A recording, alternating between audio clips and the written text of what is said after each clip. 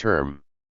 Even the pure and simple Unionists were shaken in their moderate views, particularly after 1929, when the world economic crisis began to nourish a new spirit of militancy in the working class. Slowly, the bulk of rank-and-file members in the CNT came to favor the FAI over the moderates, the militants over the temporizers, the high-spirited young anarchists over the older, more prudent, union-oriented leadership of an earlier generation. In 1930 and 1931, however, the moderates still controlled the CNT, and centrists like Buenacasa apparently continued to hold the young fascistas in rein. The National Committee and the editorial staff of Solidaridad Obrera were in the hands of moderates and centrists. Nor was this control likely to be shaken without changes in the outlook of the Catalan Sanetistas. Following the tradition of the old International, the CNT gave the responsibility of selecting the entire National Committee to the region which Congresses had assigned as the national center of the Union. Until the 1930s, the repeated choice of Catalonia and specifically Barcelona as the CNT's national office almost guaranteed moderate control over the National Committee and Solidaridad Obrera. The weight of Catalonian influence reveals still another change that had occurred in the fortunes of Spanish anarcho-syndicalism: the eclipse of Andalusia as a decisive area of the movement. Contrary to the usual accounts of Spanish anarchism, the CNT was largely composed of workers rather than peasants, and its focus was primarily on the culturally advanced north rather than the backward south. The myth that Spanish anarchism remained little more than an inchoate, village-based movement with peripheral working-class support has been refuted tellingly by Maleficis's recent study of peasant unrest in Spain. In 1873, when Spanish anarchism exercised a considerable influence in the countryside, Andalusia, both urban and rural, provided nearly two-thirds of the old International's membership. By 1936, this proportion had declined to about a fifth. As Maleficis observes, the predominance of Andalusia in the anarchist federations of the 1870s and 1880s had disappeared after the turn of the century and was but a distant memory. The two ancient centers of Spanish anarchism, Catalonia and Andalusia, were no longer in any sense equal. Urban anarcho-syndicalism had far outdistanced rural, Catalonia far overshadowed Andalusia. This was especially true because Catalonia was now flanked by a new anarcho-syndicalist stronghold in Saragossa. The ties between these two regions were so much more intimate than those maintained by either with any other part of Spain that one may safely speak of a new geographical bloc within the CNT. The FAI leaders Durruti, the Escasos, and Garcia Oliver were all from Barcelona and Saragossa. The major insurrections of the CNT-FAI originated and found most of their response within these two regions. And it was this bloc, with some assistance from the neighboring Levant, that was to carry on the civil war for the anarcho-syndicalists after Andalusia had fallen to the nationalists. Attempts were made to revive the peasant movement, but they were half-hearted. The old anarcho-syndicalist FNAE, Federación Nacional de Agricultores de España, had been swallowed up by the repressive dictatorship. Its newspaper, La Voz del Campesino, was revived in 1932 in Jerez de la Frontera, only to disappear later the same year. In 1931, at the CNT Extraordinary Congress of Madrid, a proposal was adopted to call a peasant congress and create a rural federation. The Congress never came off. The CNT, to be sure, still had considerable strength in the cities of the south, especially in Cádiz, Málaga, Córdoba, and Seville, and in a number of Andalusian villages. 147. But ties between the cities and villages were extremely weak. Little effective cooperation, observes Maleficis, existed between the anarcho-syndicalist unions of the major Andalusian cities and their rural counterparts. The authentic peasant base of the CNT now lay in Aragon. The conversion of Saragossa during the early 1920s to a brand of anarchism more black and resolute than that of Barcelona provided a springboard for a highly effective libertarian agitation in Lower Aragon, particularly among the impoverished laborers and debt-ridden peasantry of the dry steppe region. Aside from the Union de Rabasers in the vine-growing region, the Catalan countryside too had been infected by anarchist agitation emanating from Barcelona. The CNT still preserved its strength in the mountain villages of the Levant and the Galician countryside around Coruna. Most of these rural areas were quiescent during the dictatorship. Not until the proclamation of the Republic, with its promise of land reform and its new political possibilities, did the Spanish countryside spring to life again as a social force. With Primo's departure, Spain began to settle its accounts with the monarchy. Alfonso, tainted by his role in establishing the dictatorship, tried desperately to retain the throne as a quasi-constitutional monarch. But the monarchy, both in the person of Alfonso and as an institution, had discredited itself completely. Berenguer's delays in assembling the Cortes and Alfonso's obvious maneuvers to retain his royal prerogatives eroded the confidence even of conservative politicians. "I am not a Republican," declared the old conservative Wheelhorse Sanchez Guerra, "but I recognize that Spain has a right to be a republic." Conspiracies against the dictatorship were now replaced by conspiracies against the monarchy, and they included not only Republicans and Socialists, but liberal caciques like Alcalá Zamora and army officers such as Queipo Delano and Ramón Franco, the brother of the future Caudillo. The gnawing conflicts over Catalan autonomy, which divided Republican ranks between Catalans and Spaniards, were resolved in August 1930, when both wings signed the famous Pact of San Sebastián. Catalonia was promised far-reaching autonomy in her internal affairs. The pact was signed by a widely disparate group of politicians including Alcalá Zamora, Manuel Aznar, a Republican litterateur whose roots lay in the fashionable Ateneo, a liberal Madrid literary and political club, and the inevitable Alejandro Lerroux. The San Sebastián crowd, from which Republican Spain was to recruit several of its presidents and prime ministers, was pledged to revolutionary action against the monarchy, an excursion into militant rhetoric that the pact's signers were to modify considerably with mea culpas and appeals to nonviolence. Two uncertainties confronted the National Revolutionary Committee which had emerged from the pact: the role of the army and the workers in the overthrow of the king. The army, to be sure, would not shoot down Republicans, but would it join actively in a Republican rising? The only reliable mass following the Republicans could rely on were the workers, but the committee balked at giving them arms. Hateful as the monarchy was to the Ateneo liberals, the specter of an armed working class terrified them. To keep the CNT from participating in the San Sebastián cabal without offending its sensibilities, the Republicans tactfully invited neither of the two labor organizations to the signing of the pact. How, then, could the CNT's aid be deployed against the monarchy without risking an authentic social revolution? Taking the anarcho-syndicalist bit in its teeth, the National Revolutionary Committee dispatched Miguel Mora and Angel Galarza to Barcelona to enlist the CNT's participation in a peaceful general strike against the monarchy. The strike, to be ignited by the UGT's railway workers, was to climax in a general rising of the military. There is no evidence. 148. That the CNT had any second thoughts about this plan. According to the moderate Zenetista, Juan Piro, the CNT at a national plenum of its regional delegates agreed to establish an exchange of information among the political elements with the object of forming a revolutionary committee. Stated more bluntly, the CNT gave its assent to the plan. The plenum's delegates, to assure their independence, decided to prepare a manifesto that affirmed the CNT's commitment to apolitical principles and its adherence to libertarian forms of organization. The general strike turned out to be a shabby failure, snarled by changes in dates, poor communications, and a gross miscalculation of the army's attitude. The uprising was scheduled for December 15.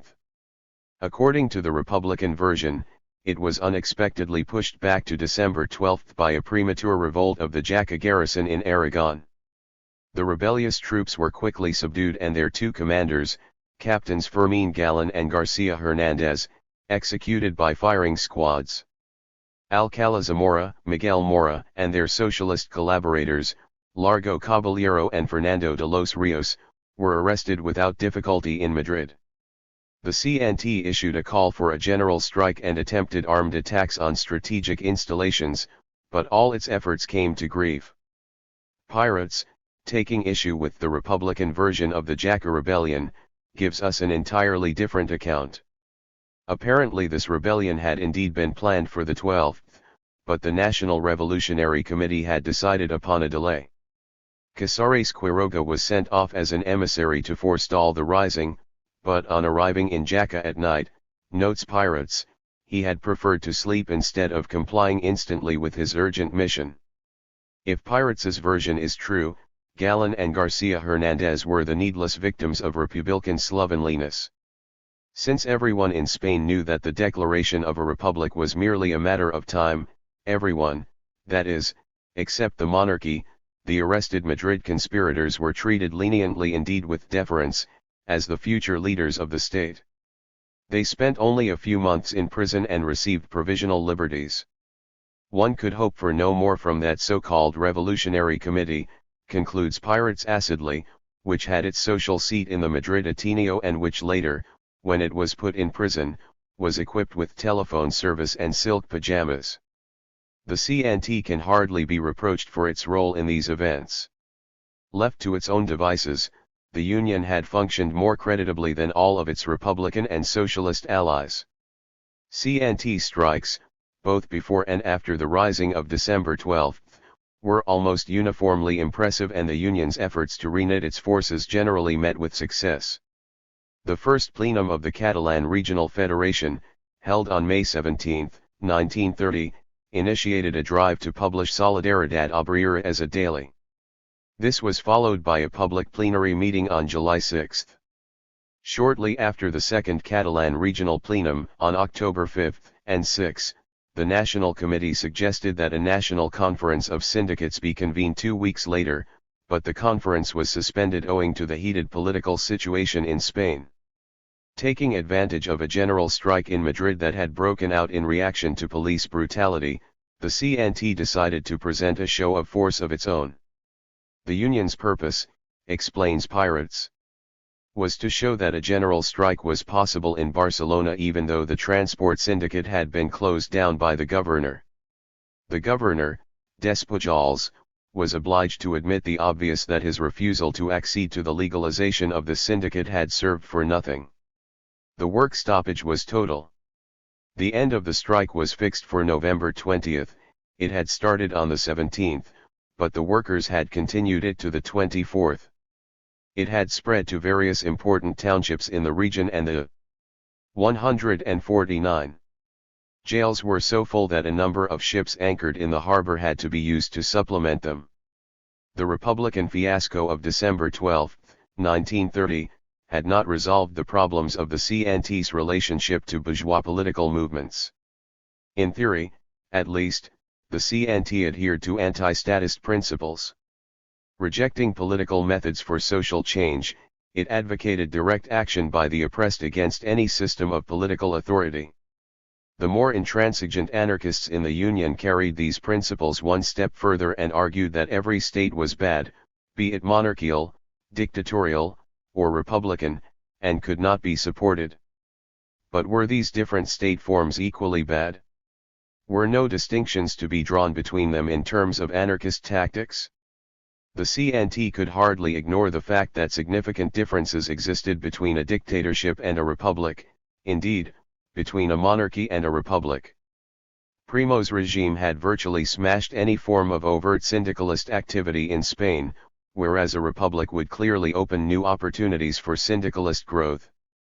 Indeed, however much the Spanish anarchists had denied the importance of distinctions in state forms, in practice they had reacted to these differences from the very inception of their movement. They had joined with radical federalists in the early 1870s to create a cantonal republic. During the general strike of 1917, the CNT had proclaimed a minimum program which declared for a republic, the separation of church and state, divorce laws, and the right of unions to veto legislation passed by the Cortes. In March 1930, Piro and 3 of his centrist comrades had added their names to a Republican manifesto that raised even milder demands than the CNT's earlier minimum program. Writing in Acción Social Obrera, Piro, despite much breast-beating about the inviolability of his conscience, frankly admitted that his gesture stood in contradiction with his libertarian principles. The FAI, although it had been led by its centrist members into shadowy violations of anarchist principles, decried these contradictions vigorously. Fastas like Buenacasa had muted the voices of the young militants but had not silenced them. The failure of the Republican Rising in December merely reinforced the intransigent position of the Young Eagles of the FAI toward the Republicans. Indeed, even the centrists had begun to waver, some turning to a hard, non-collaborative stand and others to a moderate one. How would the CNT deal with the Republic once it emerged? This annoying question came increasingly to the fore as the monarchy began to totter. In February 1931, Berenguer, faced by massive public hostility, resigned his office.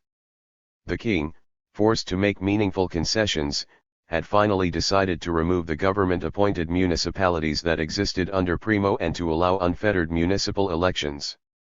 A non-political government, headed by Admiral Aznar, took over Berenguer's vacant place. Even the king recognized that the destiny of the monarchy now depended upon the outcome of the municipal elections. On April 12, 1931, Spain went to the polls.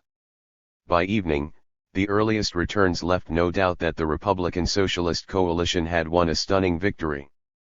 2 days later, Alfonso departed hastily for Marseilles while the avenues of Spain's major cities were swollen with jubilant crowds waving Republican flags. The Aznar coalition. The Second Republic began its career in an atmosphere of public elation. Spain, swept up as by a national festival, flocked into the streets, hailed the new regime, and decorated itself in the Republican carrot tricolor. Self-discipline became the maxim of the day. To protect the Queen Mother and her 150 children from unruly crowds, socialists from the Casa del Pueblo of Madrid provided them with a guard of young workers in red armbands. A hastily improvised citizens' police force guarded the doors of banks to prevent looting. Every effort was made to avoid dishonoring the new regime with acts of vandalism and destruction. In the words of Ramos Oliveira, both Spaniards and foreigners commented on the magnanimity and discipline of the people who, on recognizing liberty and power, made no use of their conquest to destroy or humiliate their erstwhile oppressors. Yet within a year of this generous outburst of popular goodwill, the Republic was to be torn by bitter political conflicts and bloody strike waves, and 2 years later it was to fall into the hands of rabid political opponents. The steady decline in the Republic's prestige was virtually inevitable. The Second Republic, precisely because of its goodwill, had brought to power the most disparate group of politicians and labor leaders ever to adorn a Spanish cabinet. The new Prime Minister, Alcalá Zamora, presided over a government that included Miguel Mora, an ex-monarchist and ardent Catholic, Casares Quiroga, a wealthy Galician liberal who, with Manuel Aznar, later formed the Left Republicans, Martínez Barrio and Alejandro Lerou, both luminaries of the Venal Radical Party, and 3 socialists, Largo Caballero, Fernando de los Rios, and Indalecio Prieto, the latter a spokesman for the party's right wing. For the most part, the new cabinet consisted of the men of San Sebastian. And once Alfonso had been removed, nearly all of them singly or in pairs were poised to desert each other with alacrity. Alcalá Zamora and Mora had entered the cabinet to make sure that the Republic did not become too Republican, i.e., that it left the landed estates, the church, and the army largely intact. Aznar and Casares Quiroga, as spokesmen for the lower middle classes and intellectuals, recognized the need for reforms, but how much reform was possible in the face of an anti-republican oligarchy, a covertly reactionary army, an overtly reactionary church, and a revolutionary working class remained an imponderable. Martínez Barrio and Lerou made a career of vacillation between the anti-republican oligarchy and the Ateneo liberals. Later, they parted ways when Martínez broke from Lerou and drifted toward the liberals. The socialists, committed to a bourgeois republic, provided Aznar and Casares Quiroga with a responsible left wing. Deployed by the Republicans to keep the proletariat in rein, they remained the beggars of liberalism, pressing for reforms that invariably ended in shabby compromises. The primary tasks of the new government were sternly Jacobin, to expropriate the great landed magnates, adopt effective measures against the deepening economic crisis, curb the army's role in political life, and weaken the church's hold on Spanish society. Had such a program been resolutely carried out in the opening months of the Republic, when popular enthusiasm was still running high, the liberals might have raised Spain to the level of a European bourgeois nation.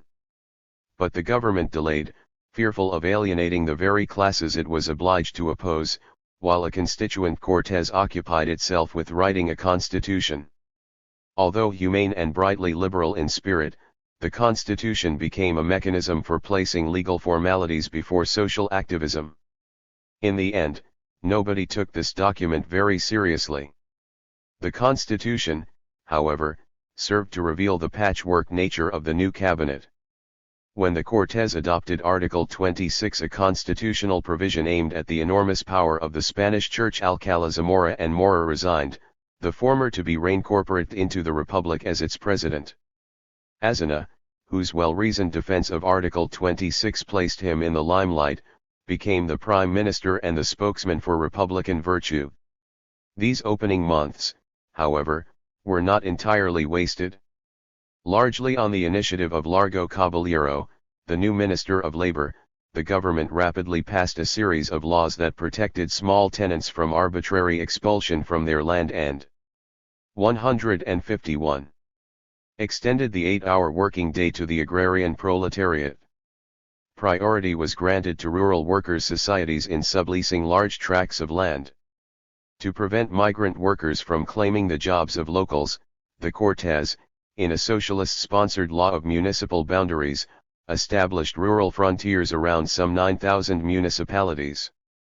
No outsider could be hired by a landowner within these municipalities until the local labor force had found employment. Another law denied landowners the right to withdraw from cultivation land that had hitherto been farmed according to the uses and customs of the region, otherwise, the uncultivated land could be taken over for cultivation by local workers' organizations.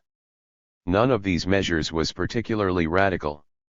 Although Maleficus describes the laws as a revolution without precedent in Spanish rural life, the reasons he adduces for this conclusion are essentially juridical. The laws shifted the balance of legal rights from the landowners to the rural masses. But they provided no solution to the endemic unemployment that paralyzed the Spanish countryside, and they left the key problem of land ownership unsolved. The Republic's famous Agrarian Statute of September 1932, ostensibly designed to initiate a sweeping land redistribution program, hardly rates serious attention. Lacking adequate funds, hedged by legal stipulations, and burdened by administrative procrastination, the statute hobbled along without changing the status of the rural poor and lawless. By late 1934, 2 years after the statute's passage, little more than 12,000 families had received land. The countryside, its hopes deflated by bitter disappointment, became more surly and finally more rebellious than it had been in the stormy years after the war. Niggardly in its treatment of rural reform, the government swelled with generosity in its dealings with the army. In 1931 the Spanish army could claim the unique distinction of containing more majors and captains than sergeants. Its 16 skeletal divisions, which normally required 80 general officers, were serviced by nearly 800. The Republic's law on military reform was modest. The measure reduced the 16 existing divisions to 8, limited compulsory military service to 1 year, and abolished the rank of Captain General, a position that had given the army jurisdiction over the civil government in periods of social unrest. To mollify the officer corps, the government offered full pay to officers who elected to retire, based on the highest rank they would have achieved in the normal course of military service. The army reacted to this decree with mixed emotions, observes Gabriel Jackson. Almost everyone acknowledged that the army was top-heavy with brass, but many a proud career officer felt that Azana simply wished to destroy the officer corps by buying it off. As if to feed this suspicion, the government closed down the General Military Academy at Saragossa, an act which many officers viewed as a blow to the esprit de corps of the army, since this was the only institution in which officers of different branches of service trained together. In the long run, the government's reforms left the country profoundly dissatisfied. The Republic had awakened suspicion among the conservative classes without diminishing their power, it had also aroused hope among the oppressed without satisfying their needs. The Republic, in fact, had hardly been in power more than a month before it suffered its first serious blow. Early in May 1931, Cardinal Segura, the Primate of Spain, issued a pastoral letter sharply denouncing the anarchy and grave commotion that the new regime had introduced. Provocatively, the letter thanked the king for having preserved the piety and cherished traditions of Spain. As luck would have it, 3 days later scuffles broke out between monarchists and anti-monarchists in Madrid. A crowd, angered by anti-monarchist rumors, gathered before the Ministry of Interior, and in the morning hours 6 convents in the capital were set aflame. The convent burnings spread from Madrid to 152. Malaga, Seville, Alicante, and other cities. The cabinet, fearful of staining the new regime with republican blood, delayed taking action for 2 days before calling out the army. Although the burnings were rapidly quelled, the damage had already been done. Reaction found its issue in the status of the Church, and the Republic had tarnished its virtue with violence. The middle classes were duly shocked by these events. Thereafter, right-wing hotheads were to make repeated assaults on the regime, riding on a growing wave of popular disillusionment. By 1932, monarchist and reactionary conspiracies against the Republic had graduated to the level of a military coup. On August 10, General Sanjurjo, the erstwhile commander of the Civil Guard, declared against the illegitimate Cortes in a poorly planned, indecisive rising in Seville. Sanjurjo was easily defeated and the Aznar regime emerged from the event with considerable prestige. But its victory was short-lived. This government of middle-class liberals and socialists had little more than a year of life before it was brought down, and ironically, its fall came not from an assault by the right but rather by the left. Perhaps the most telling blow came from the anarchists. The CNT had actually welcomed the Republic. In April 1931 many syndicalist workers joined with socialist workers in voting for the Republican bloc. The vote of the working class was divided, notes Madariaga. The workers affiliated to the UGT, socialists, voted for their men, but the anarcho-syndicalists, whose numbers were about as numerous, voted for the middle-class liberals. There were 2 reasons for this. The first was the unbridgeable enmity which separates socialists and syndicalists, due to their rival bid for the leadership of the working classes. The second was that as the anarcho-syndicalists had always preached contempt for the suffrage, they had no political machinery of their own, so that, when it came to voting, which they did this time to help oust the monarchy, they preferred to vote for the middle-class Republicans whose liberal views were more in harmony with the anti-Marxist ideas of the Spanish syndicalists than with the orthodox and dogmatic tenets of the socialists. 3. The day after the Republic was proclaimed, Solidaridad Obrera ventured a view that was hardly a clarion call to battle against the new state. We have no enthusiasm for a bourgeois republic, but we shall not give our consent to a new dictatorship. The newspaper went on to remind its readers that many CNT members still languished in jail and demanded their immediate release. To give muscle to this demand, the Catalan Regional Confederation called a one-day general strike, whereupon the Generalitat, the Catalan provincial government, shrewdly declared the day a national holiday. Having made these token gestures, the Union settled down to a period of watchful waiting. Apart from sporadic violence in which CNT militants settled long-standing accounts with chiefs of the hated Libres, Barcelona was comparatively peaceful. For the city was still in a festive mood. Catalonia, ignoring the old and discredited Ligia, had cast its vote overwhelmingly for the Esquerra, Catalan left, a new middle-class party headed by the aging Colonel Maria and a clever young lawyer, Luis Companys. Companys, it will be recalled, had defended Sanedistas in the political trials of the 1920s. He knew the Union's moderate leaders personally and was regarded by some of them as a friend. Pledged to Catalan autonomy, the Esquerra was linked closely, by both personal ties and common outlook, to the Aznar Republicans. Buoyed by the certainty that autonomy was now within its reach, the public was in no mood to challenge the new republic. The CNT was wary of the new regime in Madrid. Indeed, it is highly doubtful that any prolonged truce could have existed between the respectable liberals who headed the Republican government and the anarchist illegales who were coming to the fore in the CNT. As it turned out, the Azana coalition did very little to allay the CNT's suspicions.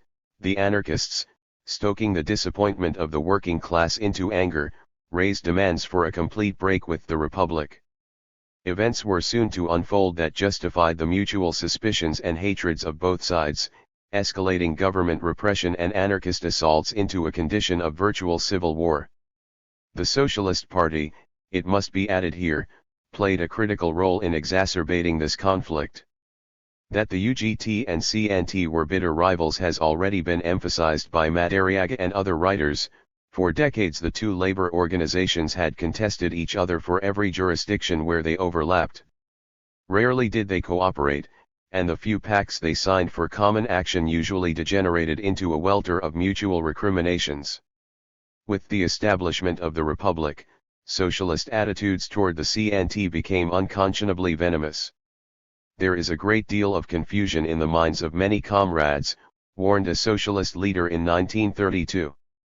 They consider anarchist syndicalism as an ideal which runs parallel with our own, when it is its absolute antithesis, and that the anarchists and syndicalists are comrades when they are our greatest enemies. This statement should not be dismissed as mere rhetoric. It bluntly expresses what many socialist leaders practiced daily in their relations with the rival union. UGT bureaucrats often provided scabs to break up CNT strikes, and replace the striking syndicates by their own unions, only to accuse the anarcho-syndicalists of pistolrismo when they defended themselves. 5. Ruthless in the exercise of his powers, Largo Caballero used the immense apparatus of the Ministry of Labor to undermine CNT influence wherever he could. It would be difficult, in fact, to clearly understand the labor legislation of the early republic without bearing in mind this aim of the socialists.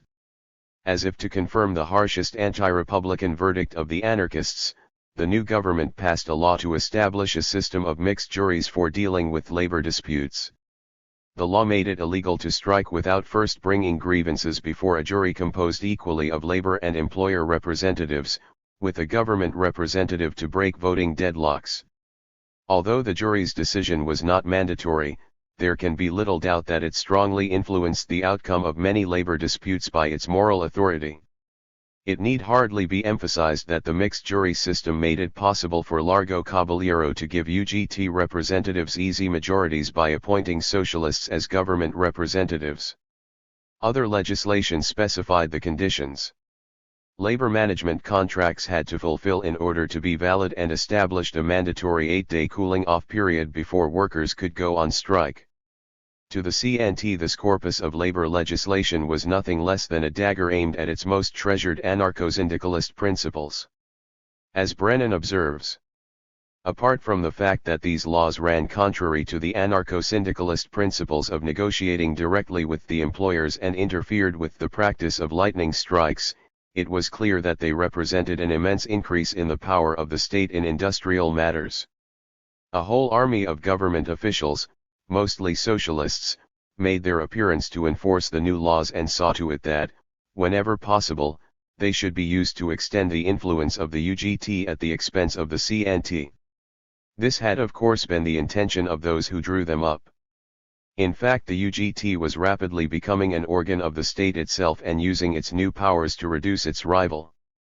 The anarcho-syndicalists could have no illusions as to what would happen to them if a purely socialist government should come into power. That the UGT reaped enormous advantages from socialist collaboration with the government, past as well as present, can be demonstrated with statistical precision. The Socialist Labor Federation, thanks to its cooperative attitude toward the dictatorship, had retained its apparatus intact throughout the 1920s, even increasing its membership slightly. In December 1929, shortly before Primo's fall, it could claim 1,511 local sections with about 230,000 members. With the establishment of the Republic, the UGT enjoyed a phenomenal growth. By December 1931, 8 months after the Republic was proclaimed, the Union could boast of 4,041 local sections and nearly 960,000 members, a tripling of membership in only 2 years. In July 1932, these figures had soared to almost 5,107 and 1,050,000 respectively. Most of this expansion occurred in the countryside. In the hectic period directly following the war, the UGT, shaken by the Russian Revolution and anarchist insurrections in Andalusia, began to discard some of its Marxian shibboleths and direct its energies toward winning the rural poor. Led by Luis Martinez Gil, a follower of Julian Basteiro, socialists tried to use Primos Comites Periderios to extend the UGT's rather limited roots in southern Spain. In April 1930, the UGT established a separate rural federation, the FNTT, or Federación Nacional de Trabajadores de la Tierra, National Federation of Land Workers. It began with a membership of only 27,000, but by June 1933 this figure had soared to 451,000, accounting for 40% of the UGT's total membership. The CNT watched this increase with alarm. To the anarcho-syndicalists, the growth of socialist-controlled unions meant nothing less than the bureaucratic corruption of the Spanish masses. They earnestly believed that a UGT worker or peasant was virtually lost to the revolution. What was even more appalling, the UGT, aided by the Ministry of Labor and the mixed juries, began to make serious inroads into traditionally anarchist areas. Not only were Extremadura and La Mancha socialist strongholds, but sizable FNTT unions now existed in Malaga, Seville, and Valencia. Ironically, both labor organizations failed to anticipate the radicalizing impact this massive influx of rural poor would have on Spanish socialism. The countryside was in the midst of revolutionary ferment. The new Republican agrarian laws had opened the sluice gates of rural discontent without satisfying the peasants' hunger for land. Thousands of tenants flocked to the 155 courts and to their unions to demand the settlement of grievances under the new laws. Strikes and demonstrations swept the countryside, locking the new FNTT in bitter struggles with the civil authorities. The pressure of the impetuous Spanish peasantry and rural proletariat on the UGT bureaucracy began to produce major fissures in the once solid edifice of socialist reformism. Although the FNTT's militancy fell far short of the CNT's, it is significant that Martinez Gil and Basteiro were strongly opposed to the entry of socialists into the Republican government. The socialist left wing, so hopelessly isolated after the Russian Revolution, began to increase its influence in party ranks. Within a few years, it would become the most important tendency in the Socialist Party. Although the UGT remained the CNT's main rival, the small Spanish Communist Party began to take up its own cudgels and enter the battle between the two unions. Until the early Republican period, the Communist Party was little more than an interloper in the Spanish labor movement. From a sizable organization at its founding, the party in 1931 had dwindled to little more than 1,000 members. Primo had all but ignored its existence. The dictatorship did not even bother to suppress the party's newspaper, Mundo Obrero. The split between the communist syndicalists like Nin and Morin and the traditional Leninists had left the party in the hands of docile mediocrities whose principal qualification for leadership seems to have been their subservience to the Stalinist Comintern. During this period, virtually all Catalan communists, following the tendency represented by Morin, had formed the BOC, the Bloc Obrer I Camperol, Worker-Peasant Bloc, a revolutionary organization which stressed the need for cooperation between working-class and left-middle-class groups. Others, mainly intellectuals, collected around Nin and established the Izquierda Comunista or Left Communists, an avowedly Trotskyist organization, also rooted primarily in Catalonia. Together, the BOC and Izquierda Comunista virtually supplanted the Communist Party in Catalonia and for many years may have outnumbered it in Spain as a whole. In 1936, the two organizations merged to form the POUM, the Partido Obrero de Unificación Marxista, Workers' Party of Marxist Unification, a sizable organization which became the principal target of Stalinist abuse and repression during the Civil War years. Generally, the Communist Party exercised very little influence on the Spanish working class. Apart from some nuclei in Asturias and Madrid, the party could boast of only one major achievement. In 1927 it had managed to win control over a considerable number of underground CNT syndicates in Seville, principally in the dock area, which it began to use as a base for duels with rival anarcho-syndicalist and socialist unions.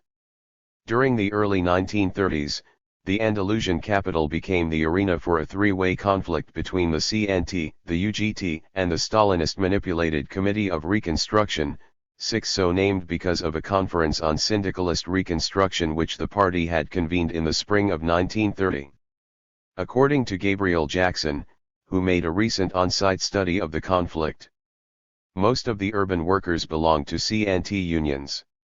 The communists were strongest among the port workers. The UGT Federation of Land Workers had been growing in the villages, and the UGT was challenging the communists for control of the stevedores.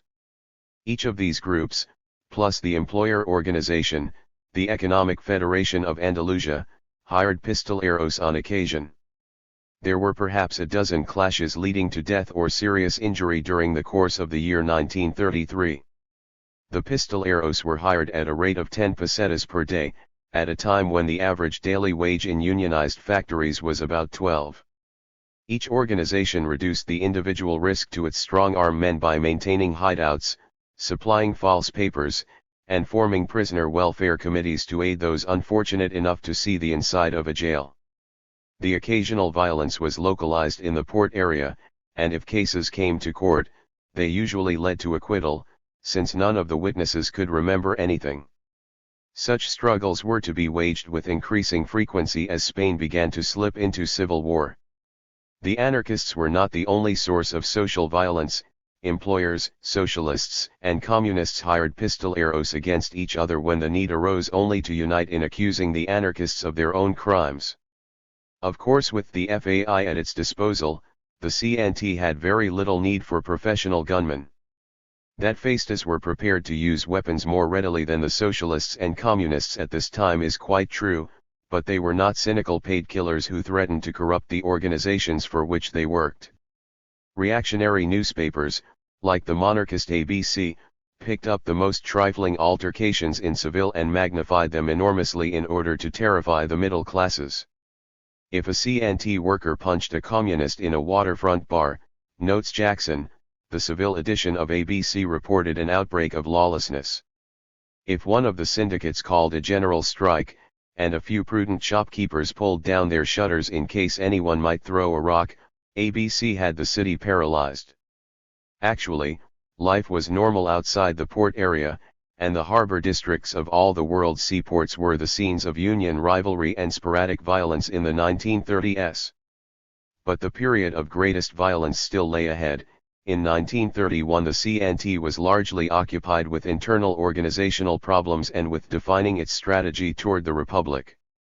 An extraordinary National Congress was planned for mid-June in which these problems were to be thrashed out. This was to be the first National Congress of the CNT since 1919.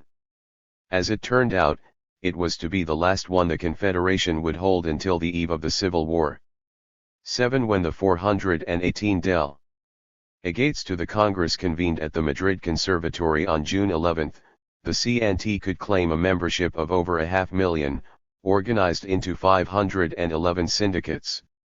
If this seems like an inflated figure, as some writers have suggested, it should be added that many syndicates, particularly in the South, were too poor to send delegates. According to the Congress's statistics, the key Catalan Regional Confederation had no more than 240,000 affiliates, most of whom worked in Barcelona, a membership decline in Catalonia of nearly 40% since 1919. The agenda for the Congress had been prepared by the National Committee and approved by a plenum of regional delegates. Thus, it was possible for a number of the syndicates to debate the agenda in advance and adopt positions on the issues to be discussed. All this was normative CNT procedure, although in the past, owing to repression and the need for haste, the Confederation had not always adhered to it. At the Congress, discussion centered around four issues: the National Committee's policies during the dictatorship, the all-important question of the present situation in Spain, the need for changes in the CNT's organizational structure, and, permeating all the issues discussed, the conflicts between the FAI and the moderates. This Congress was a crucial one for the CNT, for it paved the way for the defeat of the moderates by the more radical tendencies inside the Confederation. Indeed, the growth of the FAI's influence on the syndicates was to affect the future not only of the CNT but also of the Second Republic. The 14-man National Committee, composed entirely of Catalans, fell under attack from the outset of the Congress, and its members responded with vigor. The give and take between individual members of the National Committee and the delegates was a temporary departure from the practice followed by previous CNT Congresses. Ordinarily, the National Committee was expected to stand apart from debates between delegates in order to give the latter the widest latitude in discussion. The National Committee's views were usually voiced in its reports. To Senatistas, every labor leader, even an unpaid one who professed to hold anarchist views, was a potential bureaucrat who required continual watching. As an argument for removing Pestana from the editorship of Solidaridad Obrera, Buenacasa, for example, noted that the moderate spokesman had not engaged in his profession as a watchmaker for more than 5 years, a clear sign that he had become too entrenched in the CNT apparatus. It might also be recalled that Pestana, in his talk with Mola, voiced his outrage that the labor delegates to the Comites Periderios were paid officials. The rules of the Congress caused great consternation among delegates. Radicals complained that the rules were visibly biased against the FAI. The more moderate delegates, in turn, were outraged that official representatives of the FAI, an outside organization, had been admitted to the Congress at all. Finally, when a FAI spokesman rose to express his organization's view on an issue, mayhem broke loose. The FAI could have expressed its views through sympathetic delegates. Garcia Oliver, for example, was an authorized delegate from Reus, but its right to participate in the Congress in an official capacity was a matter of prestige. Although most of the delegates would not have denied the FAI a voice in the Congress, its spokesman withdrew his request to speak, leaving the onus of suppression on the National Committee and the moderates. This sparring formed the backdrop to serious discussions on the past and future policies of the Confederation. Perhaps the most breathtaking session occurred when Juan Piro rose to give an account of the National Committee's links with the anti-dictatorial conspiracies of the late 1920s. Very few of the details had been known before, and many delegates, hearing of past negotiations with liberals who were now among their most bitter enemies, were obviously shocked. Piro's report, moreover, was not a mea culpa. He had supported the negotiations then, and he supported Pestana's attempts to accommodate the CNT to the Republic now. A number of speakers rose to denounce the National Committee, and the delegates passed a resolution that rejected all responsibility for its past actions. The Congress decided that the next region to select the National Committee should be Madrid, thereby breaking Catalonia's long-time grip on the national organization. The wind, clearly, was blowing against the moderates. The centrist tendency in the Congress, which probably included most of the delegates, was moving toward the left. But this should not be taken to mean that the FAI had gained control of the Congress. True, the FAI was making inroads into the Catalan Regional Confederation, to which it owed its invitation to attend the Congress. In Barcelona, the FAI had planted firm roots in the construction syndicate and probably in the barbers syndicate as well. And when the moderates presented a minimum program for the CNT not unlike the reformist demands earlier Congress had adopted, the Badalona Chemical Syndicate and the Barcelona Light and Power, Chemical and Automobile Syndicates joined the construction and barbers delegates in protest. But the minimum program was accepted by the Congress nonetheless. Moreover, despite vigorous FAI opposition, the Congress adopted the moderates' reorganization plan. Essentially, the plan restored the national industrial craft federations which had existed in the old International. The committee report which proposed the plan agreed that the greater concentration of capital required a concomitant structural concentration of the CNT in the form of national federations. While the report, prepared primarily by Juan Piro, did not urge any diminution in the role and authority of the local geographic federations, it distinctly superimposed a quasi-centralistic industrial structure on the CNT. Ensuing events were to largely nullify the decision to establish the National Industrial Craft Federations. Indeed, they were not fully established until the Civil War was well underway, but the heated debate which followed the presentation of the plan should not be underestimated. The significance of this reorganization plan, and of the debate which followed its presentation, can hardly be underestimated. The plan was classical syndicalist doctrine, and the FAI, in objecting to it, unknowingly recapitulated the historic battle that had divided anarchists from syndicalists at the turn of the century.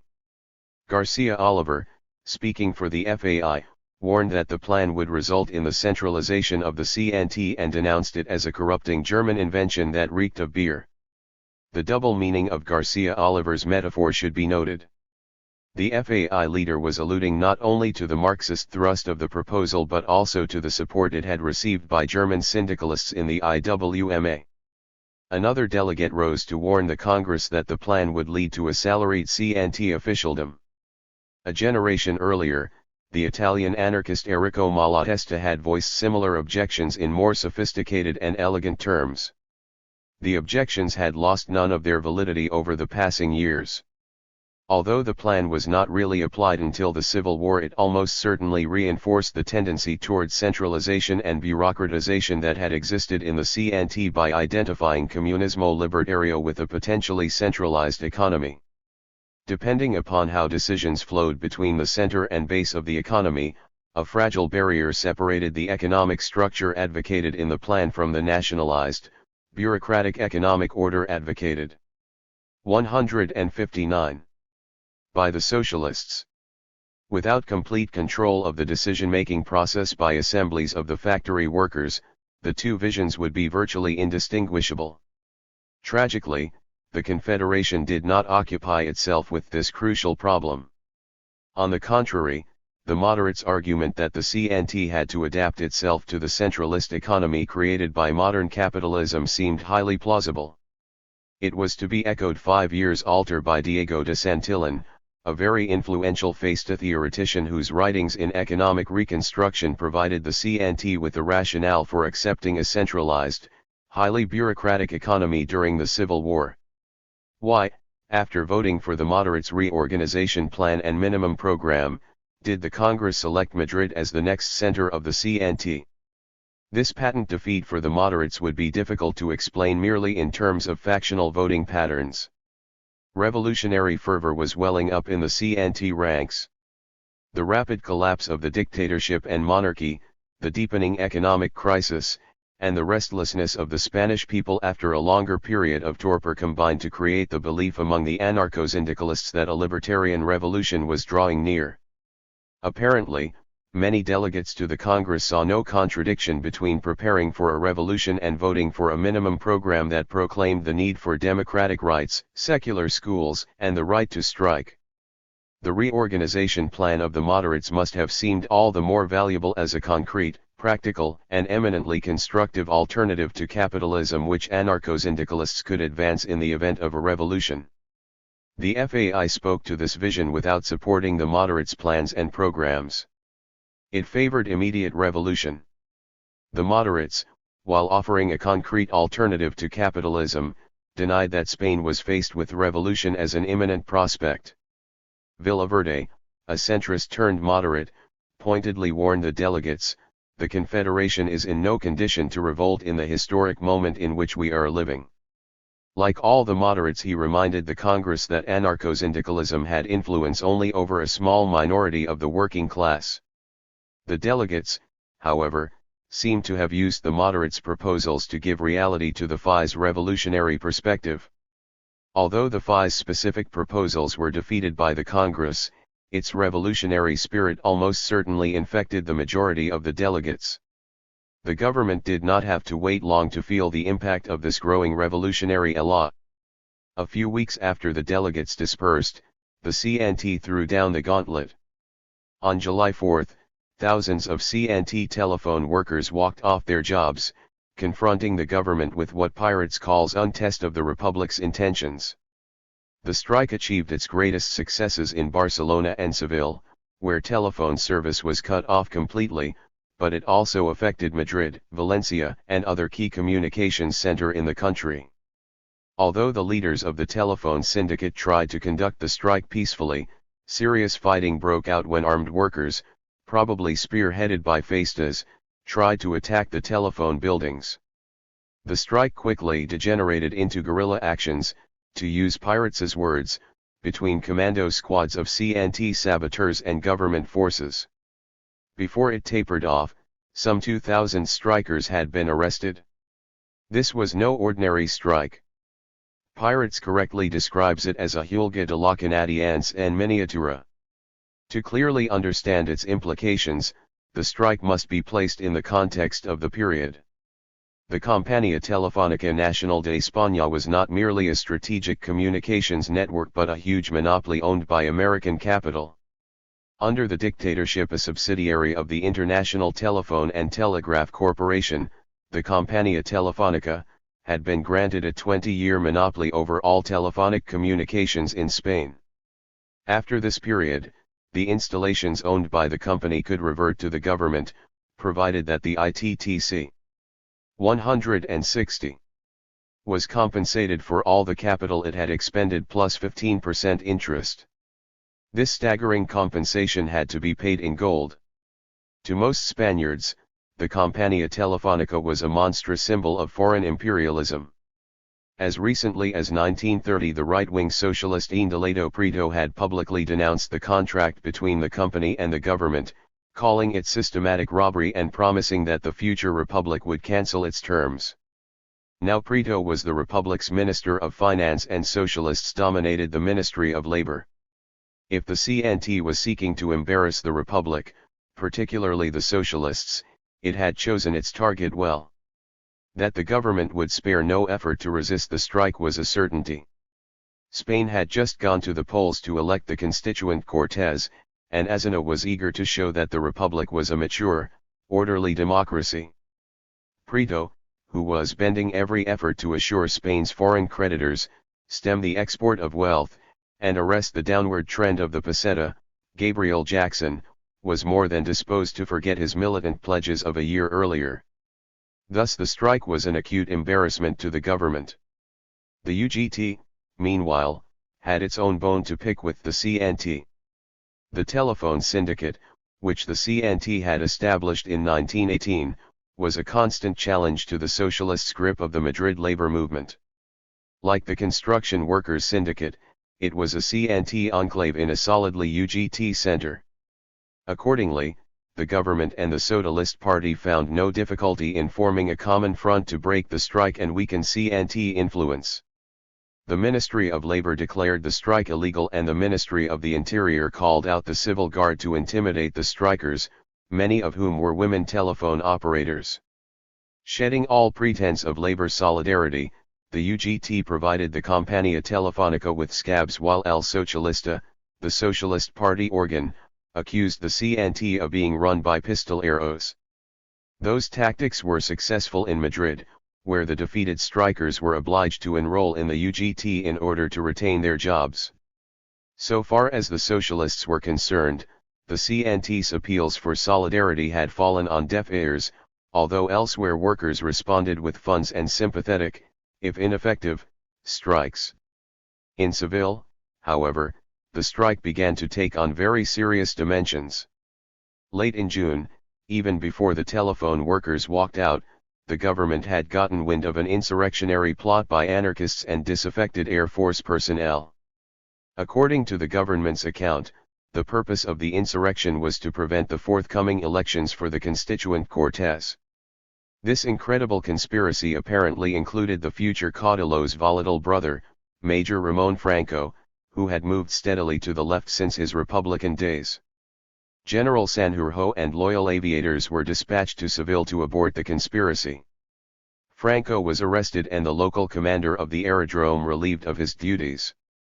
In nearby villages the government claimed to have found arms that anarchists had distributed among the peasants. Scarcely had this conspiracy faded from public attention when, on July 20, a general strike broke out in Seville and serious fighting erupted in the streets. This strike, which also had communist support, stemmed from the walkout of the telephone workers. It is hard to judge whether the CNT, the FAI, or the communists, who were following an ultra-revolutionary line in 1931, hoped to turn the strike into an insurrection. There are very few accounts of the Seville strike to be found in anarchist sources. Again, the government professed to find evidence that arms had been distributed to the peasants and, indeed, pitched battles took place in the countryside around the city between the civil guard and the agricultural workers. Mora, as Minister of Interior, decided to crush the insurrection ruthlessly. Martial law was declared and the CNT's headquarters was reduced to shambles by artillery fire. After 9 days, during which heavily 161 armed police detachments patrolled the streets, the Seville general strike came to an end. The struggle in the Andalusian capital left 40 dead and some 200 wounded. These events polarized the CNT as never before. To the moderates, the violent tactics of the previous weeks had produced a needless cleavage between the CNT and the Republic, a political system which in their view had opened new possibilities for anarcho-syndicalist propaganda and the Confederation's growth. To the FAI, and perhaps the majority of CNT militants, the government's ruthlessness in dealing with the telephone strikers and the Seville workers was proof that the Republic was no better than the monarchy and the dictatorship. The FAI called for all-out social war against the government. The moderates' efforts to win the CNT away from the FAI influence became increasingly desperate. The tensions within the organization finally came to a head when in August 1931, 30 moderates signed a vigorous statement denouncing the conspiratorial, ultra-revolutionary policies of the FAI. Although the FAI was not mentioned by name, El Manifiesto de los 30, Manifesto of the 30, as the document came to be known, denounced the anarchist organization's simplistic concept of revolution, warning that it would lead to a republican fascism. The Republic, said the Trientistas, still enjoyed considerable moral authority as well as armed power, and until that moral authority was destroyed by the government's own corrupt and repressive practices, any attempted revolution, if it succeeded, would lead to a dictatorship by ideologues. Yes, we are revolutionaries, but not cultivators of the myth of revolution, declaimed the statement. We want capitalism and the state, be it red, white, or black, to disappear, but we do not want it to be replaced by another. We want a revolution that is born of the profound sentiment of the people, not a revolution that is offered to us. The Confederation is a revolutionary organization and not an organization which propagates abuse and riots, which propagates the cult of violence for the sake of violence, revolution for the sake of revolution. The statement did not alter the course of the CNT. On the contrary, it produced widespread anger which the FAI skillfully used to isolate the moderate wing. The statement, in fact, was the most crucial factor in the downfall of Pestana, Piro, and their followers.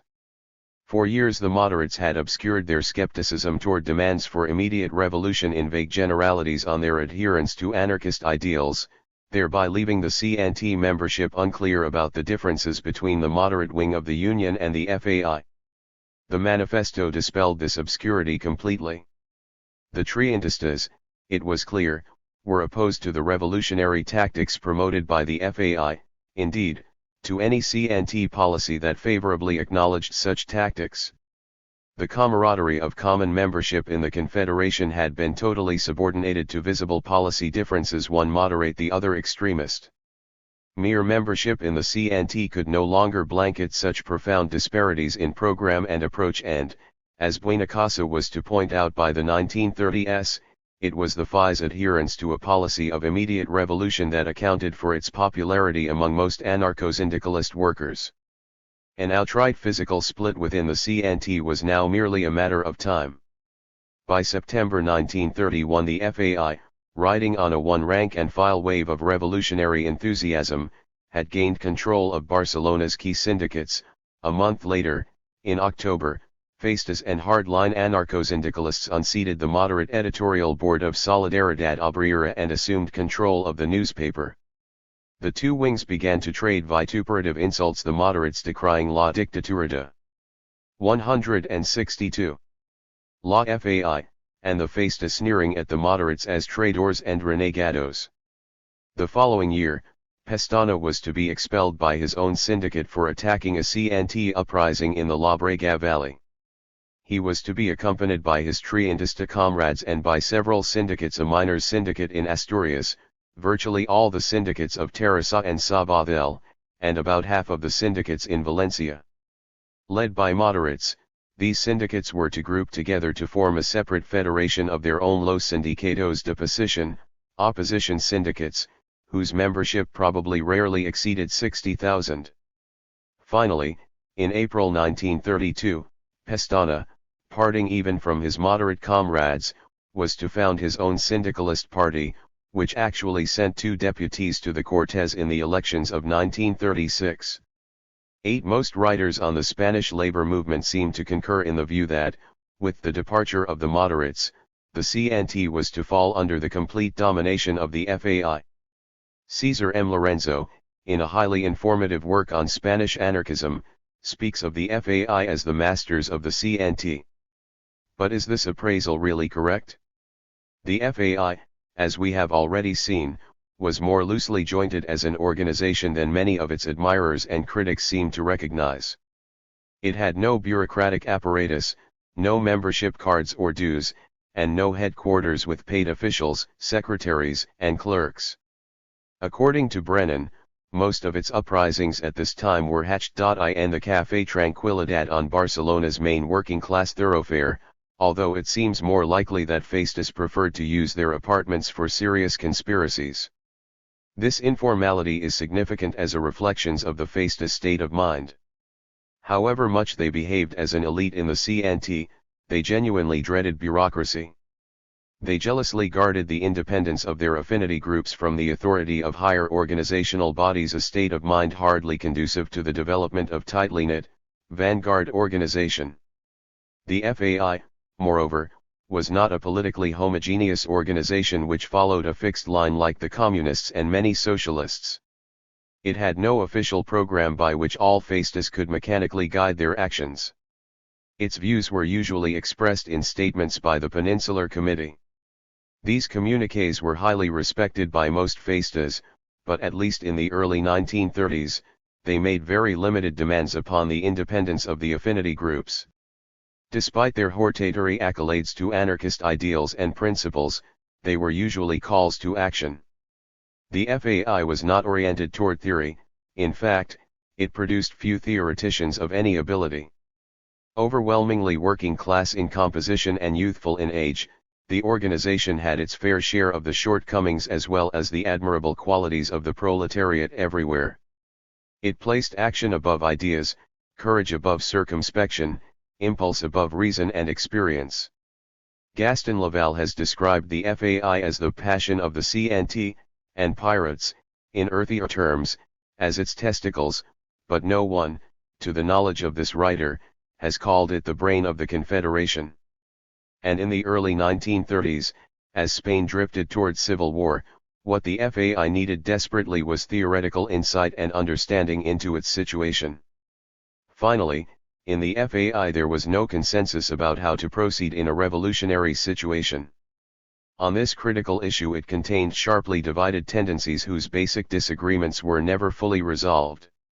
Addressing herself to the major tendencies within Spanish anarcho-syndicalism, Federica Montseny, one of the FAI's luminaries during the Republican period and a scion of the Urals, a famous anarchist family, notes 3 currents, those known as Trientistas, who formed the right wing, the anarchists who formed the left wing, and a third current, the anarcho-Bolsheviks, embodied by the group of Garcia Oliver and the playful partisans of One for All, who made glancing contact with the theories of the Russian revolutionaries. His statement, in fact, is rather restrained. The partisans of One for All were the solidarios of the 1920s who had renamed themselves Nosotros, literally, we, in the 1930s and included not only Garcia Oliver but Durruti, the Escaso brothers, and Ricardo Sanz. If we are to accept Pirates' account of their views, their contact with Bolshevism was more than glancing. It was Garcia Oliver who declared himself for the taking of power, prise de pouvoir, in a public lecture which he gave to the Woodworkers Syndicate of Barcelona in January or February, 1936. He had also made this affirmation beforehand at the very restrained meeting of notables in the editorial board of Solidaridad Obrera. 9. This trend, to be sure, did not go unchallenged. Some of the most theoretically gifted and highly respected figures of the FAI sharply opposed Garcia Oliver's approach. The A Affinity Group, which included such prominent faces as Jacinto Torrio, Alberto Iglesias, and Ricardo Mestre, called for the expulsion of the Nosotros Group. The Nervo Group, led by Pedro Herrera and the anarchist theorist Abad de Santillan, shared this hostility. It was joined by the Z Group, a particularly significant affinity group because of its considerable influence over the libertarian youth movement of Catalonia. Yet if Garcia Oliver's theory of seizing power was not acceptable to the FAI as a whole, there seems little doubt that the putschism implicit in this approach prevailed in practice from the early 1930s onward. It is not unfair to say that from January 1932 to the beginning of 1933, various FAI groups and eventually the FAI as a whole launched a cycle of insurrections that, more than any other single factor, brought down the Azana coalition. The first of these insurrections began on January 18, 1932, in the Catalan mining comarcal of the Alto Llobregat. In Fígols, Manresa, Berga, Salient, and other towns, miners and other workers seized town halls, raised the black and red flags of the CNT, and declared Comunismo Libertario. After 5 days, the revolt had been all but crushed, with surprisingly little bloodshed. According to Pirates, Azana, in a rare spasm of determination, gave the commanding general 15 minutes to eliminate them the Sanedista workers after the troops arrived. Fortunately for the workers, the government forces in the Alto Llobregat were commanded by one Humberto Gil Cabrera, who did not share Azana's bloodthirsty aversion for the CNT. In this region, at least, the army's repression was not notable for its severe fighting. In Barcelona, however, the authorities used a sympathy strike as an excuse to round up hundreds of militants. The repression carried out by the Republican government extended well beyond Catalonia to include the Levant, Aragon, and Andalusia. Thousands of workers were thrown into jails and prison ships in the coastal cities. A month later, over 100 militants, including Durruti and Francisco Escaso, were deported to Spanish West Africa and the Canary Islands. Durruti was not to be released until the following autumn. The deportations were followed by an explosion of protest strikes, some of which lasted well into the spring and escalated the severity of the government's repression. In Terrassa, the workers staged a small-scale replay of the Alto Llobregat uprisings, seizing the town hall and raising the CNT's black and red flags. The town was swept by street fighting and inevitably by severe 9. Missing footnote 164. Repression. The January uprising in the Alto Llobregat was not quite the monumentally revolutionary action it seems to be in the descriptive rhetoric of Federica Montseny. Although highly localized and poorly planned, it was partly a calculated effort by the FAI to enhance its revolutionary reputation among Spanish workers generally and Sanedista workers in particular. Pirates leaves us with very little doubt on this score, and not only in the case of the Alto Llobregat insurrections but also in those which were to follow. The extremists one should read faced as here MB who expelled the moderates felt an obligation to be revolutionary, Pirates observes. In the debates preceding the expulsions, a polarization took place, the revolution was considered to be either near or distant. The pessimism of some led to a kind of optimism in others, just as the cowardice of one who flees increases the bravery of one who pursues. To prove the validity of their accusations of impotence, defeatism, or treason on the part of the moderates, the extremists had to prove their own virility. In the big meetings, where up to 100,000 people gathered, libertarian communism was declared to be within everyone's grasp. Not to believe in the imminence of libertarian communism was grounds for suspicion. In the harsh light of the January events, Pestana's failure to support the FI's tactics, indeed his unequivocal opposition to them, was characterized as nothing less than treachery. It was in the aftermath of these events that he was replaced by the Faista Manuel Rivas as secretary of the National Committee and finally expelled from his own union. At the Catalan Regional Plenum of Sabadell in April 1932, the walkout of Tmvifista-influenced syndicates initiated an outright split that extended from Catalonia, through the Levant, to Andalusia and Asturias. As we have already seen, the Trientisla influenced syndicates thereupon formed their own confederation, Los Sindicatos de Posición, with centers in Sabadell, Valencia, and Asturias. Despite their opposition to the FAI, the Sindicatos de Posición did not follow Pestana's trajectory into syndicalist politics. In the years ahead they functioned primarily as an oppositional tendency on the periphery of the CNT. Far from cooling the FAI's insurrectionary fever, the split that began at Sabadell seemed to heighten it by removing the restraining hands of the moderates. In January 1933, almost a year to the day after the Alto Llobregat events, the FAI dragged the CNT into another insurrectionary adventure. This insurrection was to be initiated by a railway strike of the CNT's Federación Nacional de la Industria Ferroviaria, FNIF. But the FNIF, riddled with uncertainty and organizationally uncoordinated, kept delaying its decision on a strike date. The FAI, eager to initiate an insurrection, became increasingly impatient. As for the CNT's leadership, it simply drifted along with events. Virtually all insurrectionary initiatives were left to the FAI-controlled committees of defense, a euphemism for the elaborate committee structure composed of cadres of defense at local, comarcal, and national levels which anarchist action groups had created under the umbrella of the CNT and FAI to conduct military operations. Indeed, so closely wedded had the CNT and FAI become after the split within the Confederation that Manuel Rivas, the secretary of the CNT's National Committee, was also secretary of the Faista-controlled National Committee of Defense. Throughout, the police were completely informed about the FAI's plans and prepared meticulously to counter them. The insurrection began on January 8 with assaults by anarchist action groups and cadres of defense on Barcelona's military barracks. The anarchists had expected support from segments of the army rank and file, but the attacks had been anticipated by the author. 165 IDAs and they were repelled with bloodshed and arrests. Serious fighting occurred in working-class barrios and outlying areas of Barcelona, but the struggle was doomed to defeat. Uprisings occurred in Terrassa, Sartanola, Ripollet, Lleida, in several pueblos in Valencia province, and in Andalusia. They too were crushed without difficulty. In Catalonia, virtually every leading ice flow, including Garcia Oliver and most members of the FAI's Peninsular Committee, were arrested. The event was a total calamity. With a certain measure of justice, the CNT denied any part in the insurrection, implicitly blaming the FAI for the disaster. Even the old anarchist Buenacasa bluntly dissociated anarchism itself from the FAI's tactics by angrily declaring, El fascismo and not anarchism provoked the happenings of last January 8 in Barcelona.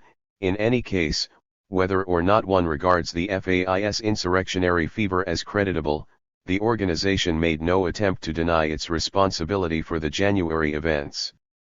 Despite the defeat, the FAI's insurrectionary mood had slowly percolated into some of the most remote pueblos of Andalusia where a millenarian ambience, dating back to a bygone age in the history of Spanish anarchism, still existed among a number of the peasants. Here, another uprising inadvertently had a profound impact on the destiny of the Azana coalition. In Casas Viejas, a small, impoverished pueblo not far from Jerez de la Frontera, there still existed an anarchist dynasty headed by a venerable old man in his 60s nicknamed Seis Dedos, or Six Fingers, who had heard of the uprisings elsewhere in Spain. Inspired by these events, Cistidos decided that the time had finally arrived to proclaim Comunismo Libertario. The old man, his friends, and his relatives, in all a party of little more than 30, proceeded to arm themselves with cudgels and shotguns and take over the village. Accounts vary from this point onward. According to Brennan, Cistidos and his party naively marched to the civil guard barracks to proclaim the glad tidings. The Guardia, more alarmed than elated by this party of armed peasants, proceeded to exchange shots with Cistidos, who accordingly besieged them. Eventually, Cistidos and his group were turned from besiegers into besieged when troops and even airplanes attacked the pueblo, brutally exterminating most of them. Pirates presents a different account. After Cistidos and his party had proclaimed Comunismo Libertario, presumably to the village at large, all was peace and order until the police arrived. They came into the village shooting. Several were left dead in the streets. Then they went into the houses and began to line up prisoners. In the process they came to a hut with a roof of straw and dry branches. They break in. A shot is heard, and a soldier spins. Another shot and another soldier falls. Another is wounded as he attempts to sneak in through the yard. The rest retreat. Who is inside? Old Six Fingers, a 60-year-old with a tribe of children and grandchildren. The old man will not give up. The others cannot leave without getting hurt. The guards take their positions and receive reinforcements. They use their machine guns and hand grenades. Six Fingers does not give in. He saves his shots and uses them well. 2 more guards fall. The struggle lasts all night. 2 of the children escape, covered in their retreat by someone who dies riddled with bullets. Dawn is coming and they want to end it once and for all. The hand grenades bounce back, or their impact is cushioned by the thatched roof. The bullets are blocked by the stones. Somebody has an idea. They gather rags, handfuls of cotton, and make balls with them, which they dip in gasoline. Red flashes break the darkness like meteors. The roof crackles and turns into a torch. Soon flames envelop the hut. The machine guns smell blood. Someone comes out, a burning girl. The 166 machine guns leap and leave little fires burning on the ground that smell of burnt flesh. The hut, like an enormous pyre, soon collapses. A sinister cry, a mixture of pain, anger, and sarcasm, echoes through the night. And afterwards the quiet silence of the coals. It was over. The Casas Viejas affair stirred the country to its depths. 10. The image of heavily armed civil guards and contingents of the newly formed assault guards, the latter ostensibly paragons of republican legality, wantonly murdering simple, impoverished peasants in a grossly unequal struggle, aroused indignation in almost every sector of Spanish society. Initially the government had tried to palm off the event as a mere episode in its chronic war against the lawless anarchists, but word had spread that no quarter was given to prisoners captured by the guards. Some 14 such prisoners had been shot in cold blood by a platoon of assault guards under the command of a Captain Rojas. The right gleefully joined the left in condemning the Casas Viejas event, and the government, its back to the wall, was obliged to investigate the affair. Captain Rojas was tried and his statements implicated the Director General of Security in a series of unsavory orders that were directly traceable to Azana. The orders from above, a subject that was treated rather evasively, called upon Rojas to take no wounded and no prisoners. The guards were ordered to shoot for the belly. Although the Casas Viejas affair did not in itself bring down the Azana coalition, it crystallized all the frustrations, resentments, and barbarities that finally caused the government to resign 9 months later. The Liberal Republic, which had begun so brightly and enthusiastically a few years earlier, had satisfied nobody precisely because it followed the path of least resistance, a path which, as Brennan astutely observes, proved to be the path of greatest resistance. The government's dilemma was obvious almost from the start of its career. It depended on the middle classes and working classes to maintain the facade of republican virtue, but it could gain the support of one class only at the expense of the other. In time, the Republic lost the support of both classes simply by trying to steer a course between them. Lacking satisfaction in the Azana coalition, the Spanish middle classes moved increasingly to the right in the hope that anarchist violence and labor disorders generally would be definitely repressed. Translated into crass economic terms, this meant that the Spanish bourgeoisie and petty bourgeoisie, victimized by the world depression of the 1930s, saw its only hope for economic respite in a disciplined, well-mannered, and obedient proletariat whose economic needs would not be too demanding, or impose too grave a strain upon profit. Azana tried to demonstrate to the bourgeoisie that working-class collaboration could be achieved by means of political, religious, and trifling economic reforms. Ultimately, despite socialist support, his New Deal for Spain failed miserably and the middle classes veered rightward toward parties that promised a stern government that could safeguard property and provide safety to the propertied classes. It may well have been that Azana himself entertained precisely such a stern perspective in the closing months of his stewardship. As Gabriel Jackson points out, he confided to his diary that deputies of 3 different parties were proposing a dictatorship as the only solution to continued anarchist risings, and that friends as well as enemies of the Republic were saying that things could not go on this way indefinitely. One might even suspect that the socialist bureaucrats on whom Azana relied as perhaps the firmest pillar of the liberal republic would learn to adapt themselves. 10. Missing footnote. 167. To such a dictatorship, for they had proved themselves remarkably supple under Primo de Rivera. But the same economic and political forces that were pushing the Spanish middle classes to the right were also pushing the socialist rank and file to the left. This single fact was crucial. Pressured by anarchist militancy, by the newly recruited rural masses, and by the underlying instability of the economy, even such tried reformists as Largo Caballero began to veer to the left, if only to retain their influence over their own parties. To this growing radical constituency, the Azana coalition was a pathetic anachronism, a ruin from a more romantic era when social harmony seemed to be a greater desideratum than class war. Finally, the most conspicuous weakness of the Azana coalition was its inability to resolve Spain's historic agrarian problem. Obsessed with legality and prudence, the repertoire had been slowed to a snail's pace. Casas Viejas summed up what every Republican knew with aching intensity: the peninsula was on the brink of a peasant war. What must have struck home almost as poignantly as the barbarities of the Guards was the desperation of the peasants. No less sensational than newspaper photographs of strewn bodies was the evidence of the misery that had driven these peasants to sacrifice their lives in so uneven and hopeless a struggle. At Casas Viejas, the Azana coalition had shown that it could neither produce order without barbarity nor accept barbarity as a means of producing order. Extravagant in repressing rebellious villages, it foundered before a country that was swelling with revolution. The Spanish anarchists for their part not only dramatically exposed the Azana coalition's vulnerabilities at Casas Viejas, they continued their pressure against the Republic through more conventional methods. Although the CNT had been declared an illegal organization after the events of January 1932, the Confederation regained sufficient strength in the spring of 1933 to launch on the most massive strike waves in its history. A plenum of regional confederations at Madrid in late January and early February resolved to launch a general strike on behalf of amnesty for prisoners and freedom for closed-down and outlawed syndicates and periodicals, and against compulsory arbitration of labor disputes.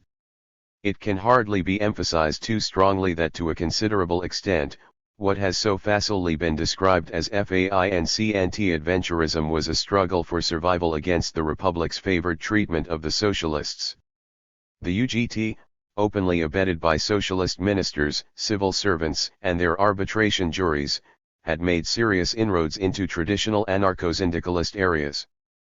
The CNT had no choice but to reveal the socialists, not only the Trientistas, as reformists, a task which was largely spearheaded by the much-maligned FAI. The popularity the FAI enjoyed among the more militant Sanetistas in the early 1930s was not merely the product of social and economic instability in Spain, but stemmed in no small measure from the FI's willingness to do many of the risky and thankless tasks which the state CNT leaders were reluctant to undertake on behalf of their own syndicates. Mistaken as it surely was in so many of its tactics, the FAI was often more ill-served by CNT leaders, and by recent historians of Spanish anarchism, than was the CNT by /AISTA. Adventurism. CNT strikes now swept through Catalonia. In mid-April the potash miners walked out in Cartagena, followed a few days later by the building workers in Barcelona. Shortly afterward, the dock workers went on strike. Before the spring was out, the city and eventually the country had been rocked by a general strike of nearly all CNT syndicates. Together with these strikes, the CNT launched a massive campaign to release imprisoned CNT-FAI militants whose numbers had now soared to about 9,000. The campaign was marked by immense demonstrations and rallies. In September, this movement reached its peak with a monster rally of 60,000 Sanedistas in 168. Barcelona's huge bullring. The word amnesty appeared everywhere on posters, as headlines in CNT-FAI periodicals, and on banners in the hands of demonstrators, although no amnesty was declared up to the last days of the Aznar coalition. Although there was little doubt that the right would win the forthcoming elections, Aznar was vindictive enough to turn these immense numbers of anarcho-syndicalist prisoners over to his reactionary opponents. Ultimately, far more telling in its effect than the strikes was the no-voted campaign that the Confederation launched as the November elections drew near. From its printing presses, centros obreros, and syndicate offices, the CNT, eagerly assisted by the FAI, initiated an anti-electoral campaign unprecedented in the history of both organizations. On November 5, at an immense anti-electoral rally of 75,000 workers in the Barcelona bullring, Durruti shouted, "Workers, you who voted yesterday without considering the consequences, if they told you that the Republic was going to jail 9,000 working men, would you have voted?" The question, by this time, was almost rhetorical. The crowd roared back a vigorous no. This meeting was merely the culmination of months of smaller rallies in almost every city, town, and pueblo within the reach of the CNT. It represented the high point of a poster and press campaign whose essential message, besides amnesty, was no voted. The socialists, who had turned against Aznar by now and decided to launch their own independent electoral campaign, were bluntly rebuffed in their efforts to gain anarcho-syndicalist votes. Warnings that a rightist victory would be followed by a fascist regime evoked a fairly characteristic, and, to this day, alluringly simplistic, reply: fascism would at least compel the proletariat to rise in revolution, whereas a reformist victory would simply lead to a piecemeal but ultimately more debilitating repression. A victory by the right was, in fact, now guaranteed not only by Aznar's unpopularity but by the stormy anti-electoral campaign of the anarcho-syndicalists. At a FAI plenum held in Madrid during the last days of October, the delegates pressed the need to prepare for an uprising after the elections. The Peninsular Committee warned that if the anti-electoral campaign yields practical results, the FAI must throw itself into the struggle that would follow a rightist victory. Accordingly, the delegates at the plenum resolved that the upsurge of all our effectives into social revolution must be our answer to any possible reactionary outbreak. Around the same time, a CNT plenum of regional confederations, also held in Madrid, adopted a similar resolution. That if the fascist tendencies win in the elections, and for this or some other reason, the people become impassioned, the CNT has the responsibility of pushing on this popular desire in order to forge its goal of libertarian communism. 169. Chapter 10, The Road to Revolution. El Bienio Negro. The parliamentary elections of November 19, 1933, brought an overwhelming victory to the right and ushered in what the Spanish labor movement was to call El Bienio Negro, the 2 black years.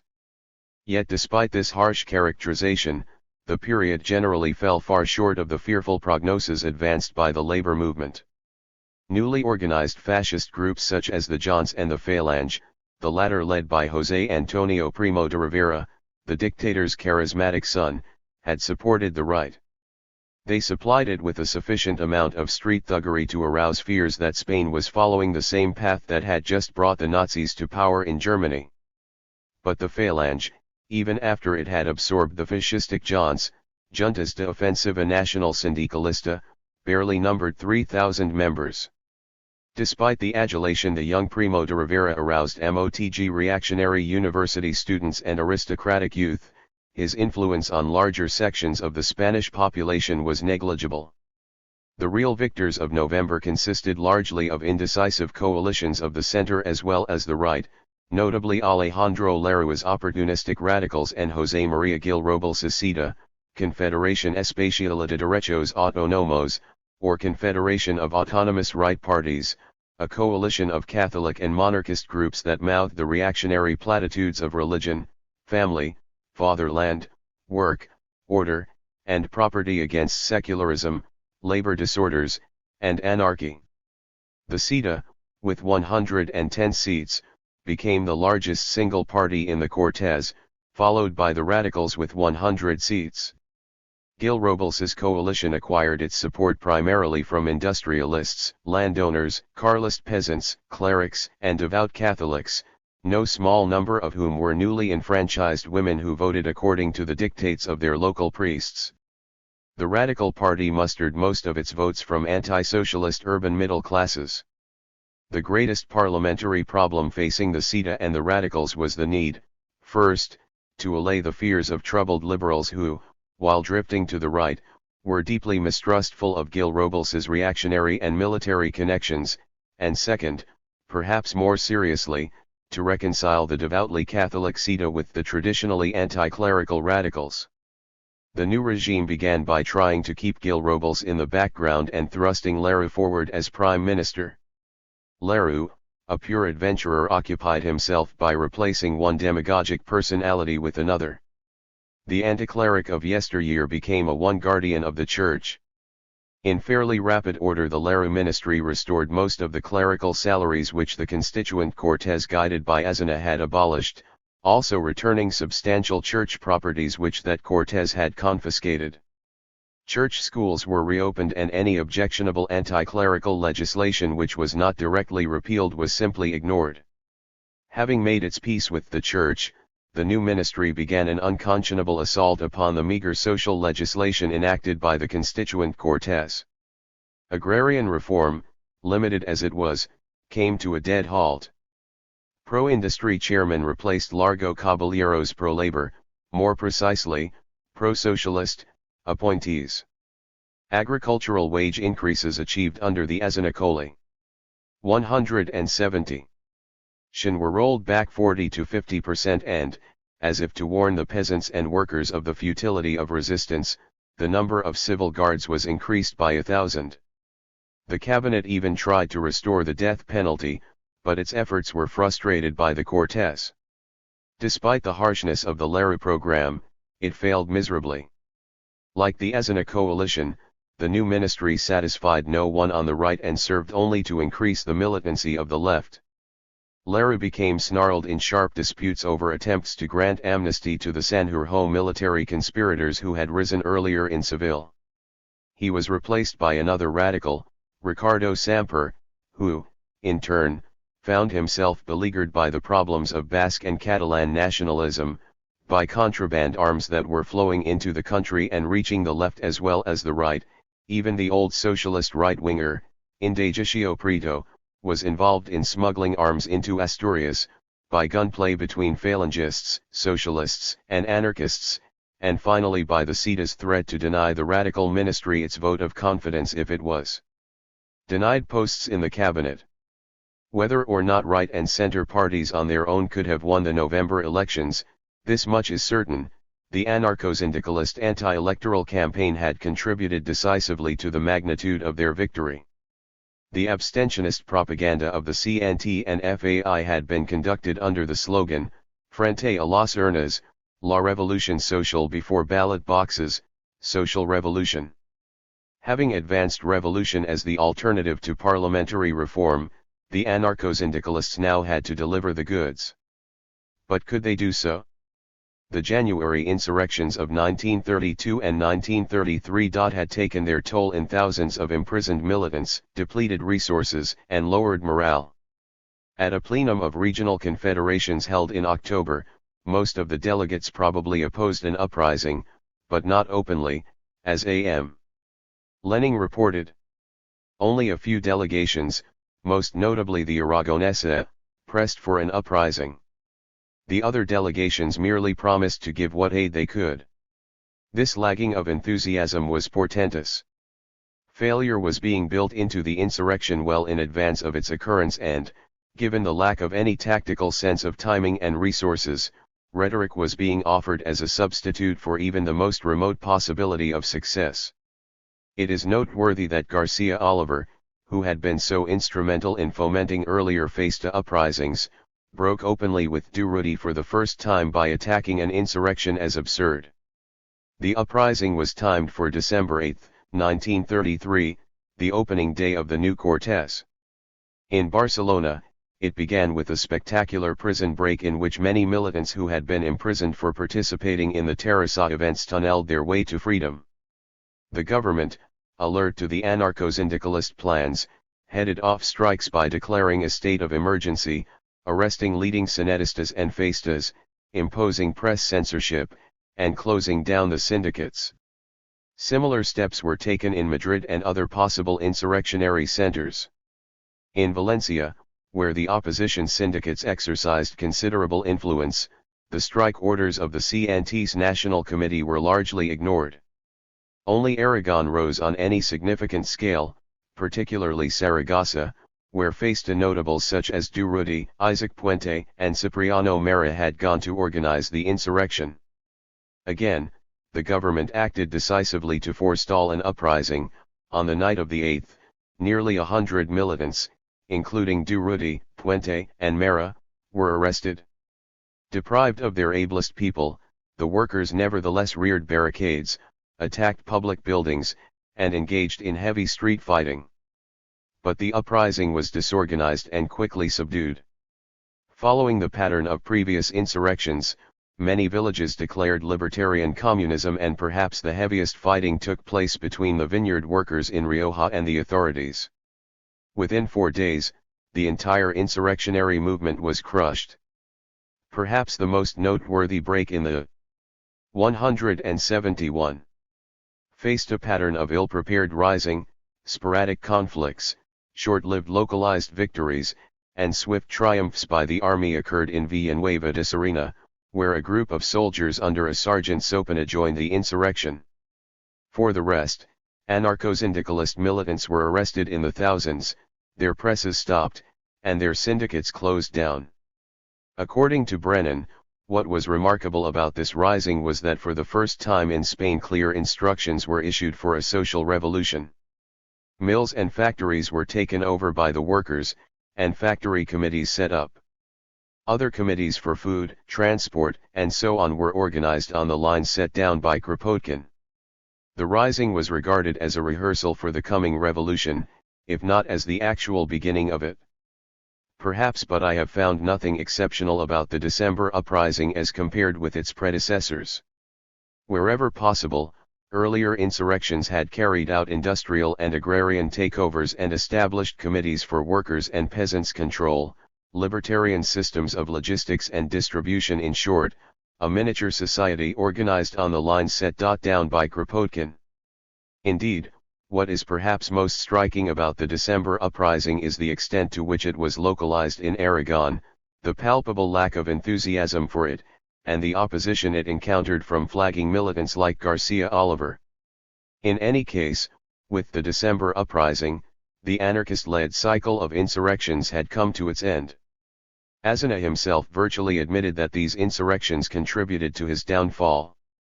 The electoral abstentionist campaign had also contributed to the victory of the radicals and the CETA. For better or worse, anarcho-syndicalism had proven itself the force most like to exacerbate polarization, labor unrest, and social disequilibrium in Spain. To condemn the anarchists for producing anarchy is simply silly, For the more idealistic anarchists not to foment unrest, revolutionary upheavals, and ultimately social revolution would have been completely out of character. One can snicker at their tactics, naivete, and recklessness, but more than any other single force in Spain they had shattered the facade of liberalism and paved the way for an historic confrontation between the great contending social classes in the peninsula. As for the December revolt, far from being a rehearsal for the coming revolution, it was the most destructive exercise in futility ever undertaken by the CNT and FAI. Indeed, it significantly eroded the fighting power of the two organizations. Perhaps the example set by the uprising succeeded in fostering the militancy of the growing left factions in the Socialist Party, but apart from strike actions and terrorism, it completely exhausted the movement. Henceforth, the Spanish anarchists were to occupy themselves primarily with recovering their forces and uniting their ranks. The initiative for revolutionary action in Spain was to pass to the socialist left, particularly to the Asturian miners and the newly converted peasants of the south. The Great October insurrection in the mining districts of Asturias was drawing near, and with it, the real rehearsal for the coming revolution, but in this rehearsal, the institutions of neither the UGT nor the CNT played a significant role as such. Rather, the workers were the principal sources of revolutionary initiative. In this respect, these workers behaved as anarchists even when they were avowedly committed to socialism. The CNT and FAI, to be sure, were still intact, despite the arrests, losses, and disorganization they had suffered over the previous 2 years. Even Saragossa, which had suffered the heaviest casualties in the December uprising, had not lost its celebrated fervor and militancy. In April, the Aragonesa city was paralyzed by one of the most extraordinary general strikes to occur in the stormy history of the Spanish labor movement, a strike lasting nearly 5 weeks whose spirit of self-sacrifice, solidarity, and tenacity reached heroic proportions. The strike was occasioned by 172 acts of police brutality which followed the explosion of a bomb in front of the police headquarters. The 2-day protest strike which followed the mistreatment of arrested workers was extended into a 36-day general strike when several bus and tram drivers who refused to return to work were deprived of their licenses. Before the week was out, industry, transportation, and nearly all services in Saragossa were at a complete standstill. Typically, the civil governor compounded the crisis by declaring the strike illegal and calling out the troops. The workers, more determined than ever, doggedly continued to stay put despite enormous material sacrifices. The entire CNT, particularly the Catalan Regional Confederation, now rallied behind its Saragossa comrades. To lighten the burden of the Saragossa workers, the Barcelona proletariat under Durruti organized a spectacular caravan to bring the children of the strikers to Catalonia. Fleets of taxis were mobilized to convey 13,000 children to the thousands of Senedista families which had pledged to care for them. Here, as Brennan observes, the Senedistas revealed where their real strength lay, not in their armed revolts, but in their powers of syndical resistance. When one remembers that the CNT had no strike funds, one can appreciate the courage and endurance required in these contests. If the anarcho-syndicalists could not bring off their revolution, they at all events knew how to keep a revolutionary situation alive. By now a new issue began to come to the fore. The socialists, pressured by the example of anarchist intransigence, by hundreds of thousands of newly recruited, often feverishly militant rural workers, disillusioned by their alliance with the liberals, and fearful of what seemed like a drift toward fascism in the government, began to raise the cry for an Alianza Obrera, or a united front of all the labor organizations in Spain. This Alianza, so characteristic of policies that began to prevail among leftist political groups in Europe and America during the mid-1930s, particularly after a bitterly conflicted German left had capitulated to Hitler, was to be advanced by Largo Caballero. The slogan, in fact, had been raised as early as October 1933, when Pestana, on behalf of the Trientistas, spelled out the need for an entente, a coalition of the UGT and CNT to stop fascism in Spain. Piro, in elucidating this position, emphasized that the Alianza Obrera was not to be conceived as an electoral pact, indeed, that it implied direct action in opposition to fascism and on behalf of a federalist social republic. A pact between factions of the Catalan left had, in fact, come into existence shortly after the December uprising of the anarchists, but it did not include the CNT or the FAI, who were wary of the new allies. Experience had nurtured a deep mistrust among the anarchists toward the UGT, the opposition syndicates, the Socialist Party affiliates of Barcelona, Morin's worker-peasant bloc, Nin's left communists, and the Union of the Vineyard Workers in Catalonia, the Rabaisseurs, who were under the control Luis Companys' liberal nationalist party, the Esquerra. To the degree that these disparate, generally authoritarian groups formed an alliance, the anarchists could regard it only as a mischievous one which had to be shunned. Not unexpectedly, the Alianza received considerable support from the moderate CNT in Asturias. Largo Caballero's drift to the left after the elections of 1933 had made a pact with the UGT more seductive than ever. Although the CNT as a whole retained its hostility toward the alliance, at a June plenum of regional confederations its opposition was modified to allow for agreements with the UGT on a local level. This qualification simply ratified an independent alliance which the Asturian CNT had made 4 months earlier with the local UGT, thereby setting the stage for the forthcoming October uprising of the Asturian miners. Officially, however, and to a large degree in practice, the CNT preserved its aloofness toward the Alianza. In early autumn, the CNT, apart from its Asturian Confederation, responded to a spate of Alianza-inspired strikes. 173. With qualified support at best or with total indifference. The Alianza Obrera had much less magnetism than has been imputed to it in many discussions of the Spanish labor movement. Even Morin of the worker-peasant bloc failed to recall the enthusiasm attributed to him in Brennan's account, observes Gabriel Jackson in a note based on an interview with Morin. He spoke of the Alianza as having been crippled from the start by antipathy between Caballero and the Catalans, nor does El Socialista, the organ of the Spanish Socialist Party before the spring and summer of 1934, give the impression that the new movement was very important. The status of the Alianza Obrera, however, was to change significantly in October 1934. As autumn approached, a heightened sense of militancy, paralleling the trajectory of the Spanish labor movement, began to sweep over the right. Internal pressures on Gil Robles to stake out the CIDA's ministerial claims on the Ricardo Semper government, which had resisted the entry of the CIDA into the cabinet, mounted steadily. With the convening of the Cortes on October 1, the CIDA, demanding seats in the cabinet, dramatically toppled the radical government. Despite his profound hostility to Gil Robles, President Alcalá Zamora had no choice but to accede to the CIDA's demands. Shortly after the cabinet crisis, the president called upon Lerroux to form a second cabinet, this time one in which the CIDA would be granted 3 ministries. Today, looking back after more than 40 years, it is difficult to convey the impact this concession had on the Spanish left.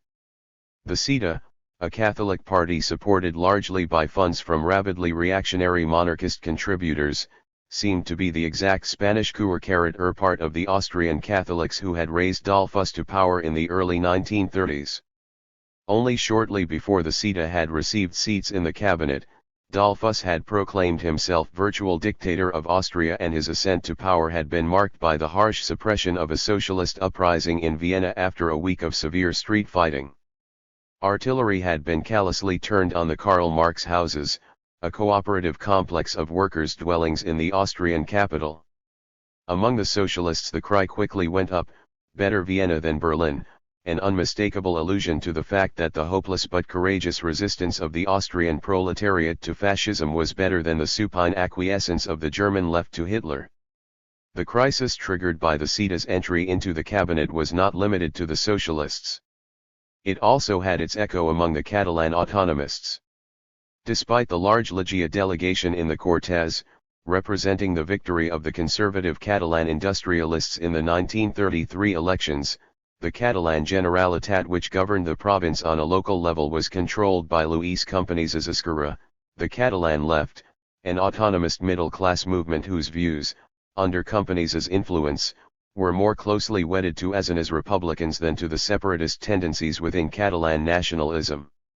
The Esquerra had come to power in the local elections that followed the 1933 fiasco, after many Catalan Senetistas had second thoughts about the impact of their anti-electoral campaign and had voted, at least locally, for liberal groups. Under Companys, the Esquerra had begun to abandon the unequivocally separatist policies of its founder, Colonel Macià, who died in December 1933, and was in the process of orienting itself toward autonomy within the Spanish Republic. Companys, a shrewd politician, had acquired a certain status as a crypto-radical. At considerable personal risk, he had used his legal talents to defend many Senetista militants in the trials of the 1920s. Perhaps more than any Republican politician in Spain, he retained important connections and undeservedly high credibility with the CNT leadership long after liberals of his breed were to be completely discredited with the Spanish working class. In Catalonia, Companys was also a major rival of the CNT. He competed with the anarcho-syndicalists by organizing tenant farmers of the vineyards into the Unión de Rabasseros, an Esquerra. 174. Controlled trade union. The Esquerra, to retain its influence in the rural areas of the province, had promoted and passed a ley de cultivos in the Generalitat empowering vineyard tenants whose leases were expiring to acquire title to land they had cultivated for 15 years or more. Completely regional in character, this law was confined exclusively to Catalonia. It had been passed by a provincial authority whose political interests were limited to local concerns. Yet in June 1933, even this circumscribed piece of legislation was so antithetical to Madrid's conservative agrarian policies that it was overturned by the Tribunal of Constitutional Guarantees, the Spanish equivalent of the American Supreme Court. By voting against the ley de cultivos, the court upheld not only the landlords against the tenants, but the power of Madrid to curb regionalist legislation. Even the conservative, strongly Catholic Basque deputies to the Cortes protested, all the more because they had been repaid for their support of Lerou and the CETA with frustrating indifference toward a proposed Basque autonomy statute. The Basques now threw their support to the Catalan left on the Rabasseros law. Their action was a portent of the future Popular Front alignment of 1936, which was to unite Basque conservatives, the Catalan left, the Azana Republicans, the Socialists, and the Communists in an ill-fitting electoral bloc against reaction and the threat of fascism. The CETA's ministerial demands had divided even the radicals. Samper, the outgoing radical prime minister, warned darkly on October 1, confronted by a period of oppression and shame, no way out remains except for a revolutionary outbreak. If Gil-Robles' forces of the right do not evince any understanding of the emerging situation, the road to legality will be removed. This verbal saber-rattling should not be taken too seriously. As events were to show, for most radicals, indeed even for Companys, it was mere rhetoric. Companys, urged by his followers to pursue an insurrectionary course after the ley de cultivos had been overturned by the courts, was more the victim of a crisis within the Esquerra than within the Cortes.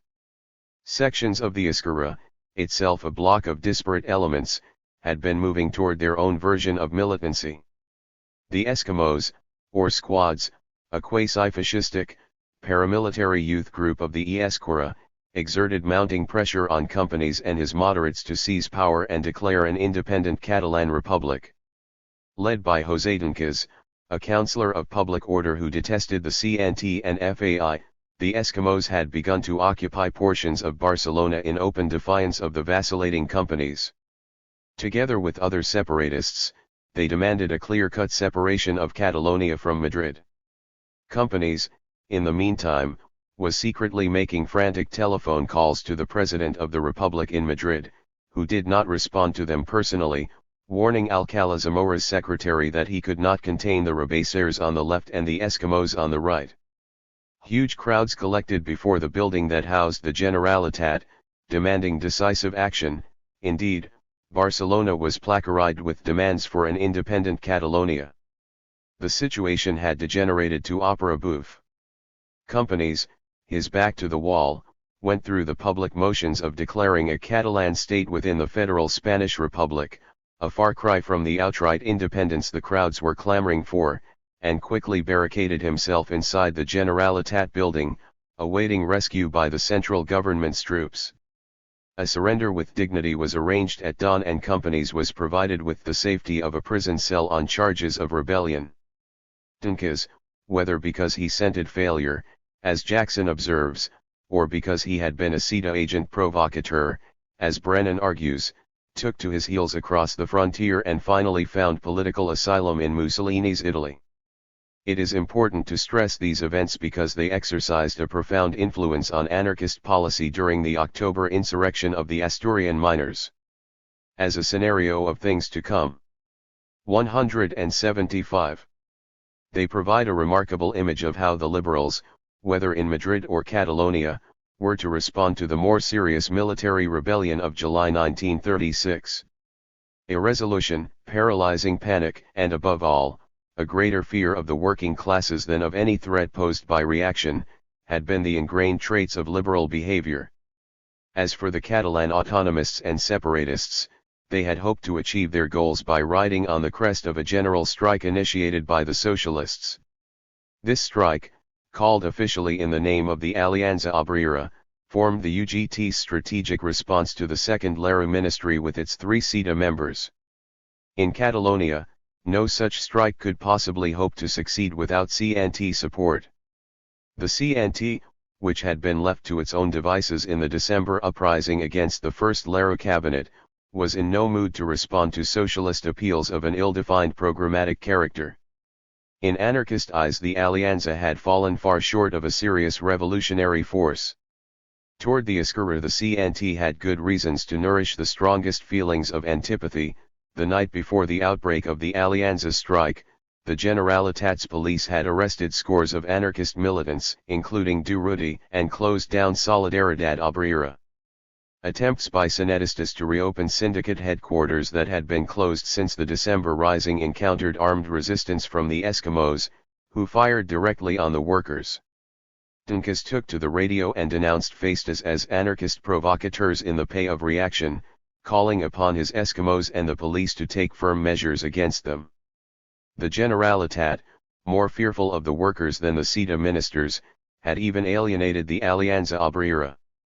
Although Companies was quite willing to declare a Catalan state in complicity with the Alianza by inviting it into his new government, the Esquerra-controlled Generalitat flatly refused to arm the workers. Bitterness and disillusionment infected the Catalan labor movement. The CNT, which participated half-heartedly in the Alianza strike, ordered its members back to work, dissociating itself from the entire adventure. With the surrender of the Generalitat, the autonomist movement collapsed throughout Catalonia. Elsewhere, the general strike called by the Alianza Obrera had mixed consequences, indeed, in some areas highly dramatic and historic ones. Surprisingly, in socialist Madrid, the strike almost assumed the comic opera forms it had acquired in Barcelona. Although the socialists had presumably been planning the strike in the Spanish capital since the summer, almost every aspect of the plan went awry. The police were well informed about the socialists' intentions and arrested the socialist-controlled revolutionary government before it could be installed. The arrests netted Largo Caballero, who was in charge of the strike and the rising. A curious listlessness seemed to afflict the Madrid leadership. The writing of the Alianza's program had been left to the right-wing socialist Indalecio Prieto, who listed a series of demands hardly differing from those that would have been prepared by liberal Republicans. Coordination between the striking groups in the Alianza proved to be incredibly shabby and amateurish. A massive strike in Madrid, which was supported by the entire left, foundered for want of arms and a revolutionary sense of direction. As usual, the socialists emerged as unreliable allies of the anarchists. A revolutionary committee, established by the CNT and FAI to coordinate their own operations, was denied direly needed weapons by the UGT. The arms, as it turned out, had been conveniently intercepted by government troops. But even if they had been available, it is almost certain that the socialists would not have shared them with the anarchists. Indeed, relationships between the two major sectors of the labor movement had already been poisoned by the failure of the socialist youth and the UGT to keep the CNT adequately informed of their plans or to confer with anarcho-syndical. 176. IST delegates. Despite heavy fighting in Madrid, the CNT and FAI were obliged to function largely on their own. When, at length, a UGT delegate informed the Revolutionary Committee that Largo Caballero was not interested in common action with the CNT, the committee disbanded. Later, Abad de Santillan was to observe with ample justification that socialist attempts to blame the failure of the October insurrection on anarchist abstention was a shabby falsehood. Can there be talk of abstention of the CNT and censure of it by those who go on strike without warning our organization about it, who refuse to meet with the delegates of the National Committee of the CNT, who consent to let the Larraguil Robles government take possession of the army deposits and let them go unused before handing them over to the Confederation and the FAI?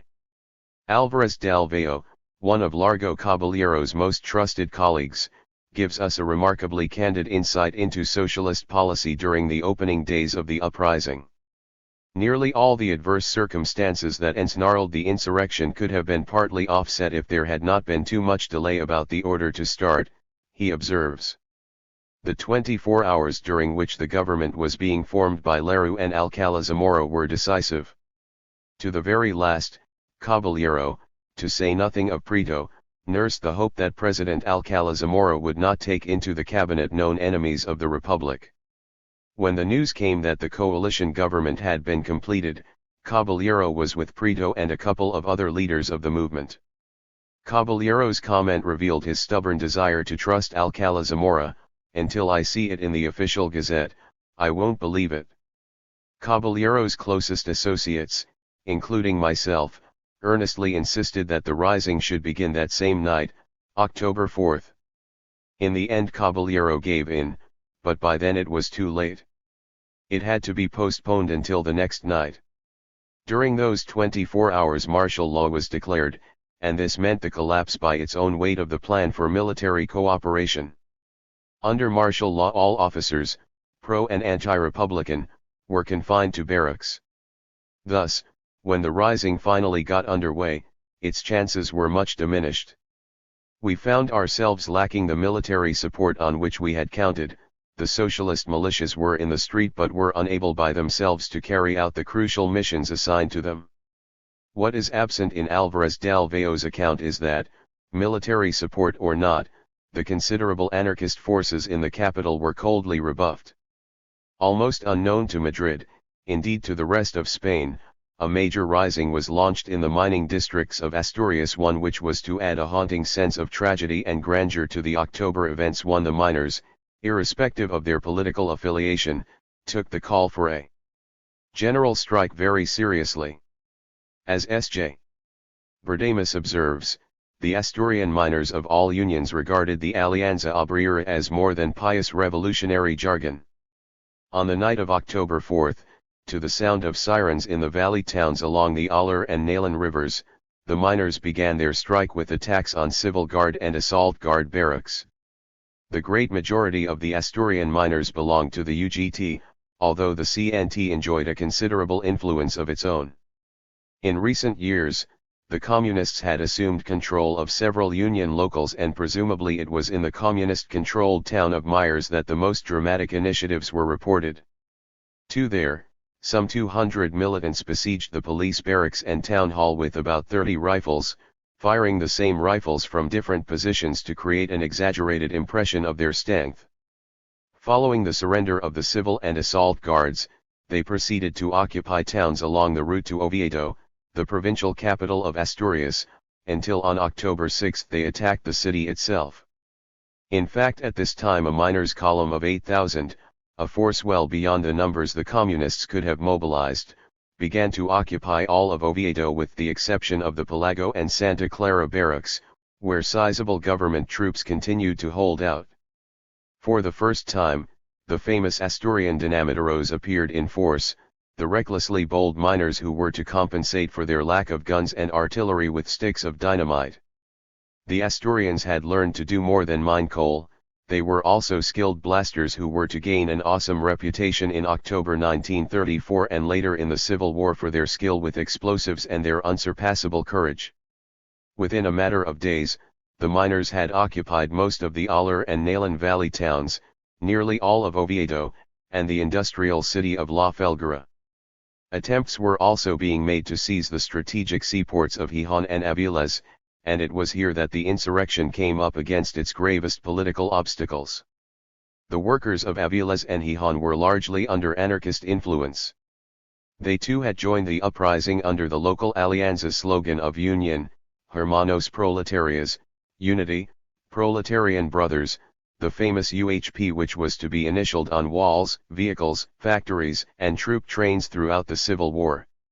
So far as the Avilés and Gijón anarchists were concerned, however, their socialist and communist brothers were to honor the slogan only in the breach. When anarchist delegates from the seaports arrived in Oviedo on October 7, pleading for arms to resist the imminent landings of government troops, their requests were totally ignored by socialists and communists who, as Jackson notes, clearly mistrusted them.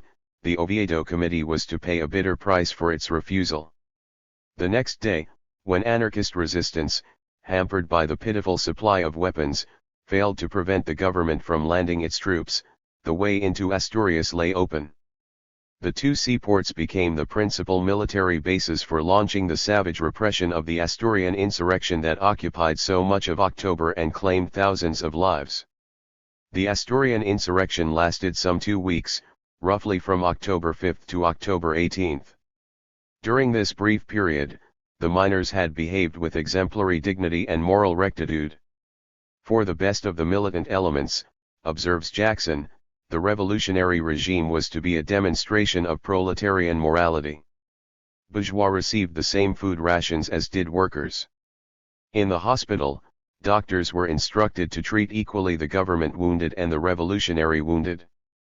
Non-political middle class and professional people were to be protected, even at the risk of life, by the revolutionary militia.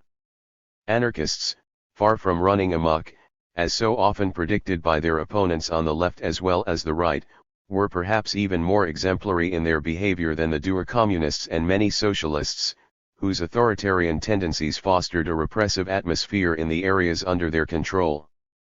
Pirates, in fact, regarded the Asturian anarchists as excessively naive owing to the feelings of reconciliation and good-naturedness that marked their behavior toward erstwhile social enemies. In any case, when military repression by the government replaced proletarian dignity, many a surviving soldier and priest testified to the efforts of the Revolutionary Committee leaders to prevent the assassination of priests and prisoners, intervention which had saved dozens of lives. Notwithstanding the propaganda of the period, a propaganda inspired as much by the communists as by the government, the Asturian insurrection made no attempt to establish Soviets, much less a Soviet republic. Structurally, the insurrection was managed by hundreds of small revolutionary committees whose delegates were drawn from unions, parties, the FAI, and even anti-Stalinist communist groups. Rarely, if at all, were there large councils, or Soviets, composed of delegates from factories. Indeed, the notion of councils, on the Russian models of 1905 and 1917, was alien to the Spanish labor movement. The socialists generally functioned through tightly knit committees, commonly highly centralized and with strong bureaucratic proclivities. In Asturias, the UGT tried to perpetuate this form wherever possible, at most admitting communists and moderate Zanetistas into their revolutionary committees. But the mountainous terrain of Asturias made such committees difficult to coordinate, so that each one became an isolated miniature central committee of its own, often retaining its traditional authoritarian character. The anarchists, on the other hand, favored looser structures, often quasi-councils composed of factory workers and assemblies composed of peasants. The ambience of these fairly decentralized structures, their improvisatory character and libertarian spirit, fostered an almost festive atmosphere in anarchist-held areas. This difference is vividly conveyed by Avelino González Melata, who compares anarchist-controlled La Felguera with Marxist-controlled Sama. Both towns, he observes, were of equal size and were separated from each other only by the Nalan River. They were linked to each other by two bridges. The October insurrection triumphed immediately in the metallurgical and in the mining town. Sama was organized along military lines. Dictatorship of the proletariat, Red Army, Central Committee, discipline, authority. La Felguera opted for Comunismo Libertario, the people in arms, liberty to come and go, respect for the technicians of the Duro Felguera metallurgical plant, public deliberations of all issues, abolition of money, the rational distribution of food and clothing. Enthusiasm and gaiety in La Felguera, the sullenness of the barracks in Sama. The bridges of Sama were held by a corps of guards complete with officers and all. No one could enter or leave Sama without a safe conduct pass, or walk through the streets without passwords. All of this was ridiculously use. 179. Less, because the government troops were far away and the Sama bourgeoisie was disarmed and neutralized. The workers of Sama who did not adhere to the Marxist religion preferred to go to La Felguera, where at least they could breathe. Side by side there were two concepts of socialism, the authoritarian and the libertarian. On each bank of the Nalan, two populations of brothers began a new life, with a dictatorship in Sama, with liberty in La Felguera. In contrast to the severely delimited Marxist committee in Sama, La Felguera workers met in popular assembly, where they socialized the industrial city's economy. The population was divided into wards, each of which elected delegates to supply and distribution committees. The committees determined the consumption needs of the wards, managed transport facilities, and assumed responsibility for the medical and sanitary needs of the city. The La Felguera Commune, so rarely mentioned in most accounts of the Spanish labor movement, proved to be so successful, indeed so admirable, that surrounding communities invited the La Felguera anarchists to advise them on reorganizing their own social order. Rarely were comparable institutions created by the socialists and, where they did emerge, it was on the insistence of the rank-and-file workers. At Myers, by contrast, the communists established a crassly authoritarian Comité de Guerra, which even preempted the rights of the town's revolutionary committee. So preoccupied were the socialists and communists with asserting their sectarian control over Asturian towns that Marxist militias which should have been fighting in desperately beleaguered Oviedo were kept at home for strictly political purposes. Every one of these situations was to reappear in the Civil War 2 years later, and on a larger, more terrifying scale. Anarchist militias were to be denied arms and support in desperate military situations while the choicest weapons were to be reserved for communist and republican police detachments behind the front lines. These detachments were to serve more as forces to subvert social revolution than to ferret out Franco supporters. The CNT and FAI were to experience the full gamut of treachery at the hands of every group in the Popular Front from the Caballero left socialists to the openly counter-revolutionary communists.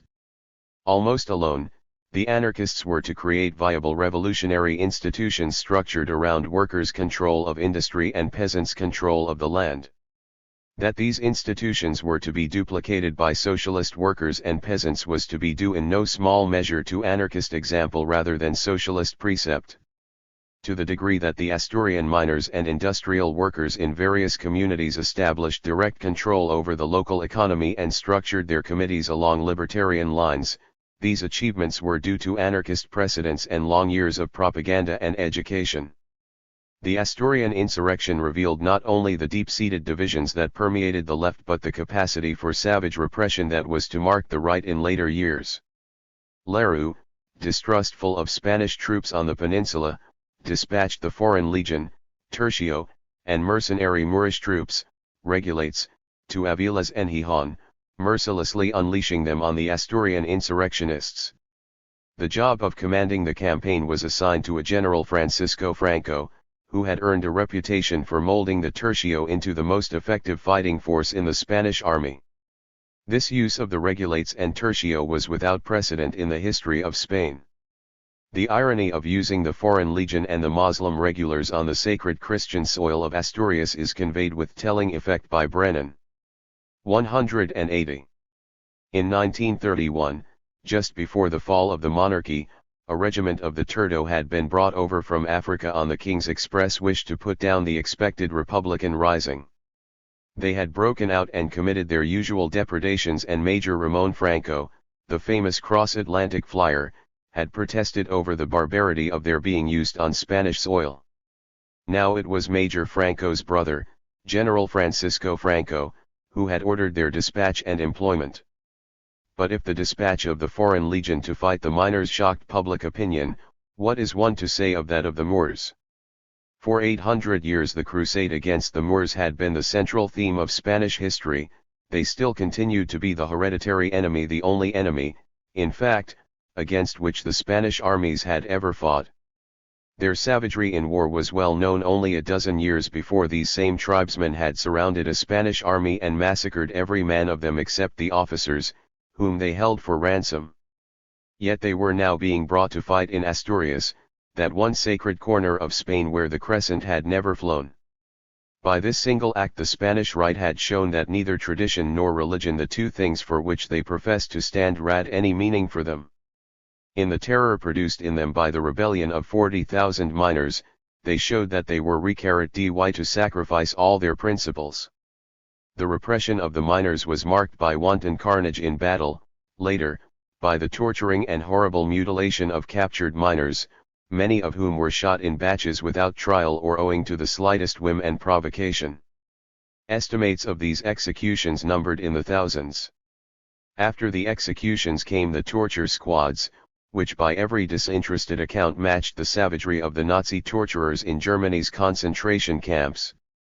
In all, apart from the thousands of dead, 30 to 40,000 prisoners filled Spanish jails. Despite attempts by the right to depict the Asturian miners as killers of priests, nuns, and members of the possessing classes, the very extravagance of the charges, coupled with acknowledgments by the alleged victims that the miners had behaved with remarkable moral probity, proved to be self-defeating. One investigating group after another revealed that most of the government's charges were false, that it was the tercio, regulates, and police which engaged in unspeakable acts of barbarity. As the facts slowly filtered out, the country was overwhelmed with shock and revulsion. The right was to pay dearly for its savagery. The crises which had been shaking Spain for years came to a head when the right overreached itself by seeking not only to undermine the left and the Republicans, but also to subvert its centrist allies. Vengeful to the point of blindness, Gil Robles had sought to convict several leading Asturian socialists, one of them a moderate who had opposed the rising. Although Alcalá Zamora and Lerroux had accepted with equanimity the executions of proven Asturian militants, they balked at the victimization of innocent or harmless socialists who scarcely deserved the death penalty even by rightist standards. Their sentences were commuted, whereupon the CETA at the end of March withdrew from the government, provoking another ministerial crisis. But no government could be formed without the CETA. Gil Robles, feeling power within his grasp, pressed his advantage unrelentingly. A new cabinet was formed in which most of the seats were occupied either by the CETA or by CETA-controlled ministers of the Agrarian Party, the organization of Spain's major landowners. But it was not stability under the aegis of a center-right coalition that Gil Robles was seeking. Exuberant over the influx of reactionaries into the CETA, Gil Robles had 181. Overtly begun to fulfill the bleakest predictions of the left. It required no political astuteness to see that he envisaged himself as Spain's Dollfuss. Abandoning virtually all prospects of economic and social reform, Gil Robles began to direct his energies toward constitutional changes that would have ultimately replaced Spanish republican institutions by quasi-fascistic corporative forms. At the same time, as Minister of War, he began to reorganize the army, removing officers whom he suspected of leftist or republican sympathies. Despite the odium that surrounded the tercio, he appointed Franco as chief of staff of the Spanish army. The center-right coalition, limping through 1935, began to lose its support among the inchoate middle classes of Spain. It had rejected land reform, restored Jesuit properties, and starved lay education. Its tax policies brazenly favored the wealthy over other classes in the country. It had shaken what little popular confidence the army enjoyed as a protector of the Republic by advancing fascistic-minded officers to key positions at almost every echelon. Finally, the CETA completely abandoned its alliance with the radicals when Leroux and his associates became involved in several shady scandals around gambling licenses and army supply contracts. By December, Leroux was forced to step down. Indeed, the entire radical party had become a useless and discredited anarchism. The only party in Republican Spain to have no political ideals, observes Brennan, all the radicals wanted was that the country should jog along quietly. But Spain was polarizing sharply. Neither the left nor right appeared willing to give quarter, least of all to an archaic party whose leaders seemed to be lining their own pockets. Ironically, what finally finished Leroux's ministerial career were not the scandals that gathered around him but his efforts to tax the landowners by raising inheritance taxes from 1 to 3.5%. Consistent with its intransigent reactionism, the CETA withdrew from the cabinet over this issue, finally terminating the 2 years of center-right rule. Clearly, Gil Robles was convinced that, with the radicals discredited, the time had arrived for the CETA to take full control of the government. The way, it appeared, was now open for an authoritarian regime. But the rightist leader had totally misjudged the integrity of the president. Alcalá Zamora's ministerial aim was to restore the power of the center, not to deliver Spain into the hands of a quasi-fascist right. Despite his own conservative outlook, he was a defender of parliamentary government. On December 14, to the utter astonishment of the right, Alcalá Zamora turned the government over to a caretaker prime minister, Manuel Portela y Alladares, formerly Leroux's Minister of Interior and an opponent of Gil Robles's attempts to transfer the civil guards to the Ministry of War. Within 3 weeks, Portela lifted the press censorship which had existed since the Asturian uprising and had virtually stifled any discussion in Spain for over a year. At the same time, he dissolved the Cortes and announced national elections for February 16, 1936. El Brinio Negro, the 2 black years of reactionary rule, repression, and the drift toward a corporative state, had come to an end. From February to July. We may ignore any account of Gil Robles's fury at this course of events. His plan to use republican institutions to undo the republic had reached an historic impasse. Throughout 1935, the left and the Republicans had also undergone their own series of crises. In trying to involve Aznar in the Izquierda debacle of October, the right had totally alienated the Republicans and driven them toward the left. Aznar, who had gone to Barcelona solely to prevent the Izquierda from rising. 182. Against Madrid, had been placed in the dock by the right and accused of engineering the entire October revolt. The charges were too preposterous to be taken seriously and served only to discredit the right. Indeed, to the Spanish Republicans of almost every variety, the vindictiveness of the CETA meant that all its verbal commitments to a stable republican order were meaningless. Uniting around Aznar, the liberals formed a new coalition, the Izquierda Republicana or Left Republicans, using a political nomenclature that would have been difficult to conceive 3 years earlier. The conditions were fully ripe for a coalition between the liberals and the leftist parties, a coalition that would shortly take the historic form of the Popular Front. The socialists too had responded to the CETA's vindictiveness by veering further to the left.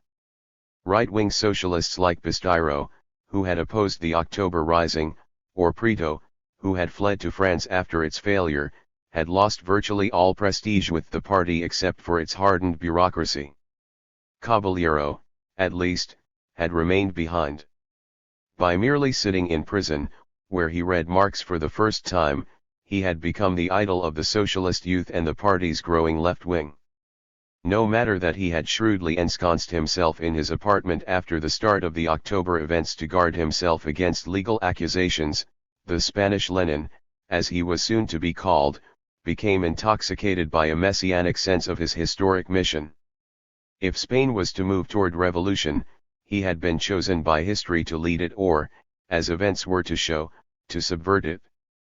For the present, as Jackson notes, he found himself in prison in the company of ardent young intellectuals who regretted their own bourgeois background and who idolized him doubly, as an authentic proletarian, and as the spiritual successor El Abuelo, the equally proletarian, equally austere, equally honorable Pablo Iglesias. Soon to be released from prison, he became the indubitable leader of the socialist left and another architect of the Popular Front coalition that was to take power in February 1936. The anarchists, despite their comparative inactivity during the October events, had suffered no less heavily than the socialists. Unjustly accused of abstentionism by socialists and communists alike, the CNT had lost a measure of its revolutionary prestige while its most able militants had been packed off to prison by the thousands. In proportion to their strength in Asturias, perhaps as many anarcho-syndicalists had perished in the uprising as socialists, yet they received little credit for their sacrifices. What was even more galling, the treachery they had suffered at the hands of the socialists and communists had gone virtually unnoticed. The coming elections in February offered them no consolation. The socialists had shown that they were no more capable of honorable or comradely behavior in 1934 than they had been in 1932, when Caballero had tried to smash the CNT syndicates. Could the anarchists expect any better from Azana's liberals who, in 1932, had favored the UGT over the CNT, censored the libertarian press, and imprisoned them by the thousands? With this grim record, the CNT had no cause to be elated over a liberal or socialist victory in the forthcoming elections. But it had more reason to be alarmed over a rightist one. Caught in the old dilemma of lesser evils, the CNT began to seek a regroupment of its own, perhaps a new entente of all libertarian forces, however disparate their tactical and strategic viewpoints. The days of the Festa insurrections were now over for good. The dire prospects opened by a rightist victory in the February elections made it difficult to fall back on traditional methods of anarcho-syndicalist action. Such a victory would almost certainly lead to a Dollfuss type of reaction, followed by the brutal suppression of the left. It is not surprising, then, that despite its militant rhetoric between December and February, the CNT began to turn to its own version of realpolitik. 183. The CNT's first steps toward a libertarian regroupment were taken by establishing cordial relations with the Sindicatos de Posición, the once detested Trientistas led by Pestana, Piro Lopez, and the so-called simple syndicalists who favored pragmatic trade unionism. This was no mere organizational maneuver to infuse the Confederation with additional forces, it was a significant political act which led toward collaboration first with the UGT, eventually with the Socialists, and finally with the Popular Front. The basis for unity between the CNT and the opposition syndicates had been cleared in Gria part when Pestana, striking out on his own, broke with the people of his own faction and moved toward direct political activity, forming his own syndicalist party. The new party soon joined the Popular Front and acquired 2 seats in the Cortes after the February elections. Despite Catalan opposition, the movement for uniting the CNT with the opposition syndicates grew steadily. As early as May 1935, a national plenum of regional confederations had invited the opposition syndicates to participate in the next National Congress of the CNT, albeit with a voice and not a vote. Despite many vacillations on both sides in the ensuing months, contacts between anarchists and syndicalists became increasingly cordial. Both libertarian tendencies had suffered heavily from the Bienio Negro repression and each had tended to support the other at the level of practical activity in periods of acute crisis. The problem of confederal unity came to a head in March 1936, when the National Committee of the CNT invited former Trientistas to attend the forthcoming Congress of the Confederation at Saragossa on May 1. It was here that the opposition syndicates were officially readmitted to the CNT. Fusion meetings held in all localities where duplicate syndicates existed integrated the two organizations completely. Some 70,000 oppositionists rejoined the parent organization. The unification had brought Piro, Lopez, and other syndicalist right-winger back to positions of confederal power, a situation that was to reinforce the growing orientation of the CNT's leadership toward political action. Despite its militant rhetoric after the February elections, the organization was to become more syndicalist than anarchist, while towing the anarchist tendencies behind it. As many anarchist leaders were later to complain, it was not the FAI that changed the CNT but rather the CNT that began to change the FAI. But most of these changes still lay in the future. Between December 1935 and February 1936, anarcho-syndicalist policies seemed to move at curious cross-purposes to each other. The CNT, although bitterly hostile to the political Socialist Party, seemed rather naively to be highly receptive to common action with the UGT, as though the leadership of the UGT were not staffed by socialists. Having initiated the concept of an Alianza Obrera, the socialists and the UGT, in turn, seemed receptive only to local alliances and resisted attempts to raise the Alianza to the dimensions of a national movement. The UHP slogan had yet to extend itself beyond Asturias. By December, in fact, the Socialist Party had moved toward an electoral bloc with Azena's Republicans, largely ignoring the CNT's efforts to foster trade union collaboration on a more radical basis. In mid-January 1936, a pact to form a popular front was finally established by the Socialist Party, the UGT, the Left Republicans and their allies of the Republican Union, the Socialist Youth, Pestana's Syndicalist Party, the Communist Party, and surprisingly, the newly formed POUM, composed largely of NIN's left communists, formerly a Trotskyist organization, and Mamin's worker-peasant bloc. The pact was limited almost exclusively to practical collaboration in the coming elections. Its program was strictly middle-class designed, in Portela's words, not to frighten its moderate constituency. It threatened no nationalization of property, no workers' control of industry, not even unemployment compensation.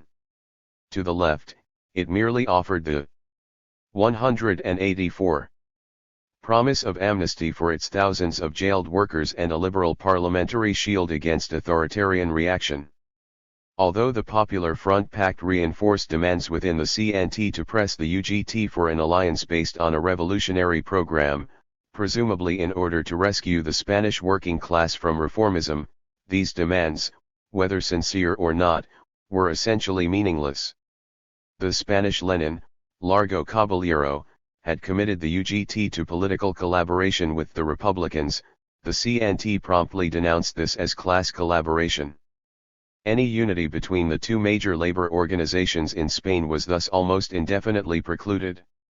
Which is not to say that the CNT was entirely hostile to the Popular Front. As the elections drew near, the CNT began to reveal a disconcerting loosening of its former anti-political stance.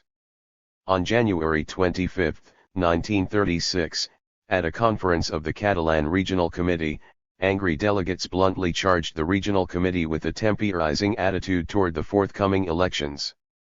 The CNT, in contrast to its vigorous abstentionist campaign of 1933, refused to urge its members to stay home. While reiterating its traditional opposition to electoral policies, the organization maintained a discreet silence in the face of demands to boycott the polls. Indeed, the prominent anarchist Dynast Urals had already admitted quite bluntly, "I would consider it a great error on the part of the anarchists if, as a consequence of their action during the electoral period, the rightists triumphed over the leftists." This statement by perhaps the most venerated anarchist of his day, the founder of a distinguished family that included the best-known woman Festa, Federica Montseny, unquestionably affected the strategy of the CNT and FAI for the February elections. A peninsular plenum of the FAI, held in Barcelona on January 30 and February 1, ratified the electoral position of the Catalan Regional Conference. Para salvar las apariencias, to save appearances, the FAI reaffirmed its complete abstention from all direct and indirect collaboration with the policy of the state, but this almost legalistic verbiage was far removed in spirit and emphasis from an active policy of abstention. Verdamus gives a devastating description of the CNT-FAI policy toward the elections.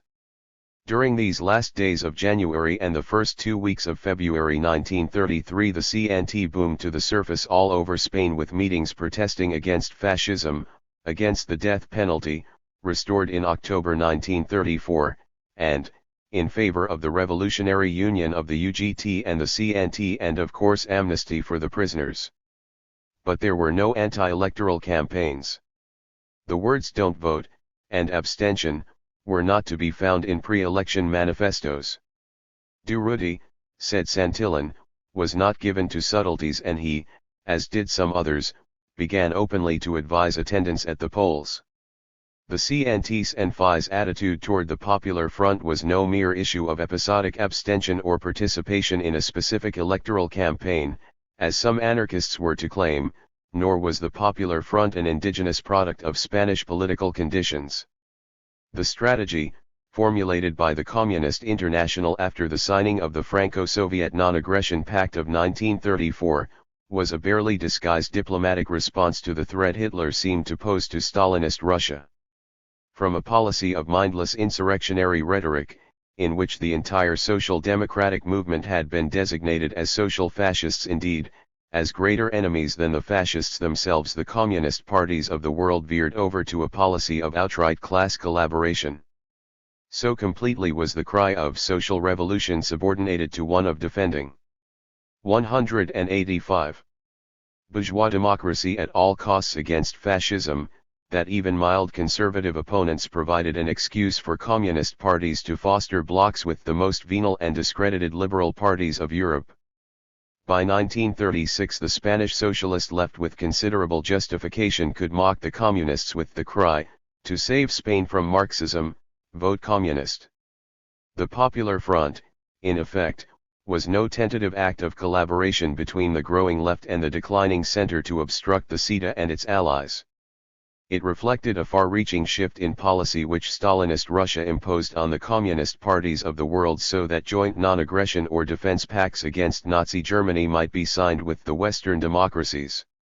The policy had its origin in strictly Russian national interests and, perhaps more significantly, in the identification of these interests not with the world labor movement and cause of socialism, but with the liberal bourgeoisie and the perpetuation of liberal capitalism. Stalinist Russia had dropped any pretense that the word socialism had any viable meaning in international policy or, for that matter, in the execution of internal policy. Even the memory of the October Revolution, for all its limitations, was to be drowned in the blood of the old Bolsheviks, nearly all of whom were to be purged secretly or, in show trials, during the Popular Front years. The communist parties, in turn, were to try to foist the Popular Front policy on the left in the most shamelessly deceptive and manipulative manner with the goal of strengthening their control over the international working class. As in the case of Russian diplomatic policy, to the extent that this control was achieved, the communist parties were concerned not to advance social revolution but to prevent it. Indeed, the Popular Front was consciously designed to demonstrate to the full satisfaction of the liberal bourgeoisie that the communist parties, like Stalinist Russia, could be counted upon to promote class collaboration, to neutralize any revolutionary tendencies within the labor movement, and if necessary, to assassinate revolutionary spokesmen and suppress revolutionary movements. Knowingly or not, the CNT and FAI were riding the back of a tiger. From a policy of non-abstention in February, they were to be led into a policy of participation in September, and ultimately, in the later years of the Civil War, into a policy of collaboration with their most dangerous opponents. These opponents were not simply the right-wing socialists, who at least had some sense of responsibility to the Spanish working class, but the communists, a small group whose growth and influence depended upon the impact of Stalinist Russia on Spanish events. Apart from the mythology of the Bolshevik Revolution, which seemed to validate the Spanish Communist Party as a revolutionary organization, the conditional military aid which Russia spoon-fed to Spain during the Civil War was to give the Communists immense control over the course of events. The elections of February 1936 brought the Popular Front parties to power by a margin of some 700,000 votes. Of 271 seats acquired by the coalition, a number which constituted an absolute majority in the Cortes, the Republicans, including Martinez Barrios' Republican Union as well as Azaña's Izquierda, were given 117 seats, the Socialists 90, and the Communists 16. 3. The electoral victory of the Popular Front had been much narrower than the 700,000 received out of the million votes cast. In the first round of voting, observes Stanley G. Payne, referring to February 16. The left, that is, the left liberal coalition of the Popular Front M.B. won altogether slightly more than 200 seats out of the total of 473 that made up the Cortes. The plurality was not due to an equivalent lead in the popular vote, for in the total balloting for the first round the popular vote for left and right was approximately equal. Under the complicated list voting system, however, the decisive factor was not proportionate cumulative vote, but the concentration of ballots province by province. Popular Front votes were combined much more effectively for majority lists in the larger districts. The second run-off contests were held at the end of the month under leftist supervision and considerable pressure from the leftist street mob. In the run-offs the Popular Front increased its plurality further, though constitutional legality of the administration of the vote was dubious. Payne neglects to tell us that the same complicated list voting system had assured the right its own sweeping victory in 1933. What had favored the right 3 years earlier now favored the left. Nor does Payne give sufficient attention to the rightist street mob, notably the hired pistoleros of the Phalange who created so much bloody disorder during the first 5 months of the Popular Front regime, the reactionary students and senoritos who broke up meetings of the leftist groups, the rightist thugs who fired point-blank into crowds of workers' barrios from speeding motor vehicles, the police of Granada who kept workers and peasants from the polling places, the caciques who threatened punitive action against entire villages that failed to return rightist candidates, and the landlords' agents who threatened to discharge agricultural workers and tenants who failed to vote the reactionary ticket. These qualifications aside, Payne's factual conclusions are correct. What really emerges from the 700,000 vote plurality of the Popular Front was not so much the fact that the run-offs were conducted under leftist supervision or that the leftist street mob played any larger role in influencing the vote than the rightist thugs and senoritos, but that the Popular Front would not have come to power without anarcho-syndicalist electoral support. Far from concealing this major departure from anarchist precept, the leading Festa Abad de Santillan was to emphasize it. In February, he observes, participation in the elections was advisable. We gave power to the leftists, convinced under the circumstances they were the lesser evil. This could be construed as a reasonable and honest statement if action based on the lesser evil was seen for what it really was, a distinct departure from principle/openly admitted to be such, a bitter pill to be swallowed to deal with an acute illness. Given highly critical circumstances, the Bolsheviks had boycotted elections without becoming anarchists, and one could envision a situation where anarchists would have voted in elections without becoming Bolsheviks. From hindsight, Vernon Richards's observation that a conservative victory in the February elections would have been far less of a setback for the Spanish labor movement than the slaughter that followed the Generals' Rebellion is a tempting conclusion which would have preserved anarchist purism. But Gil-Robles seemed definitely intent on becoming Spain's Dollfuss.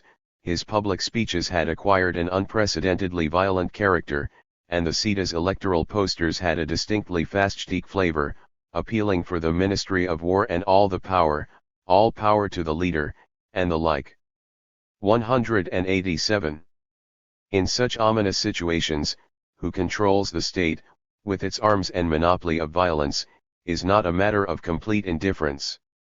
Boxed into an isolated landmass behind the Pyrenees and, as events were to show, lacking in significant support from the international proletariat, the Spanish anarchists in 1936 did not have the revolutionary advantages enjoyed by the Russian Bolsheviks in 1917, notably international opponents bitterly divided by a world war, scattered domestic opponents also in conflict with each other, vast spaces into which to retreat, active aid from the international proletariat, and perhaps above all, the support of the Russian army, which not only failed to oppose the takeover of the Bolsheviks but which provided them with an enormous armamentarium of weapons inherited from the Tsarist war effort and a reservoir of highly trained military manpower.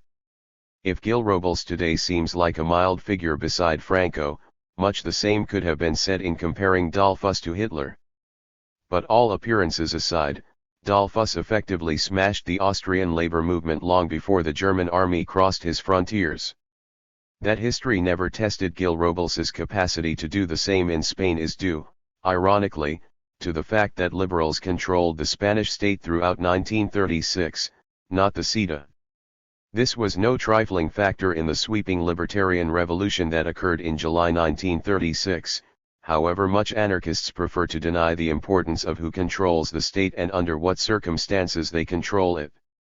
It took considerable courage for a moderate anarcho-syndicalist such as Juan Piro to write in September 1935, "I have said, and I repeat it here, that if an electoral class front should appear against the fascists who now govern us, I, for the first time in my life, would vote," but after this has been said, one must emphasize that it would have been preposterous to expect a lesser evil to behave with noble virtue. Having voted in a bourgeois election, it was necessary to acknowledge the limitations of the act and to recognize that political maneuvering on the part of libertarians could develop into a bad habit. In fact, the gravest obstacle to social revolution in Spain was not the generals alone but forces within the Popular Front itself, notably an increasingly powerful communist party which employed duplicity and finally open violence to suppress revolutionary tendencies. The best the CNT and FAI could have hoped for from the newly elected state would have been neutrality. To base one iota of their policy on active state support was not only absurd, but marked the initial steps toward the politicization of the Spanish anarchist movement and its eventual conversion into a political party.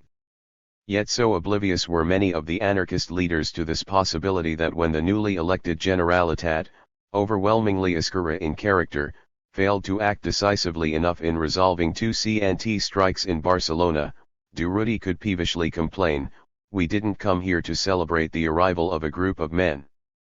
We came to tell the left fiat we were the ones who decided your triumph and we are the ones who are maintaining two conflicts, the strikes in question M.B. which must be solved immediately. It was our generosity that decided the reconquest of February 16th. The statement was remarkable as evidence of the trend it seemed to reveal. The anarchists, even militants such as Durruti, were slowly becoming clients of the creature they most professed to oppose, the state power itself. TWQ bitter years of repression and, by contrast, the obvious power they felt, and enjoyed, in tipping the Popular Front to the side of victory, served not to render their thinking more guarded, subtle, and flexible, but rather more naive, crude, and complacently rigid. Having taken to the vote, they began to take to politics. This tendency, which the FAI had originally been created to block, was reinforced by the increasing bureaucratization of the CNT. As Richards notes, 188. There can be no doubt that whilst paying lip service to the principle of abstention in the February elections, the leadership of the CNT was working behind the scenes, offering the left politicians the potential vote of the Confederation represented in return perhaps for guarantees that the political prisoners would be released in the event of a Popular Front victory. These are far from being wild speculations. What is certain is that within the CNT there have always been strong personalities who, as is always the case with those who would ride roughshod over basic principles, declared themselves to be the practical men, the realists of the movement. The union with the opposition syndicates which later was to occur increased the number of these strong personalities in the leadership of the anarcho-syndicalist movement.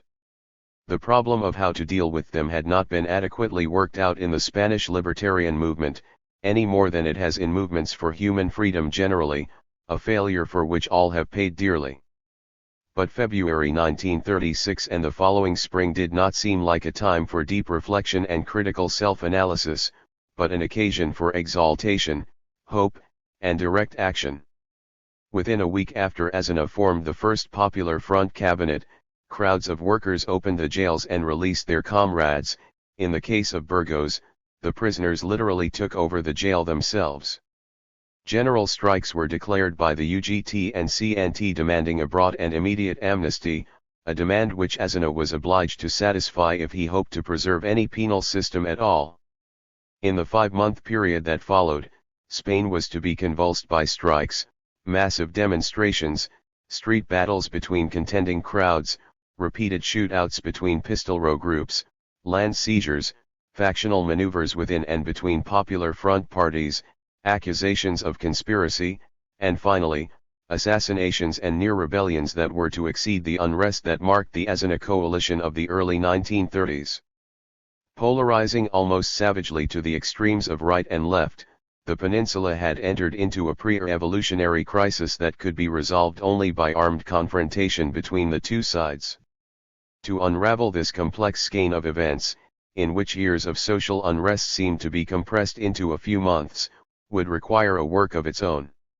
Only the broadest trends and most significant occurrences can be cited here.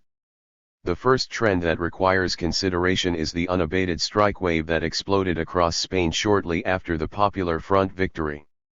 Although both the UGT and CNT launched so-called lightning strike actions throughout the spring, it is generally agreed that the CNT established the pace and remained almost continually in the forefront of the movement. Hardly a week passed without syndicates in one of the two unions calling out workers, at times in general strikes that paralyzed major cities. In late March, both UGT and CNT steel workers left their foundries.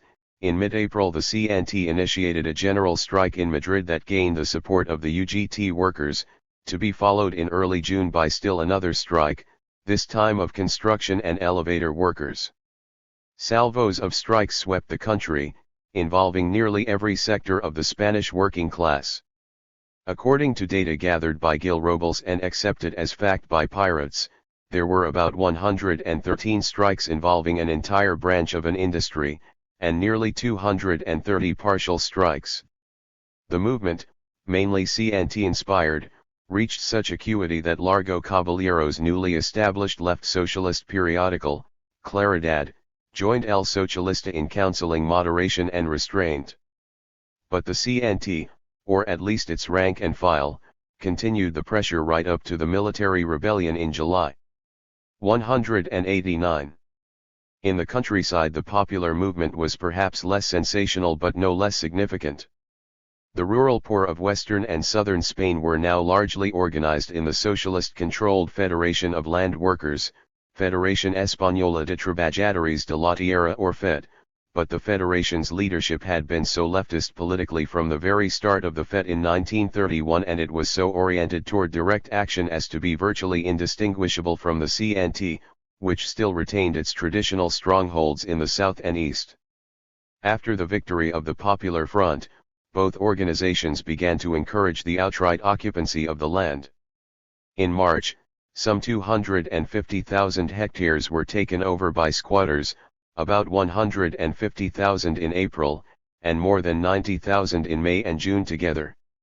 Despite this decline in figures, possibly reflecting both government measures to accelerate the passage of land reform legislation and the restraining hand of die-hard socialists in Madrid, the countryside was seething with peasant revolt. Thousands of peasant families had taken to roads and were looking for work. Others, under anarchist influence, seized the land and claimed it as their own irrespective of any pending or existing legislation. In most cases, when civil guards reoccupied expropriated land, the peasants left temporarily, only to return when the Guardia had departed. The landlords were in a panic. Recalling the uprisings and bam-bummings of earlier times, they and their families fled to the safety of the cities, leaving entire plantations deserted. The peasant seizures were no longer the episodic flare-ups of the past, rising and subsiding from village to village, nor could they be contained by sending a division or two into the countryside to pacify a string of isolated pueblos. Spain was in the throes of a full-scale revolution in the countryside, comparable in every way to the great land revolts of Mexico and Russia.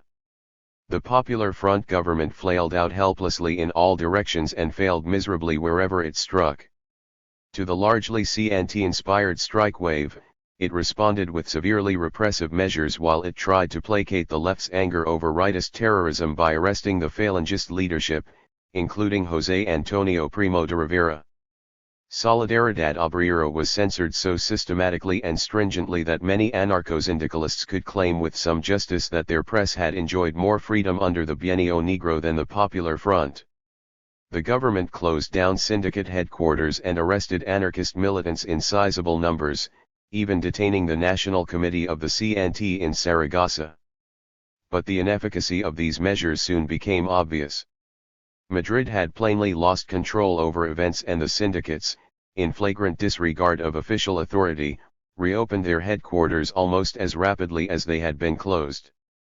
The struggle was passing from the Cortes and the bureaucratic offices of the state into the streets, where massive demonstrations, clashes between crowds, and shootings of political opponents seemed to reveal even more dramatically than the strikes and land seizures the breakdown of traditional authority. Everyone sensed the impending explosion. The socialist youth and the Falange had formed their own paramilitary forces and were training almost within sight of each other in Madrid. Falangist terrorism began to reach menacing proportions almost directly after the Popular Front victory, when a group of Falangist students tried to assassinate the socialist deputy Jiménez de Ezda. For the leftist street mob responded by partially burning 2 churches and the printing plant of La Nación, a particularly reactionary periodical. Scarcely 4 days later, shots were fired at Largo Caballero's home. The period of assassinations by both sides now began in earnest. Within a week after the attack on Caballero's home, the rightist deputy Alfredo Martinez was killed in Oviedo.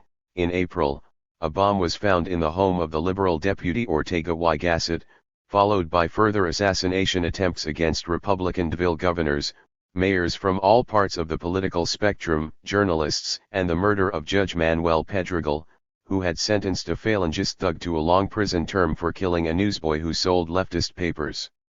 Armed clashes broke out between Falangists and leftists, police, and peasants. Even CNT and UGT workers disputed union rivalries and strike issues gun in hand. The rivalries within the left were paralleled by rivalries within the right.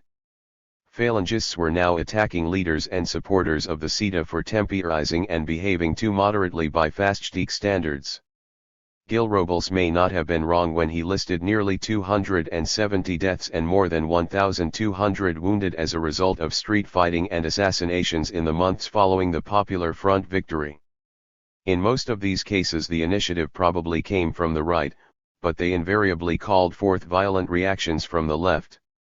Ideologically speaking, observes Jackson, heroic violence belonged more to the fascist spirit than to the left, but the Socialist youth, meditating the fate of the German Socialists in 1933 and the Austrians in 1934, chose to fight fire with fire.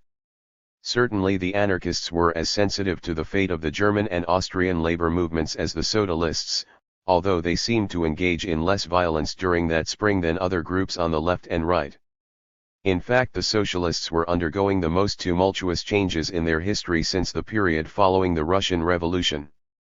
Largo Caballero's conversion to revolution had produced and revealed a crisis within the party. With the victory of the Popular Front, an unavoidable question emerged: should the Socialists form another coalition with the Republicans? 4 years earlier this question would have raised no serious factional disputes within the party. Indeed, Caballero had occupied the post of Minister of Labor with telling effect upon the CNT. Now the reformist of yesteryear, who had willingly collaborated with the Primo de Rivera dictatorship, had become the Spanish Lenin. He had a highly influential paper of his own, Claridad. He was the adored Achilles of the socialist youth and spokesman for growing leftist tendencies within the Socialist Party and the UGT. As the Spanish Lenin, he opposed the entry of any socialists into the Popular Front cabinet. Indalecio Prieto, on the other hand, had emerged as the spokesman for the party bureaucracy, which preached the verities of moderation, and for many Asturian miners who had paid dearly for the revolutionary adventures of 1934. Prieto charted a decidedly reformist path for the party and favored ministerial collaboration with the Republicans. Although nominally in control of the party, his influence with the rank and file seemed to be dwindling rapidly. The struggle between the Kabbalists and Pietists reached acute form in mid-spring when both sides did not hesitate to use physical violence against each other at party meetings. But Caballero's influence was tentative at best and turned out to be largely illusory so far as the party's diehards were concerned. At the party elections of June 30, Preto's supporters received a larger proportion of the votes than Caballero's. The fact is that the stalwarts within the Socialist Party were really moderates after all. To the degree that Caballero continued to beat the drums of revolution, the membership gradually backed off. Perhaps even more significantly, Caballero had lost his hardcore support when he permitted the socialist youth to combine organically with the communist youth in a single organization. Grossly ill-advised by his close friend Julio Alvarez del 191. Veo, who had just returned from a dazzling trip to Stalinist Russia, he had been led to believe that a fusion between the 200,000 young socialists and some 50,000 communist youth would permit the assimilation of the communists by the socialists, thereby strengthening his hand in the struggle with Preto. A similar ploy was later planned for Catalonia, where the socialists and communists fused under Juan Comerera to found the Unified Socialist Party of Catalonia, PSUC. But this strategy backfired, producing the very reverse of what had been intended. By 1936 it required exceptional political myopia not to see that the communists had become masters at swallowing up independent organizations under the cry of unity. For the Spanish Communist Party, as for communist parties everywhere, unity had become the talisman for cannibalizing the entire left and making it over into a merchandisable instrument for Russian foreign policy in general and local Stalinist movements in particular.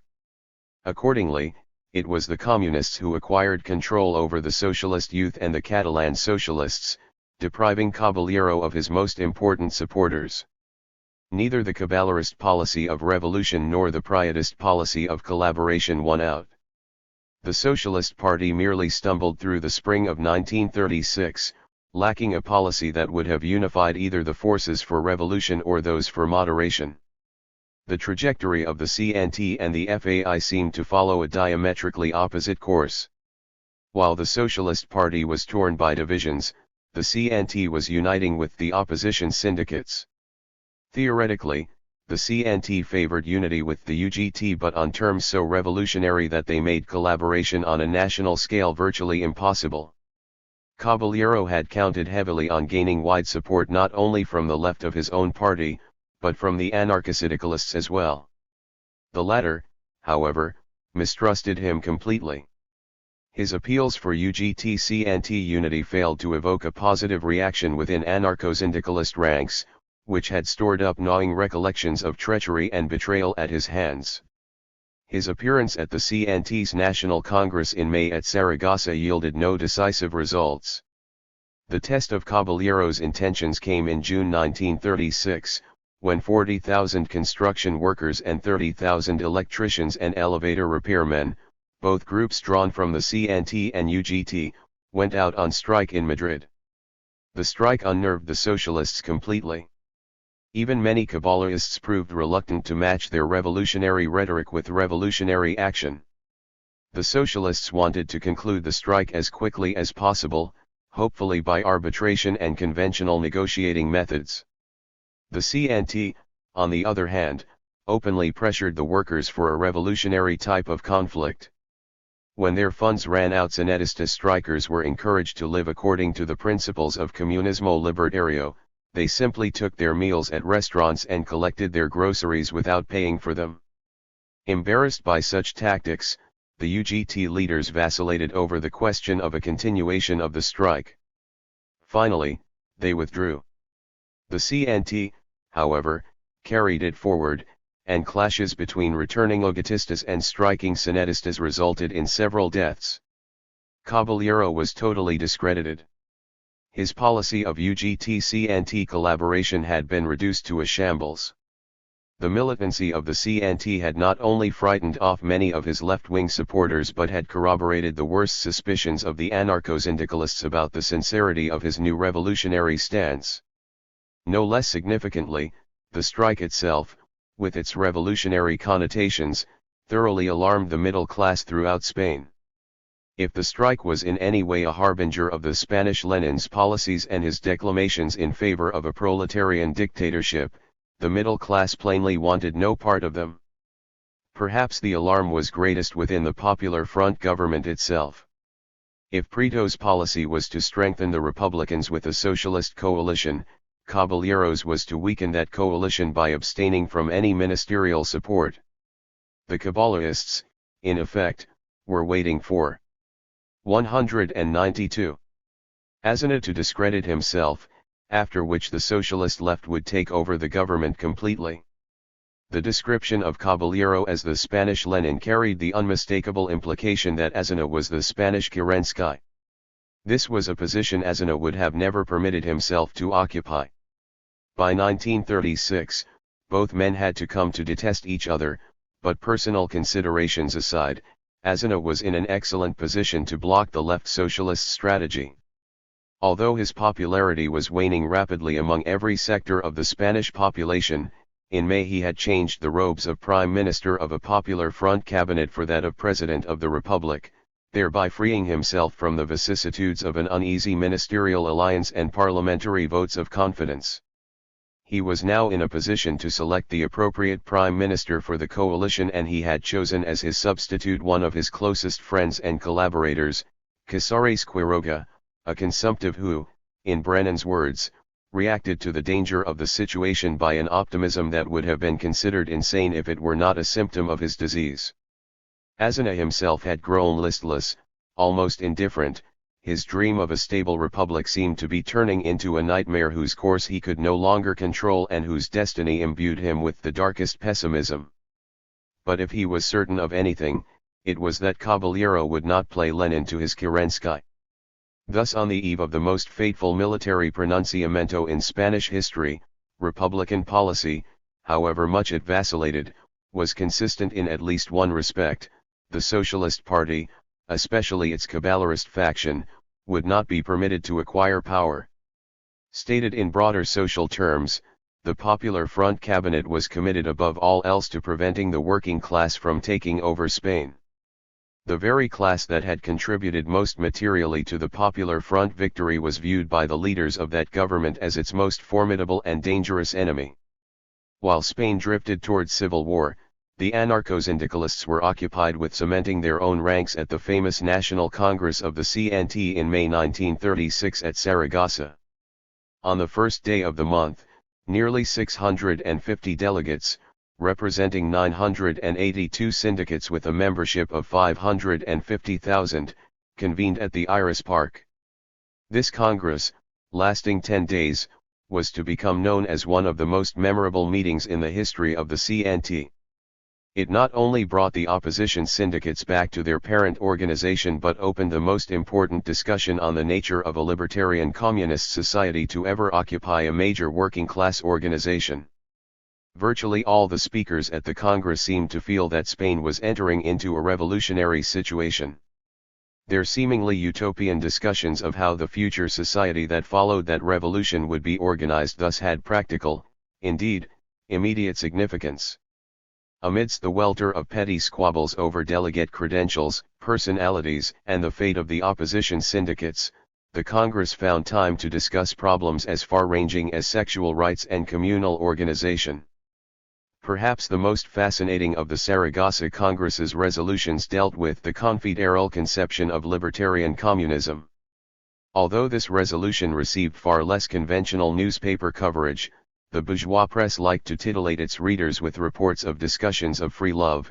It became one of the most important statements of libertarian principles by the CNT. The resolution was careful to deny that it sought to predict the structure of the future society, since there is often a great chasm between theory and practice. Nor was the revolution which ushered in that future society to be regarded as a sudden act of violence, for much depended upon revolutionary action as a psychological phenomenon in opposition to the state of things that oppresses the aspirations and needs of the individual. Violence was not the totality of the revolution but merely the first step which abolishes private property, the state, the principle of 193. Authority, and consequently, the class division of men into exploiters and exploited, oppressors and oppressed. Its emphasis on revolution as a psychological phenomenon and its abhorrence of authority marks the resolution as a strictly anarchist document. Indeed, such an orientation would have seemed out of place amid the scientific, objective, depersonalized rhetoric of a Marxist document. The resolution went on to describe the structural details of communal organizations and their federation. Economic planning had its base in the producer, the individual as the cell, as the cornerstone of all social, economic, and moral creation, who functions through the workplace, the syndicate, and the geographic commune. No contradiction need exist between the individual and free communal entities. In accordance with the fundamental principles of libertarian communism, as we have stated above, all men will hasten to fulfill the voluntary duty which will be converted into a true right when men work freely of giving his assistance to the collective, according to his strength and capabilities, and the commune will accept the obligation of satisfying his needs. The famous communist slogan, "From each according to his ability, to each according to his need," was to guide the commune in its allocation of resources and its claims on human labor.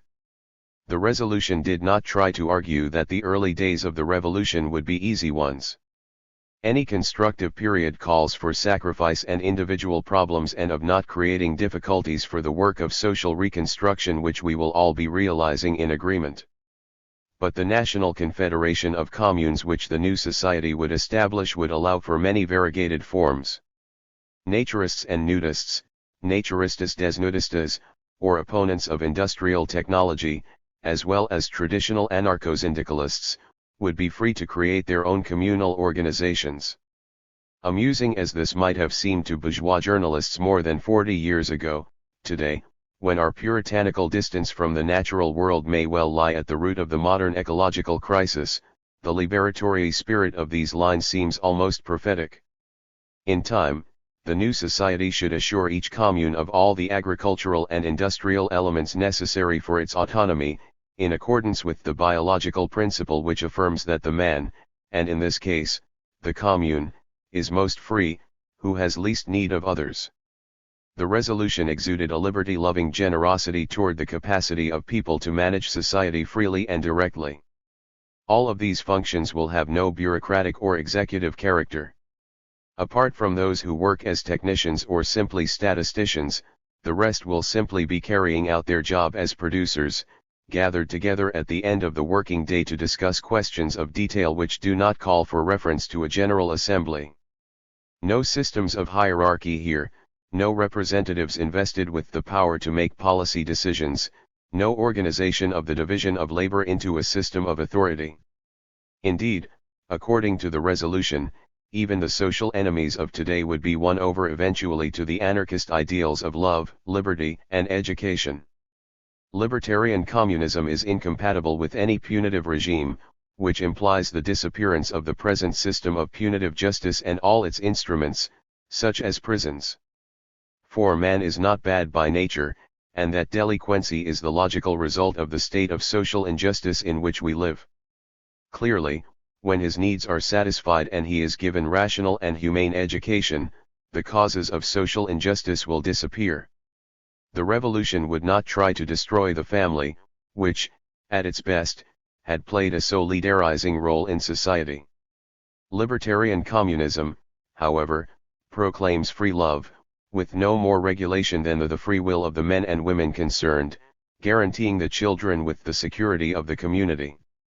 This resolution was carried unanimously by the delegates of the 194 Congress.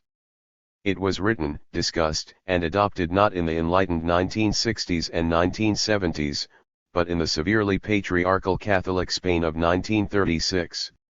Today, it is impossible for an urbane and modernistic generation to realize how far these anarcho-syndicalist workingmen and working women were in advance of their time. The tragedy of the movement they represented is that their dream was to be drowned in blood and washed away into the most remote corridors of history. Other people, living in another age, would be obliged to rediscover it without any knowledge that it had articulated the dreams and hopes of innumerable workers and peasants. When the delegates finally dispersed, many to die a few months later in the Civil War, the vision of this society seemed to override many practical problems. If there was anything utopian about the Saragossa Congress, it was not its resolution on a libertarian communist society but, as Vernon Richards points out, the lack of any discussion of the problems that might face the organization during the revolutionary period. More specifically, what was to be the attitude of the organization on the morrow of the defeat of the military putsch when it found itself suddenly at the head of the revolutionary movement. Such a possibility could easily be envisaged in Catalonia, if not in the provinces under the central government. Perhaps for the rank and file the answer was a simple one: the social revolution.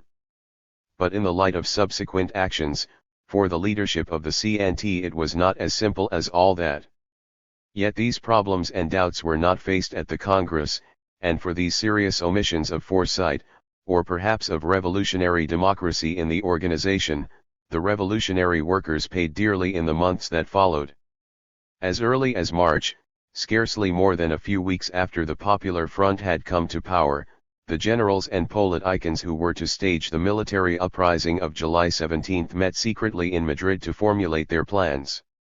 The natural leader for the revolt seemed to be General José Sanjurjo, organizer of the aborted pronunciamiento of August 1932, who lived in Portugal but kept himself intimately informed of events across the frontier.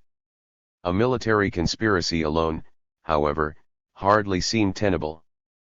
Political support was needed. Sanjurjo was a monarchist, and so too were an appreciable number of officers involved in the conspiracy.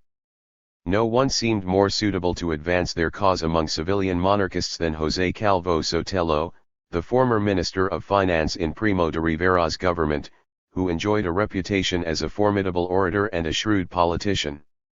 Calvo Sotelo had traveled widely through Europe, where he became enamored of corporative and fascist ideologies.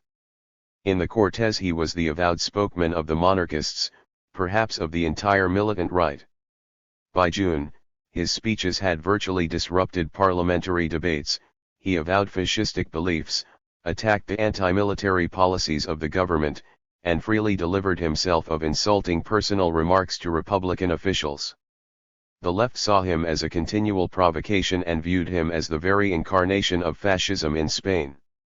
More symbolic than real at these conspiratorial meetings was the figure of José Antonio Primo de Rivera. While in prison, the son of the former dictator had become the hero of the extreme right. From the welter of Carlist, conservative, and clerical groups, the Falange was to eventually emerge as the political backbone of what was later to be called the nationalist cause, and José Antonio was to become its martyr after his execution during the Civil War. Behind the parties and generals stood the entrenched wealth and power of Spain's great land magnates, industrialists, aristocrats, clergy, and sectors of the petty bourgeoisie. 195. But the real responsibility for the revolt rested in the hands of the generals, and their success required careful planning. Colonel Valentin Galarza represented Sanjurjo. He was joined by the presumably liberal General Mola, Colonel Yag of the Foreign Legion, the moderate Republican General Gonzalo Queipo Delano, who had abandoned his slender loyalties to the government with the victory of the Popular Front, Generals Villegas and Fangel, who had the misfortune of being stationed in Madrid, General God, and only later, by General Francisco Franco. The government was not unmindful of the potential for a military pronunciamiento. It had been quietly shifting reactionary officers to remote posts. Franco had been packed off to the Canary Islands, God to the Balearics. The Minister of War, authorized to ignore rules of seniority in appointing commands, filled key vacancies with officers known to be sympathetic to the Republic. Unluckily, Mola, who held the main threads of the conspiracy in his hands, had been assigned to the Pamplona military district in the heart of Navarre, where he could count on Carlist support.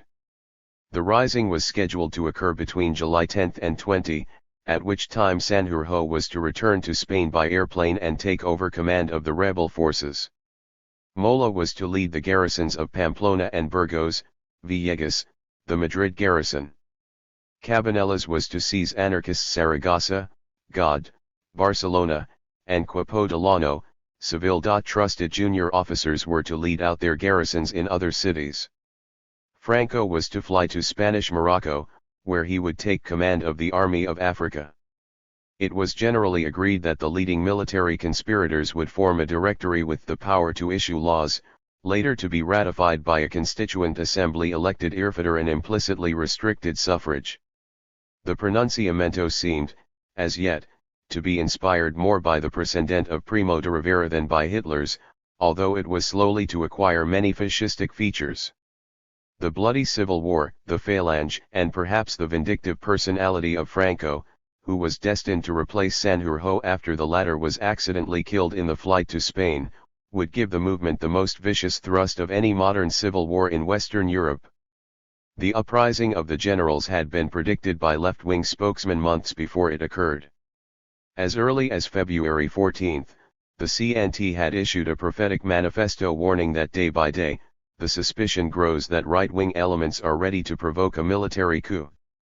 Morocco appears to be the focal point of the conspiracy. The insurrection is subject to the outcome of the elections. The plan will be put into effect if the left wins. We do not support the Republic, but we will contribute all our efforts to an all-out fight against fascism in order to defeat the traditional oppressors of the proletariat. This, of course, was mere guesswork. It tells us more about the course the CNT was to follow in the Civil War and its inability to formulate a policy to deal with the consequences of its electoral support of the Popular Front than it does about the actual behavior of the right on the eve of the elections. Republican officers with more substantial facts had informed the government in April that military conspiracies were underway. On May 1, Prieto with uncanny prescience not only had warned of a military revolt but had singled out Franco as the most likely candidate for the dictator of Spain. The government was well aware of Fangel's operations in Madrid. Even conservative deputies whom Calvo Sotelo had tried to enlist in the conspiracy reported his efforts to the cabinet. As the evidence increased, so did the government's paralysis in the face of the impending crisis. Indeed, shortly before the rebellion, Aznar publicly assured journalists and political colleagues that the current unrest was temporary and would soon be followed by a more tranquil atmosphere. But tension continued to mount. On July 11, a group of phalangists briefly seized the radio station of Valencia and broadcast the following message: Radio Valencia. The Spanish Phalange 196 has taken possession of the transmitter by force of arms. Tomorrow the same thing will happen at all the radio stations in Spain. This event followed by only a few hours a confidential warning to Casares Quiroga that a military uprising was imminent, to which the Prime Minister flippantly replied, "So you are assuring me that the officers are going to rise? Very well, gentlemen, let them rise. I, in contrast, am going to lie down." The next day, on July 12, a socialist lieutenant of the assault guards was shot to death by a group of phalangist gunmen. Within hours of the assassination, the victim's angry comrades had decided upon a dramatic act of revenge. Arriving at Calvo Sotelo's home in a police car, they arrested the right-wing parliamentary leader, drove off with him in their vehicle, and shot him, dumping his body in the Madrid cemetery. The generals had found their martyr. The day of the uprising was pushed forward to July 17 to take advantage of the sensation produced by the assassinations. The commanders were placed in a state of readiness. In Madrid the leftist parties, headed by Caballero, requested arms but the government coldly refused.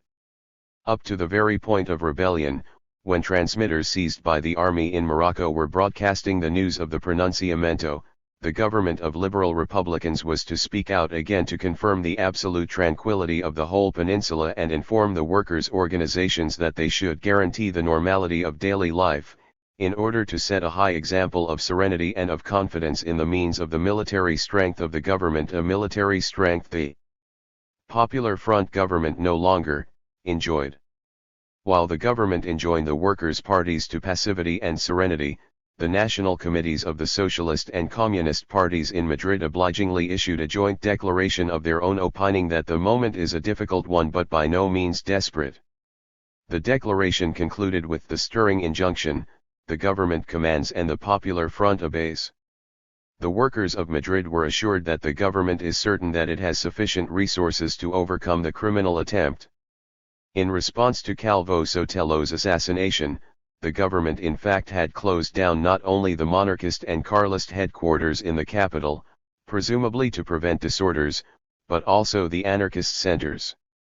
This attempt to neutralize the most militant elements in the labor movement all but assured that Madrid would remain serene.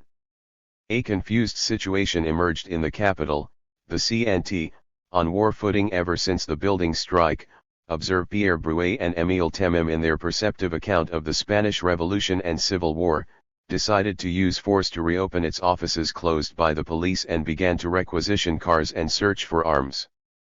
David Antona, secretary of its National Committee, was freed from prison on the morning of July 19. He went to the Ministry of the Interior and threatened to send his men to attack the prisons and release the militants who were still imprisoned there. The left socialists unearthed and distributed the arms they had concealed since the October events of 1934. Workers' patrols began to appear on the streets. Yet Madrid, on the whole, was strangely guarded in its actions. No assaults were made on the barracks. Indeed, one rebel regiment made its way out of the capital, apparently without opposition, to join forces with Mola in the north. UGT construction workers, dutifully obeying the Ministry of Labor's strike awards, returned to their jobs. The CNT continued its strike, although by now both unions had given orders for a general strike. No decisive fighting occurred on either side in Madrid until 2 days after the pronundamento, when loudspeakers in the streets broadcast the news that the Barcelona proletariat had been victorious in an open struggle with God's troops. It was in anarcho-syndicalist Barcelona and virtually in that city alone that serious preparations and the most effective efforts were undertaken to cope with the military rebellion. In 197. Instead of issuing reassuring statements after the fashion of the socialist and communist parties in Madrid, the CNT and FAI placed the entire working class of the city on the alert. Sanetista workers filled their syndicate halls clamoring for arms. Although the CNT and FAI had formed a liaison committee with the Generalitat to cope with the military uprising in a united manner, companies responded to these demands by declaring that no weapons were available. But this was Barcelona, not Madrid, where the government commands and the popular front obeys. With characteristic independence, a group of anarcho-syndicalist dock workers led by Wanyag secretly boarded ships in the harbor, stripped them of weapons, and deposited the arms in a syndicate headquarters. The headquarters was soon surrounded by police, and after delicate negotiations some of the weapons were returned to avoid a conflict with the police, many of whom were sympathetic to the workers' cause and were later to aid them in fighting the rebel troops. During the afternoon of the 18th, Sanetistas raided sporting goods stores and whatever arms depots they could find. They also seized dynamite from the dockyards. Sympathetic assault guards distributed arms from their barracks. From the building syndicate, which had now become a sort of war headquarters for the CNT, plans were drawn up for resistance. Private cars, splashed with the letters CNT-FAI, prowled the streets as a warning that the anarcho-syndicalists were prepared for battle in the event of any uprising. Workers, often acting largely on their own, began to arrest known phalangists and rightists, stopping all suspicious passers-by near government buildings and barracks. CNT workers mounted a 24-hour guard on their headquarters, while all over town their comrades, armed with makeshift weapons, lay in wait for any suspicious action by the troops. On July 18, the generals declared their pronundamento and, in the morning hours of the next day, soldiers of the Barcelona garrison, perhaps the largest in Spain, began to leave their quarters to occupy strategic centers of the city. Almost everywhere they encountered workers massed behind barricades, snipers from rooftops, and immense crowds walking toward them with their few weapons raised over their heads, pleading with the soldiers not to shoot their proletarian brother and sisters. Where these pleas were disregarded, the troops encountered furious resistance by armed workers or, to their utter amazement, were simply overwhelmed by crowds that surged forward in total disregard of the military's superior firepower. The generals' uprising had begun, but so too had the libertarian social revolution. 198. Chapter 11, Concluding Remarks. We must leave the details of that revolution, its astonishing achievements and its tragic subversion, to another volume. That Sanjurjo was to perish in a plane crash on his way to Spain, leaving Franco commander of the entire military uprising, that the war on the peninsula was to become inextricably tied to European power politics, that Spain was to endure 3 tormenting years of internecine conflict. All of these events belong to the conventional histories of the Spanish Civil War. Without entering into a discussion at this time of the anarchist collectives and the experiments in workers' control of industry that developed in the latter half of 1936, we must try to assess the meaning of the events recounted in this volume. What was the place of the Spanish anarchist movement in the larger history of proletarian socialism? What were its possibilities and its limits? Are the organizational forms developed by the CNT and FAI relevant to radical movements in our own time? Today, long after the Spanish anarchist movement was destroyed by Franco, these beguiling questions linger on. The movement still haunts us not only as a noble dream or perhaps a tragic memory, but as a fascinating test of libertarian theory and practice. Although Spanish anarchism was virtually unknown to radicals abroad during the heroic years of its development, it could be argued in all earnestness that it marked the most magnificent flowering and, in the curious dialectic of such processes, the definitive end, of the century-long history of proletarian socialism. The emergence of the working class, specifically of the Parisian proletariat, as a revolutionary force on the June barricades of 1848 had totally changed the landscape of earlier radical theory. Until that event, critical views of society had been shaped by the notion of a broad populist conflict between an entrenched minority of oppressors and a dominated mass of oppressed. Radicals generally conceived of these polarized segments of society in very ill-defined terms. Under the rubric of the people, le peuple, they fashioned a broad constituency in which highly variegated, later historically hostile, strata such as craftsmen, factory workers, peasants, professionals, petty merchants, and entrepreneurs of small industrial installations were cemented by a common oppression at the hands of monarchs, aristocrats, and the wealthiest sectors of commercial, financial, and industrial classes. Accordingly, the people were united more by the social elements they opposed than by an authentic community of shared economic interests. In the opening years of the Great French Revolution of 1789, the people was actually a coalition rather than a class. As the revolution unfolded, this coalition began to disintegrate. Lofty utopian ideals based on liberty and equality could not suppress antagonisms that craftsmen felt for their erstwhile merchant allies or factory workers for their employers. Nor were these ideals sufficient to temper the narrow parochialism of the peasantry and the egotistical aspirations for advancement on the part of the professionals. Nationhood, patriotism, and the republican virtues that inhered in the concept of citizenship barely concealed the widening antagonisms and diverging interests that coexisted within the so-called Third Estate, a term, it is worth noting, that was initially borrowed from feudalism in order to oppose feudalism. 199. The June 1848 rising of the Parisian proletariat replaced the populist struggle with the class struggle, dispelling the traditional mystique of the people, the nation, and the citizen. It was now clear that the popular coalitions against pre-industrial elites embodied hostile classes. A scientific socialism, divested of any moral or ethical content, began to replace the ethically charged populist and utopian socialism that had been born in the late years of the Great French Revolution and its aftermath. Surplus value was an increment unique in form. The bourgeoisie acquired it not by the forcible appropriation of surplus labor and of the laborers themselves but by the seemingly fair exchange of labor power for wages on the open market. Workers were no longer slaves or serfs, they were juridically free and hence represented an historically unprecedented type of oppressed class. Lacking the industrial facilities which were owned by the bourgeoisie, they were free to work or, of course, to starve. Liberty in becoming a political reality, had only been rendered even more of an economic fiction. By the mere possession of industrial facilities that were too large to belong to the toolkit of the traditional craftsman, the bourgeoisie, itself a unique historical class, had emerged, and by the mere workings of the free market in labor power, this class was able to ensnare the proletariat in a skein of subservience, expropriation, and exploitation. Everyone in society was free and equal. Indeed, this very freedom to own property without restriction and the equality of a fair exchange of labor power for wages concealed the enslavement of the workers to capital as an inevitable process. The free market also made inevitable the radicalization of the proletariat.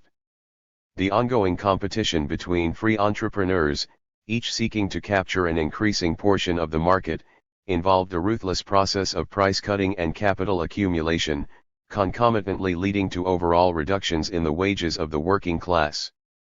Eventually, the working class would become so impoverished that it would be driven to social revolution. Marx gave no credence to the notion that the proletariat would revolt under the impulse of high-minded ideals. When socialist writers ascribe this revolutionary historic role to the proletariat, he observes, "It is not, because they consider the proletarians as gods. Rather the contrary.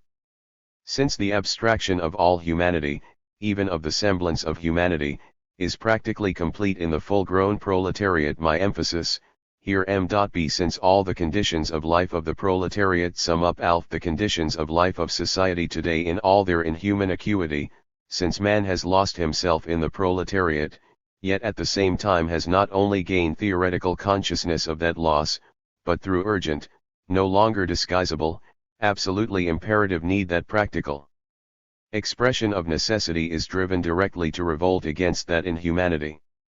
Not in vain does it go through the stern but steeling school of labor. The question is not what this or that proletarian, or even the whole of the proletariat at the moment considers as its aim. The question is what the proletariat is, and what, consequent on that being, it will be compelled to do. 2. Accordingly, socialism becomes scientific and develops as a science of proletarian socialism because of what the proletariat will be compelled to do *, not because it is composed of gods. Marx, moreover, imparted this revolutionary function to the full-grown proletariat, not to déclassé peasants who had been removed from the land or to impoverished craftsmen, the social strata with which the capitalist class was to man the factories and mills of industrial society. Unless events patently forced Marx to acknowledge the radical traits and insurrectionary volatility of these déclassé elements, he generally viewed such strata as the alte skies, the old shit, lingering over from the formative era of industrial capitalism. The hopes of proletarian socialism lay primarily in the full-grown proletariat of modern industry, a class always increasing in numbers, and disciplined, united, organized by the very mechanism of the process of capitalist production itself. Proletarian socialism, in effect, was meant to demystify the notion of the people as a homogeneous revolutionary mass and to demonstrate that beliefs such as liberty and equality could not be divorced from the material conditions of social life. Yet within this very process of demystification, Marxism generated a number of highly misleading myths which were to show the limits of proletarian socialism itself. The June barricades of 1848 had in fact been manned not by an industrial proletariat disciplined, united, and organized by the process of capitalist production, but by craftsmen, home workers, nondescript laborers of every sort, porters, unemployed urban and rural poor, even tavern keepers, waiters, and prostitutes, in short, the flotsam and jetsam of French society which the ruling classes had habitually designated as canaille. These very same elements, nearly a quarter of a century later, were to man the barricades of the Paris Commune. It was precisely the industrialization of France after the Commune, and with this process, the emergence of a full-grown hereditary proletariat disciplined, united, organized by the process of capitalist production, that finally was to silence the crowing of the French red cock that had summoned Europe to revolution during the 19th century. Indeed, much the same could be said of the Russian proletariat of 1917, so recently recruited from the countryside that it was anything but a full-grown working class. The great proletarian insurrections that seemed to lend such compelling support to the concept of proletarian socialism were fueled primarily by social strata that lived within neither industrial nor village society but in the tense, almost electrifying force field of both. Proletarian socialism became a revolutionary force for nearly a century not because a well-organized, consolidated, hereditary proletariat had emerged with the factory system but because of the very process of proletarianization. Dispossessed rural people and craftsmen were being removed from a disintegrating pre-industrial way of life and plunged into standardized, dehumanizing, and mechanized urban and industrial surroundings. Neither the village and small shop as such nor the factory as such predisposed them to the boldest kind of social action, rather, they were moved by the disintegration of the former and the shock of the latter. Demoralized to the point of recklessness, déclassés in spirit and often in fact, they became the adherents of the Paris Commune, the Petrograd Soviets, and the Barcelona CNT. The very half-grown quality of the early proletariat, formerly peasants and craftsmen or perhaps a generation removed from such status, produced a volatility, intractability, and boldness that the industrial system and factory hierarchy was to attenuate in their descendants the hereditary proletariat of the 1940s and 1950s, a class that knew no other world but the industrial one. For this class, no tension was to exist between town and country, the enemy of the city and the sense of shared responsibility of the small community, the standardized rhythms of the factory and the physiological rhythms of the land. The premises of the proletariat in this later era were formed around the validity of the factory as an arena of productive activity, the industrial hierarchy as a system of technical authority, and the union bureaucracy as a structure of class command. The era of proletarian socialism came to an end in a step-by-step process during which the half-grown, presumably primitive, proletariat became full-grown, mature in short, fully proletarianized. The proletariat, in effect, became psychologically and spiritually part of the very social system it had been destined, according to Marxian precept, to overthrow. Proletarian socialism, not surprisingly, became an institutionalized movement for the industrial mobilization of labor, largely economistic in its goals. It solidified into labor parties that articulated a pragmatic liberalism, thereby blunting even the intellectual susceptibility of the working class to revolutionary ideals. Finally and most disastrously, it fused with capitalism's inherent historic trend toward economic planning, centralized political and industrial control, hierarchical regulation, and economic nationalization.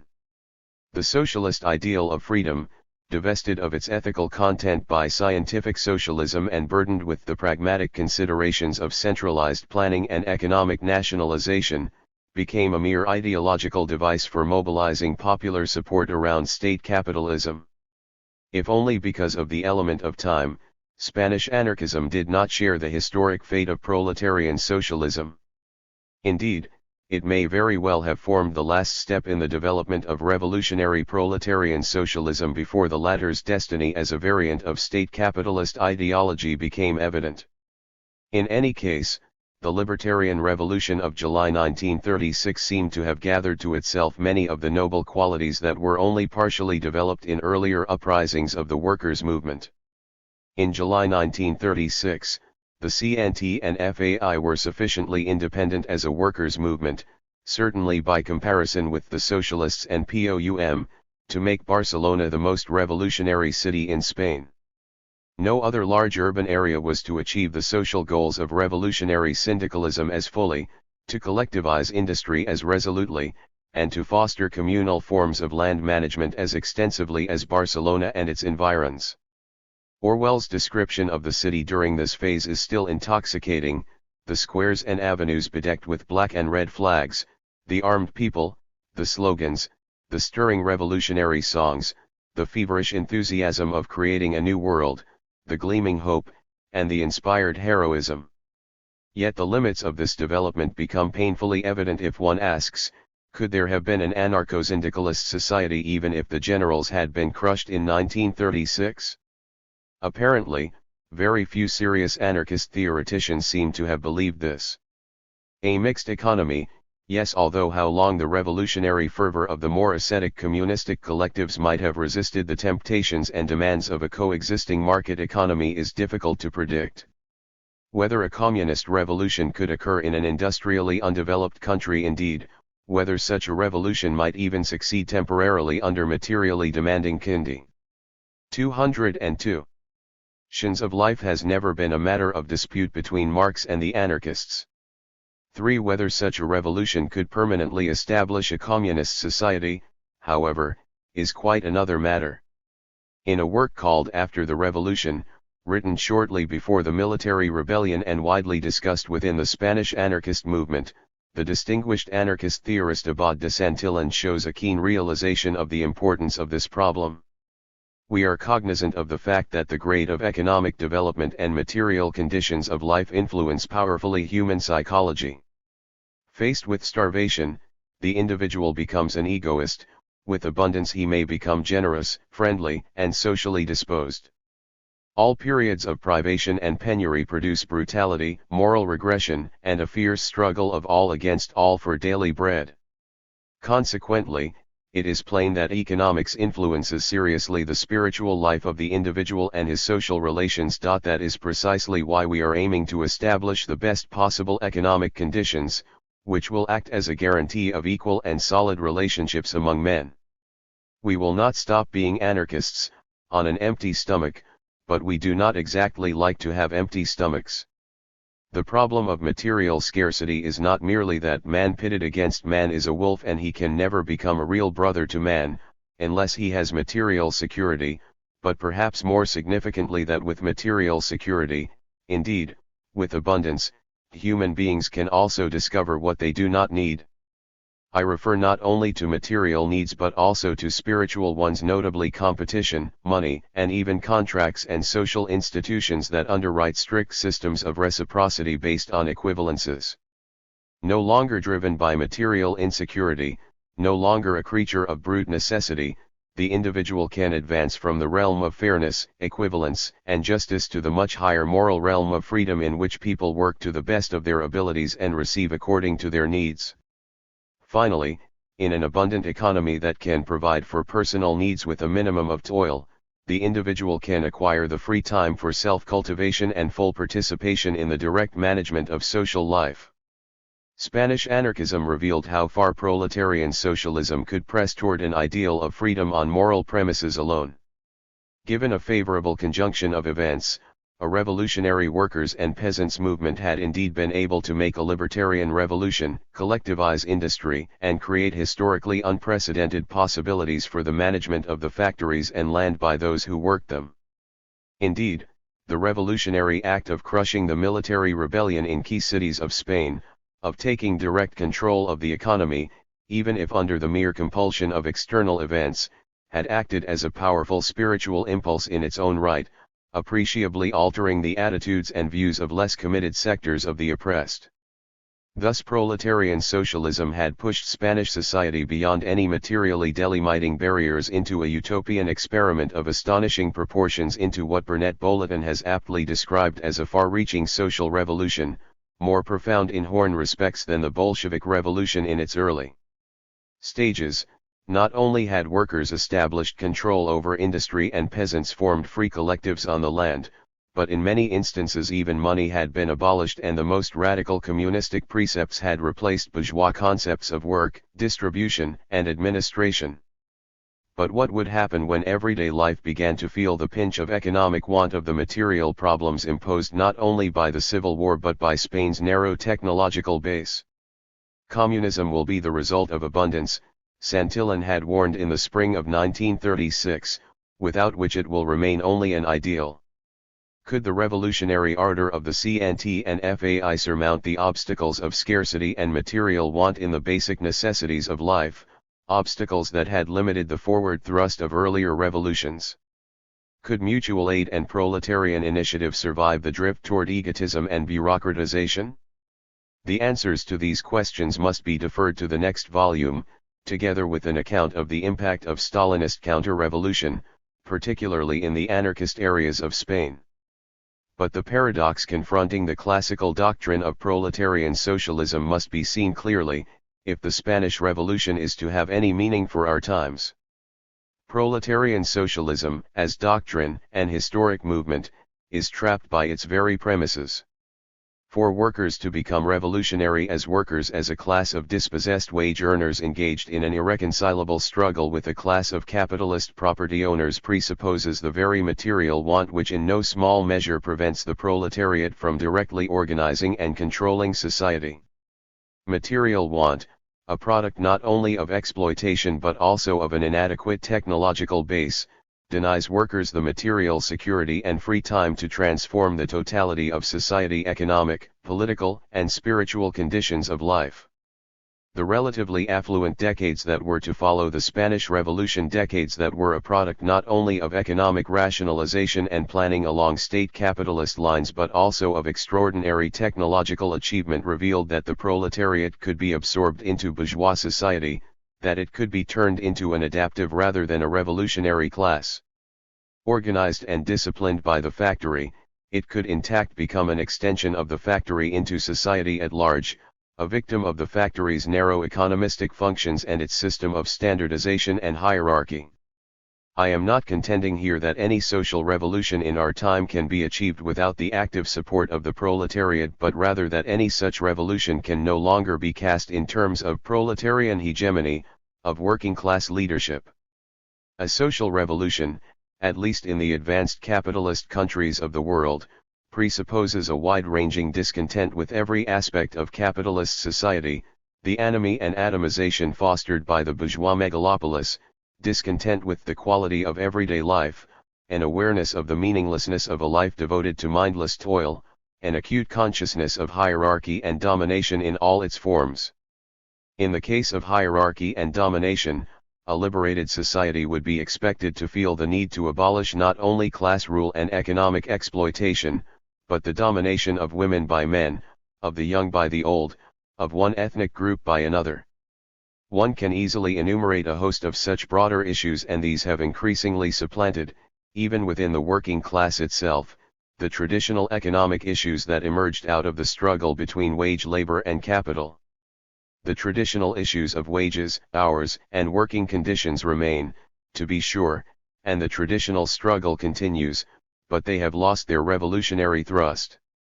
History itself has turned them into routine problems of negotiation, to be dealt with through established mechanisms and institutions that function entirely within the system. The steady erosion of the trade union movement and of labor parties from institutions with a larger social 204 vision to a loyal opposition within the factory, office, and state is perhaps the most telling evidence of this degeneration.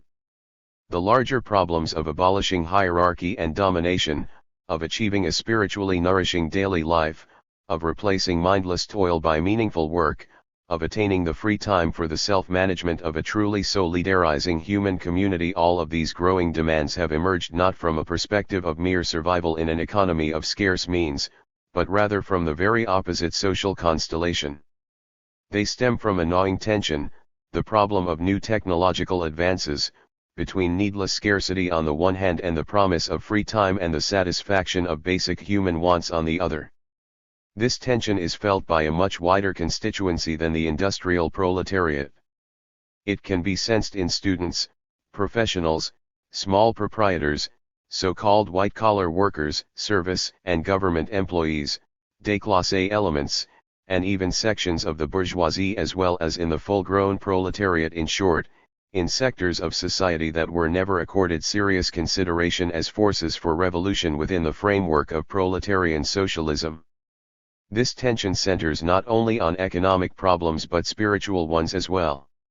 It fosters a unique commitment not so much to socialism, with its highly centralized state institutions and hierarchically organized bureaucratic infrastructure, but to a vision of a non-hierarchical, libertarian society, often simplistically designated as socialism, in which people in free communities administer society on the basis of direct democracy and exercise full control over their daily lives.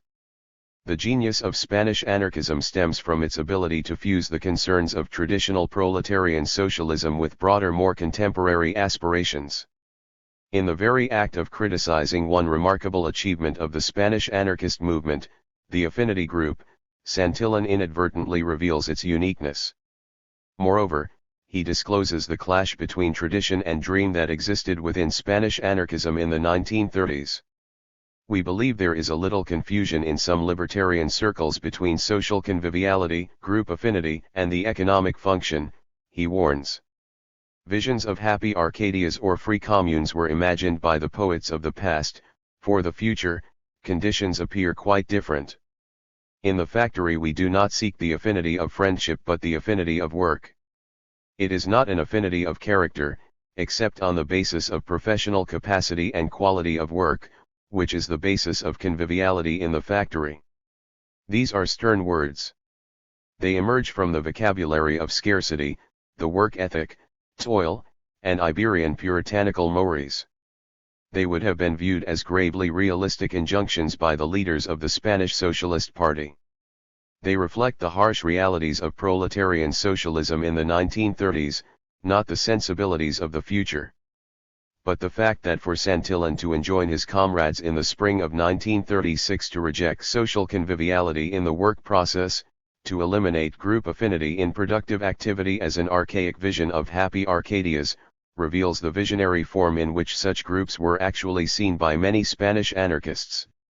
If we, today, increasingly see the need to turn work into a festive and Arcadian experience, if we address ourselves to a new sense of possibility that inheres in the work process, we would do well to recognize that it is only because of the technological opportunities created by our own time that we enjoy this privilege.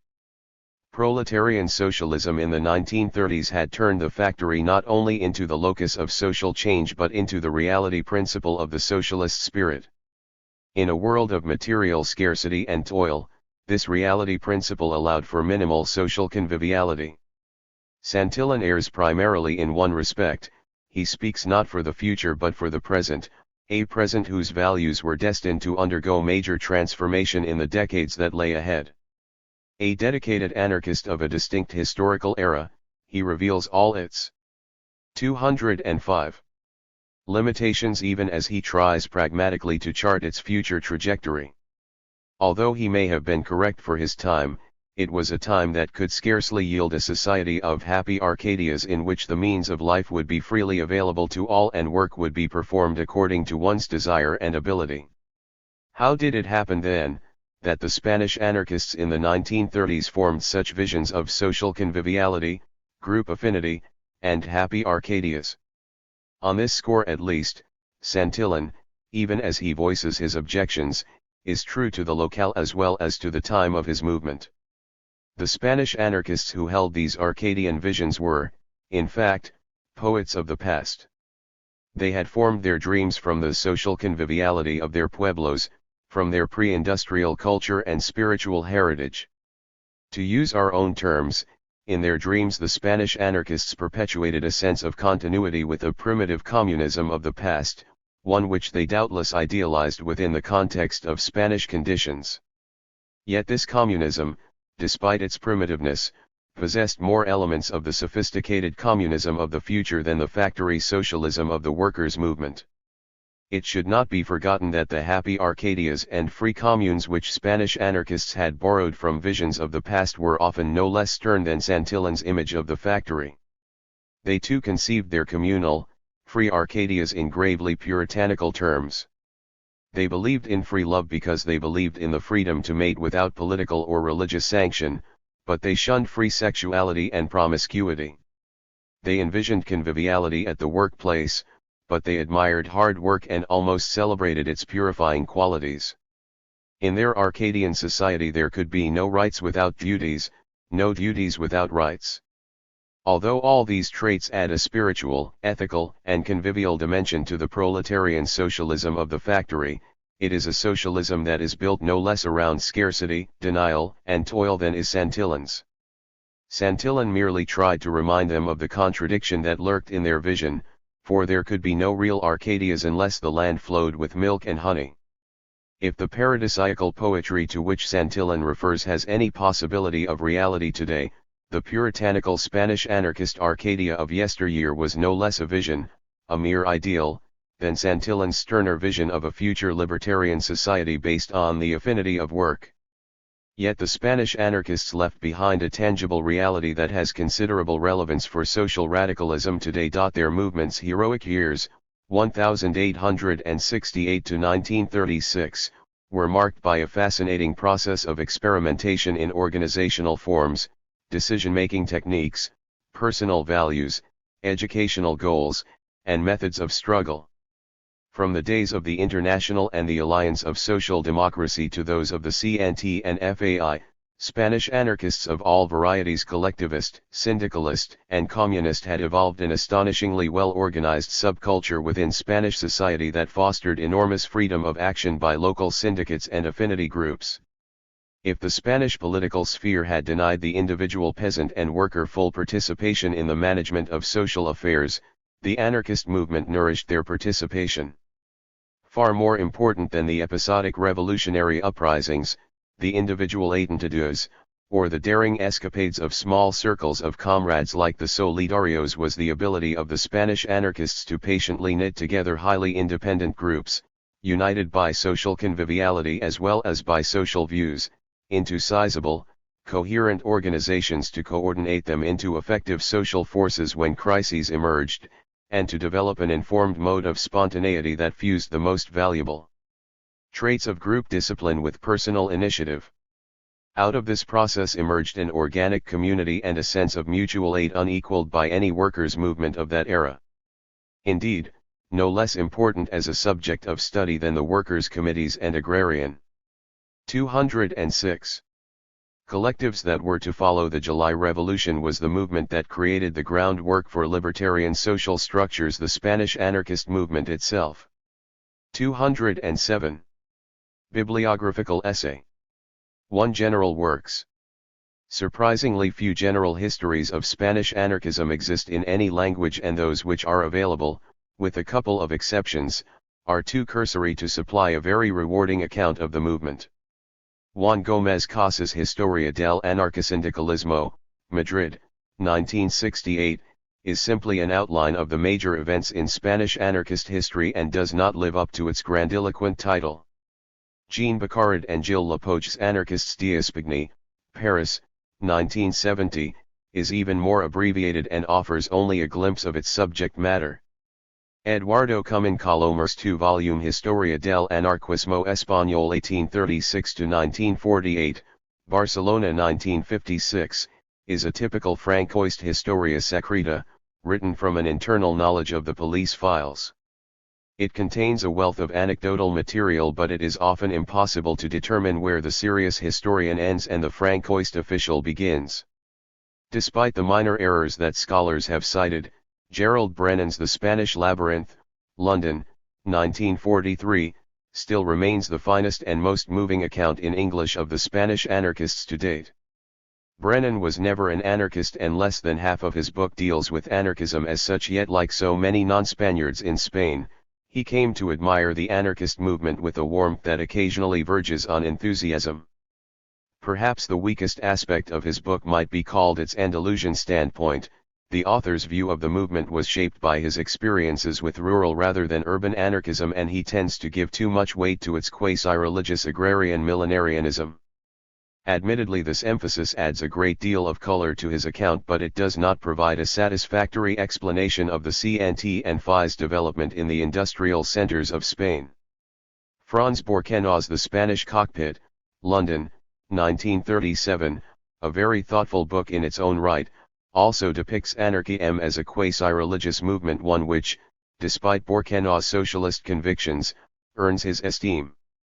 To counterbalance Brennan and Borkenau's semi-mystical treatment of Spanish anarchism, the reader might care to consult Diego Abad de Santillan's recent series, Contribución a la Historia del Movimiento Obrero Español, the first volume of which was published in Madrid in 1968. The reader should expect a textbook-like survey of the workers' movement, however, which often lacks the color and drama that one would expect to find after reading Brennan. Introductory surveys of the early history of Spanish anarchism appear in many of the larger works cited below. They serve primarily to orient the reader toward the specific period under discussion and do not constitute substitutes for a history of the movement. The opening chapters of César M. Lorenzo's Les Anarchistes Espagnols et le Pouvoir, Paris, 1969, José Piratz's Los Anarquistas en la Crisis Política Española, Buenos Aires, 1964, and Manuel Benasais's El Movimiento Obrero Español, Paris, 1966, are the best I have found of such summaries. As for surveys of Spanish anarchism included in general histories of the international anarchist movement or histories of Spain, at least those of recent vintage, some of them tend merely to repeat Brennan, others adopt a tone that is patronizing, if not bitterly caustic. 208. Too Early History, Chapters II-I. The period prior to Finelli's arrival in Spain is admirably covered by Fimanco Garrido Tortosa's Historia de las Asociaciones Obreras en Europa, Madrid, 1870. This two-volume account is perhaps the most valuable available source on early Spanish working class movements. Garrido was a friend of Reclus and toured Spain with him. His observations are based not merely on research into these movements but also on participation in them. In English, a splendid survey of early labor agitation appears in Bruce Levin's Economic and Social Mobilization, Spain, 1830–1923, Ann Arbor, unpublished, a sizable paper that correlates the activities of workers' and peasants' movements with Spanish industrial development and agrarian reform. A great deal of material now exists on the period during which the First International was formed in Spain. Within a single year, two excellent studies have appeared: Joseph Termes's Anarquismo y Sindicalismo en España, La Primera Internacional, 1864–1881, Barcelona, 1972, and Clara y Litta's Anarquismo y Revolución en la España del 19, Madrid, 1972. In the following year, Litta published an accompanying volume of texts and documents under the title, Antecedentes y Desarrollo del Movimiento Obrero Español, Madrid, 1973, which also throws considerable light on the period from 1835 to 1868. On the formation and development of Spanish anarchism, the reader should consult Anselmo Lorenzo's El Proletariado Militante, originally published in Barcelona, Volume I, 1901, Volume II, 1903, Juan Díaz del Moral's Historia de las Agitaciones Campesinas Andaluzas, originally published in Madrid, 1929, Max Netelo's Miguel Bakunin, La Internacional y la Alianza en España, originally published in Buenos Aires, 1925, and Casimiro Marti's Orígenes del Anarquismo en Barcelona, Barcelona, 1959. Lorenzo and Díaz del Moral's works are the real classics on the development of early Spanish anarchism and provide major sources of data for later, more scholarly studies. El Proletariado Militante is really a memoir by one of the founders and outstanding propagandists of Spanish anarchism. Díaz del Moral was not merely a historian but also an observer of some of the events he describes. Netelo and Casimiro Marti have produced two brief but masterful pieces of research.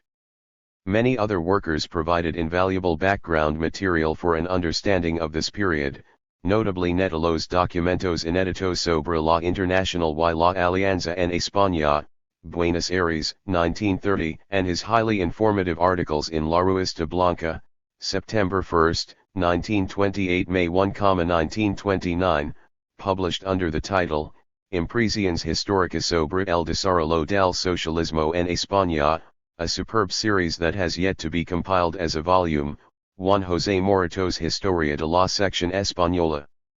De la Internacional, 1868–1874, Madrid, 1930, James Guillaume's excellent four-volume El Internacional, Documents et Souvenirs, Paris, 1905–1910, in my view one of the most outstanding of the many histories that are available on the First International.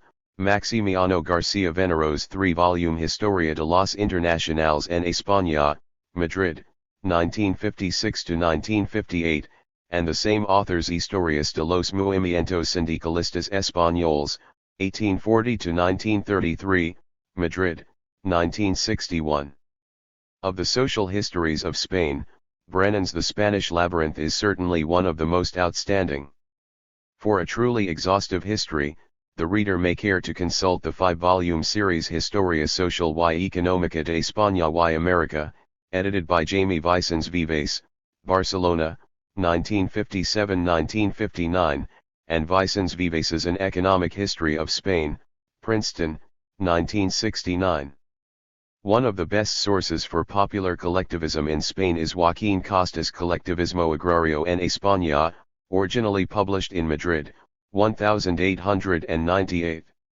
Raymond Carr's Spain, 1808-1939, Oxford, 1966, is an eminently readable and highly informative work on political events. Apart from Brennan's account, I know of 209. No book in English that is more deeply sympathetic to or so ably conveys the libertarian spirit of the Spanish people than Elena de la Souchere's An Explanation of Spain, New York, 1964.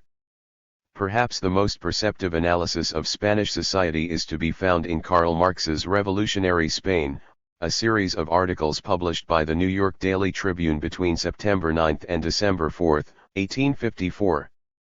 These articles are compiled in Marx and Engels's Revolution in Spain, New York, 1939, a book that is sadly marred not only by Stalinist editing but by Engels's vulgar interpretation of early syndicalism in a propaganda diatribe, The Bakuninists at Work. Perhaps the best work I can recommend on Spanish federalism is C.A.M. Hennessy's The Federal Republic in Spain, Oxford, 1962. Hennessy has also compiled a very extensive bibliography on the subject.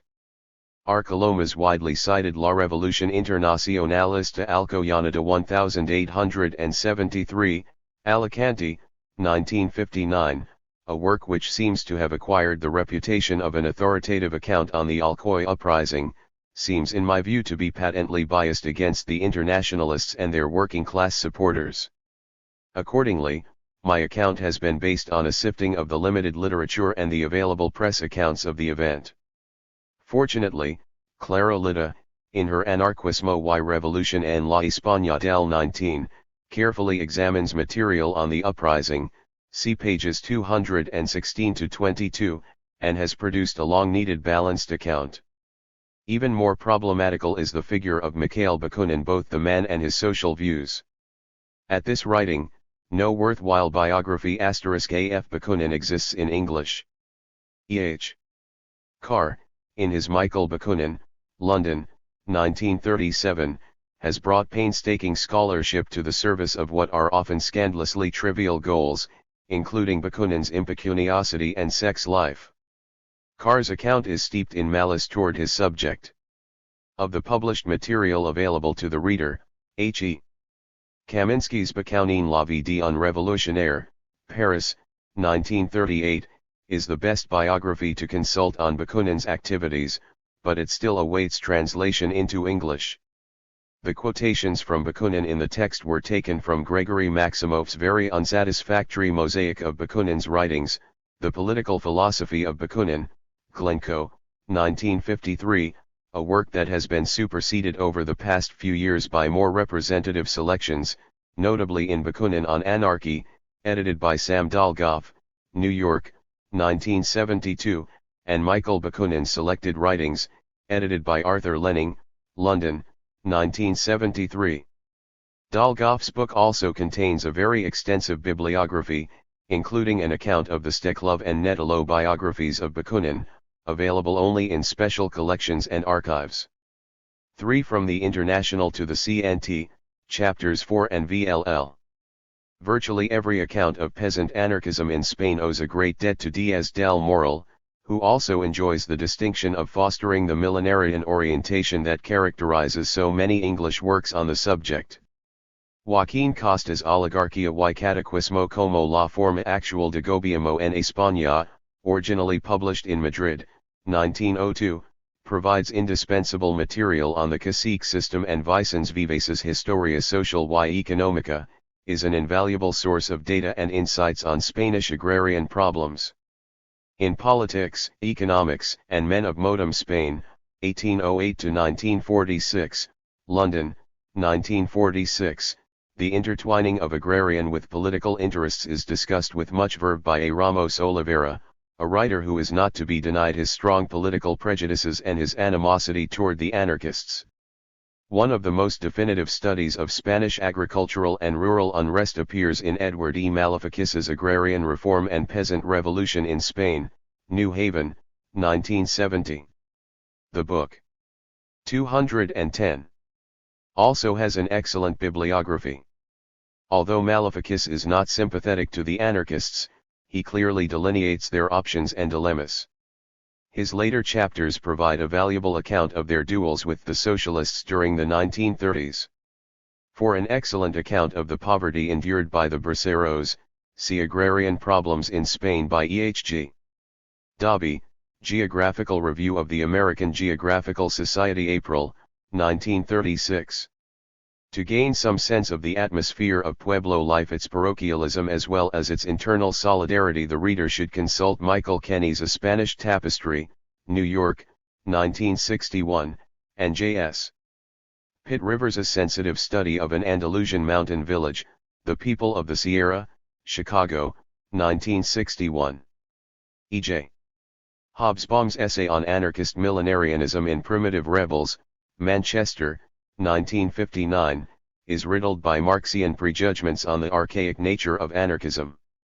Apart from useful information about the Casas Viejas uprising, he adds very little to what Díaz del Moral observes with greater sympathy for his subject. Very little has been written about the trajectory of Spanish anarchism from the decline of the International to the emergence of the Solidaridad Obrera Federation after the turn of the century. To establish a reasonably detailed continuity of events, it was necessary to turn to biographies and newspaper accounts for important data. Netelos Impresiones Históricas sobre el desarrollo del socialismo en España en la Revista Blanca, número 140, 1929, is informative, as is Pedro Valina's biography of Salvochia, Crónica de un Revolucionario, Paris, 1958. The reader may also care to consult the opening chapters of Benasses's El Movimiento Obrero Español and the larger histories of Spanish anarchism. Clara E. Litta's book of documents contains valuable statements, appeals, and reports up to the late 1880s. On Salvochia's life, the reader should examine not only Valina, but also Rudolf Rocker's Fermín Salvochia in the Precursors de la Libertad series, No. 1, 1945, and the few pages of vignettes of Salvochia which Buenacasa includes in his El Movimiento Obrero Español. Recent research has reopened the Mano Negra period for re-evaluation and fresh discussion. Iris Zavala's discovery in the Archivo de Palacio in Madrid of a copy of a document purported to be the Mano Negra's regulations, a document drawn up some 5 years before the Mano Negra trials of 1883, does not entirely dispel my doubts about the reality of the organization. A copy is not an original and, given the circumstances of the time, even an original document would warrant the most scrupulous authentication, in my opinion, before any question of police forgery could be removed. Clara E. Litta accepts this document as fact and discusses its social context in Agrarian Anarchism in Andalusia, International Review of Social History, 14, 3, 1969. Her review of the period makes the article well worth reading, quite aside from the dispute that may arise about the authenticity of the document itself. On the trials, Ediciones CNT has republished El Preciso de la Mano Negra, Toulouse, 1958, an old collection of excerpts from statements of the accused and critical comments of the charges and proceedings. See also Glenn Waggoner's article, The Black Hand Mystery, in Modem European Social History, ed. Robert Bikucha, London, 1972. Litta's article contains many informative observations on the disputes between the traditional anarcho-collectivists and the emerging anarcho-communists. Brennan's The Spanish Labyrinth and Max Nomad's The Anarchist Tradition, The Revolutionary Internationals, ed. M. Drakovich Stanford, 1966, provide valuable accounts of this split. For a succinct statement of anarcho-communist principles, the reader should go directly to Peter Kropotkin's early essay Anarchist Communism, Its Basis and Principles, Revolutionary Pamphlets New York, 1928, and to his The Conquest of Bread, London, 1906. Fortunately, both volumes have recently been published in the United States and are no longer difficult to acquire. 211. My account of the terrorist movement at the turn of the century is drawn from so many sources, including contemporary newspaper accounts, that a single work is difficult to cite. The already cited volumes by Brennan, Pirates, Buenacasa, and Abad de Santillan collectively provide a good overall picture of the incidents, the social context, and the motives of the terrorists. A dramatic, at times lurid, but not inaccurate account of anarchist terrorism appears in Barbara W. Tuchman's The Proud Tower, New York, 1966. F. Terrada del Marmol's Les Inquisiteurs d'Espagny, Paris, 189-7, a work that aroused European public opinion against the barbarous methods of the Barcelona police, is still the best account of anti-anarchist repression during this period. The reawakening of the Spanish labor movement in the decade prior to the formation of the CNT is very well documented. Stanley G. Payne's The Spanish Revolution, New York, 1970, contains an excellent bibliography of contemporary works on the subject, many of which go beyond the scope of this volume. Abad de Santillan's history covers the period in some detail, and Brennan's chapter on the Catalan question, 1898-1909 provides a go-deep political background.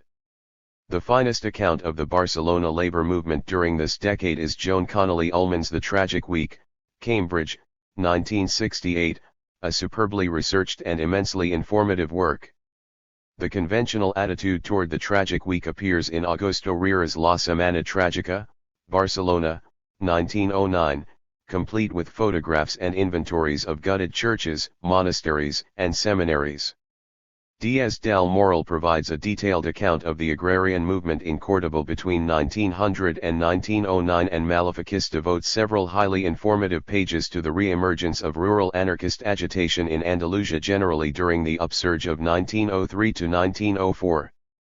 An ample literature exists on Francisco Ferrer's career and death, including highly informative material in Joan Connolly Ullman's book.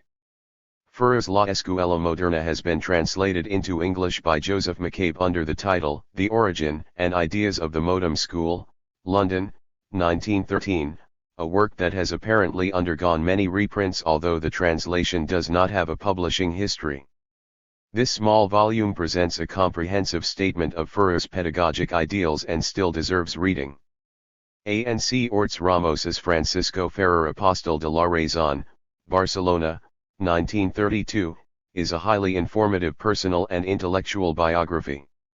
The Spanish anarchists published a fair amount of material on Ferrer, of which Hem des F. Ferrer SAV, Son Œuvre, Brussels, ND, is still available.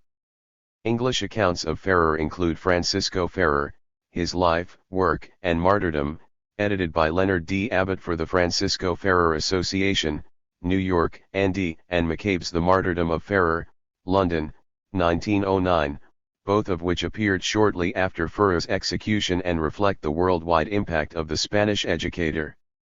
To gain an insight into the cultural life fostered by anarchist intellectuals during the closing decades of the last century, the reader must turn to periodicals such as La Revista Blanca, Old Series, and the earlier review, La Revista Social. José Pirates' Para una monografía de escritores anarquistas españoles en ruta, Volume I, No. 7, 1972, is a good survey of Spanish anarchist writers, their works, and the periodicals to which they contributed. The topical range of these intellectuals can be judged by examining Ricardo Mella's I Durio, Gijón, 1926, and Ensayos y Conferencias, Gijón, 1934, both of which constitute volumes 1 and 2 respectively of the Obras Completas de Ricardo Mella. The emergence of anarcho-syndicalism is ably discussed by Brennan in his chapter on the subject. The Impact of Georges Sorel's Réflexions sur la violence, originally published in Paris, 1908, and easily available in English translation, has been greatly overrated, but the work should be read as a characteristic response of many radical French intellectuals to the New Workers' movement. Despite its brevity, Daniel Guérin's Anarchism, New York, 1970, is, in my view, the most 212 trustworthy and perceptive recent survey of anarchist ideas and history. It contains a good account of the pedigree and history of anarcho-syndicalism. Guérin's compilation of anarchist documents, Ni Duo, Ni Maitre, Paris, N.D., reproduces early anticipations of syndicalist organizations such as James Guillaume's Idées sur réorganisation sociale, 1876, and the explicitly end-of-the-century syndicalism reflected by Fernand Pellotier's L'anarchisme et les syndicats ouvriers and Émile Poget's Le Syndicate. Roger Hagnaur's L'actualité de la Charte d'Amiens, Paris, 1959, contains a succinct account of the emergence of the French CGT and its shift toward a Marxist-controlled labor union. Érico Malatesta's criticisms of syndicalism appear in the Correct Rendu Analytique of the Congrès Anarchiste Tenu Amsterdam, Out 24-31, 1907, Paris, 1908. The most definitive biography of Malatesta and the finest selection of his writings in English has been prepared by Vernon Richards under the title, Malatesta, His Life and Ideas, London, 1965. 4 From the Early CNT to the Second Republic, Chapters 8-9. The early history and structure of the CNT are discussed in detail in the historical works of Brennan, Buenacasa, Abad de Santillan, and Garcia Venero. José Pirates' What is the CNT? London, 1972, the English translation of an article in Ruta, gives a description of the organization's structure and goals as well as general background material. A brief but useful account of the events leading to the formation of the CNT appears in Pirates' Los Anarquistas en la Crisis Política Española. The greater part of this book deals with the Confederation's activities under the Primo dictatorship, the formation and role of the FAI, and the conflicts within Spanish anarcho-syndicalism during the Second Republic. Cesar M. Lorenzo also provides a survey of anarcho-syndicalist activities during this period, although the book deals mainly with the Civil War. The most informative English account of anarchist activities between the World War I period and the Primo dictatorship is Gerald H. Meeker's The Revolutionary Left in Spain, 1914-1923, Stanford, 1974, a work that deals equally with the socialists at this time and the communist tendencies that emerged from the Russian Revolution. Meeker is not sympathetic to the anarchists, but his study is meticulously researched and highly perceptive. Diaz del Moral and Maleficis's accounts are indispensable to an understanding of the rural movement. For a detailed account of the Bellas Arts Congress of the CNT, see the Congreso de Constitución de la Confederación Nacional del Trabajo, CNT, Ediciones CNT, Toulouse, 1959, and for the 1918 Barcelona Congress see the Memoria del Congreso celebrado en Barcelona los días 28, 29 y 30 de junio y 1 de julio de 1918, Ediciones CNT, Toulouse, 1957. Detailed accounts of the strike movement during this period appear in Alberto Baixuls's El Sindicalismo en Barcelona, 1916-1923, Barcelona, 1965, Jacinto Martin Maestres Huelga General de 1917, Madrid, 1966, Garcia Venero's Historia Movimientos Sindicalistas Españoles, 1840-1933, Angel Pestana's Lo que aprendí en la vida, Madrid, 1933, and Francisco Largo Caballero's Mis Recuerdos, Mexico, 1954. Most of the overall accounts of Spanish radicalism, such as Brennan's and Abad de Santillan's, contain valuable accounts of their own. Baixuls also provides a comprehensive survey of the pistolerismo tendency that plagued the post-war years. Vinacese's account provides an example of the reaction of a distinguished anarchist militant to the damage Pistolrismo inflicted on the CNT.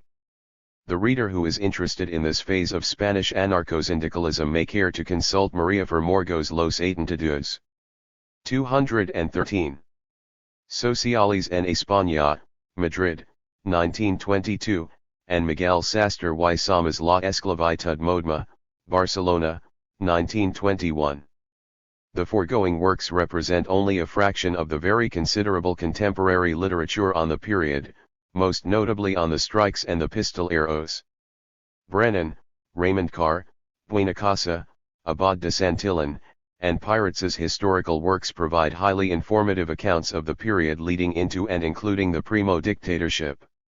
A laudatory compilation of material on Salvador Segui by a variety of libertarian writers has been prepared by Ediciones Solidaridad Obrera under the title Salvador Segui, Su Vida, Su Obra, Paris, 1960. Meeker also discusses Segui's policies in detail. An excellent account of the conflict between various tendencies within the CNT during this period appears in George Brightman's Spanish Anarcho-Syndicalism, 1918-1931, Moderates vs. Extremists, University of Michigan, unpublished paper, 1969.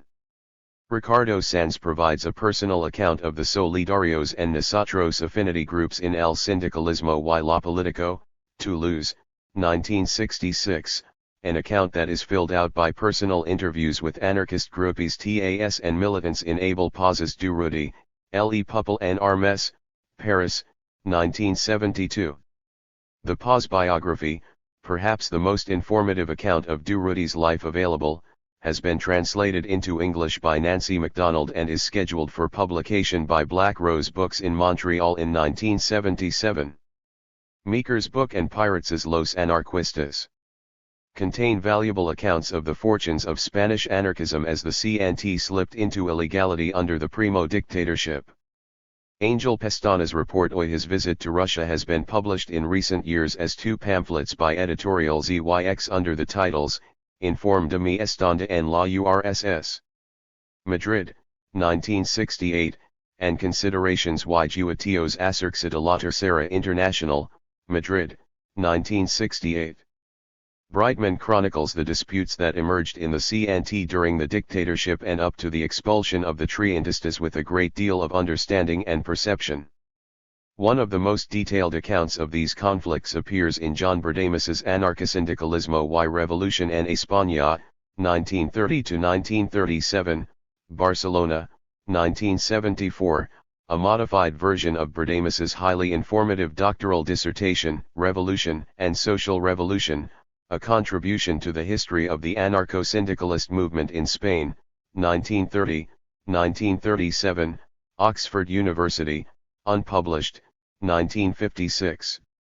The record of the Special CNT Congress in 1931, Memorias de Congreso Extraordinario de la CNT celebrado en Madrid los días 11 al 16 de junio de 1931, Barcelona, 1931, contains a remarkable account of the vicissitudes of the Confederation during the closing years of the dictatorship. Pirates in Los Anarquistas has an amusing account of the founding meeting of the FAI in Valencia, but the most detailed narrative appears in Berdamus's book as a lengthy memorandum written for the author by Miguel Jimenez, who presided at the conference. I also received colorful details of the preparation and course of this meeting from Gaston Laval and José Pirates, but limitations of space did not make it possible for me to include them in this volume. The best discussion I have encountered of the structure of the FAI appears in Ildefonso González's Tu Movimento Libertario Spagnuolo, Naples, N.D., selections of which were generously translated for my use from the Italian into English by Sam Dolgoff. Unfortunately, this very important survey does not as yet appear in any other language. 5. The Road to Revolution. Brennan's discussion of the period from 1931 to 1936 is still the finest general account of the Second Republic. Gabriel Jackson's The Spanish Republic and the Civil War, 1931 to 1939, Prince. 214. Tun, 1965, is very useful and provides many details that are not ordinarily available in general histories, although I share Noam Chomsky's criticisms of the book in his The Cold War and the New Mandarins. Hugh Thomas's The Spanish Civil War, New York, 1961, a book that, for some curious reason, has acquired the reputation of being a definitive history of the conflict, is pretentious, superficial, and factually unreliable. For a devastating critique of Thomas's oeuvre, the reader should consult Vernon Richards's July 19, 1936, Republic or Revolution, in Anarchy, No. 5, Judy/1961, and Richards's introductory remarks to Gaston Laval's Collectives in the Spanish Revolution, London, 1975. The best account of Spanish anarchism from 1931 to 1936 is Berdamus's already cited dissertation and its modified translation in book form into Spanish. The opening chapters, I-9, of Pirates' La Ciente en la Revolución Española, Volume I, Buenos Aires, 1955, are indispensable for a knowledge of anarchist activities during the period.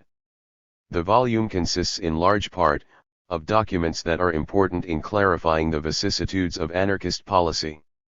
The reader will also obtain a good survey of the events leading up to the Civil War and an excellent account of the opening days of the conflict from Pierre Bruet and Émile Temim's The Revolution and the Civil War in Spain, Cambridge, 1970, a translation from the French of one of the better general accounts of the Spanish Civil War. Certainly this volume should be read in preference to Thomas's volume. Malefica's study of agrarian unrest in the early 1930s is immensely informative, although it is definitely unsympathetic to the anarchists and, in its conclusion, to the liberals. One encounters an even more marked rightist bias in Stanley Payne's The Spanish Revolution, New York, 1970, but the book is so well researched and so highly informative that it makes for good reading. Salvador de Madariaga's Spain, New York, 1958, presents a liberal interpretation of the period and of the conflicts between the UGT and CNT. Buenos La CNT, Los 30 y la FAI. Barcelona, 1933, presents the outlook of the FAI in the dispute with the CNT moderates by a leader who is by no means a spokesman for its most extreme wing. Pestana's memoir, Lo que Aprendi, should also be consulted to gain the views of one of the ablest CNT leaders. Pirates' historical works provide good accounts of the Ciclo de los Insurrectores and Manuel Villar's El Anarquismo y la Insurrección de Asturias, Buenos Aires, 1936, presents the anarchist version of the Asturian uprising. Although most of Gaston Laval's Collectives in the Spanish Revolution deals with the Civil War period, Part 1 of the book provides a first-rate libertarian analysis of the agrarian situation prior to the revolution. The record of the Saragossa Congress of May 1936 has been republished by Ediciones CNT as part of its series Prolegómenos de la Revolución de Julio en España under the title, El Congreso Confederal de Zaragoza, NP, 1955. The reader should also consult Isaac Puente's El Comunismo Libertario, republished at Toulouse, 1947, a work which formed the basic theoretical document for the Congress's discussion of the future society. My choice of Diego Abad de Santillan's El Organismo Económico de la Revolución, Barcelona, 1936, translated into English under the title, After the Revolution, New York, 1937, as the most useful of the two works was guided by the need for a more discursive treatment. Puente's pamphlet, despite its influence, is scarcely more than a brief outline. Santillan's book is a reflective theoretical work as well as an informative guide to social reconstruction. Accounts of opening days of the revolution are very numerous. I have already singled out Bruet and Temim's survey of the uprising in the major cities of Spain. One of the most detailed accounts of the day-by-day conflict in Madrid and Barcelona appears in Abel Paz's Paradigma de una Revolución, NP, ND, published by Ediciones ATT, the concluding portion of which, 215, contains appeals in Solidaridad Obrera from July 19 to July 23, 1936. Portions of Escanova Cervantes's Durudi y Escaso, La Cnt y la Revolución de Julio, published by Ediciones Páginas Libres, Toulouse, Andy, deal with the uprising IJ Barcelona. An assessment of the events leading to the revolution and actual outbreak of the civil war by one of the most influential anarchist statesmen of the period will be found in Diego Abad de Santillan's Por qué perdimos la guerra, Buenos Aires, 1940, the opening chapters of which provide an account of the development of the Spanish anarchist movement from the First to the Second Republic and the outbreak of the July Uprising. For a sharp criticism by an English anarchist of the FAINCNT's performance on the eve of the uprising as well as the Civil War, see Vernon Richards' The Lessons of the Spanish Revolution, London, 1953. Note on sources.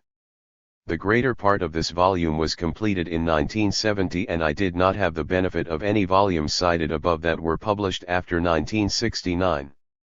Accordingly, I could not use the later volumes of Abad de Santillan's Contribution a la Historia de Movimiento Obrero Español, Joseph Termes's Anarquismo y Sindicalismo en España, Clara y Lida's Anarquismo y Revolución en la España del 19 and her accompanying volume of documents, Dolgoff, and Lenning's compilations of Bookchin's writings, Edward Maleficis's Agrarian Reform and Peasant Revolution in Spain, Gerald Meeker's The Revolutionary Left in Spain, Abel Paz's Durudi, Le Peuple en Armes, and the Spanish version of John Berdamus's dissertation except insofar as they contained material that applied to the concluding chapter, The Road to Revolution.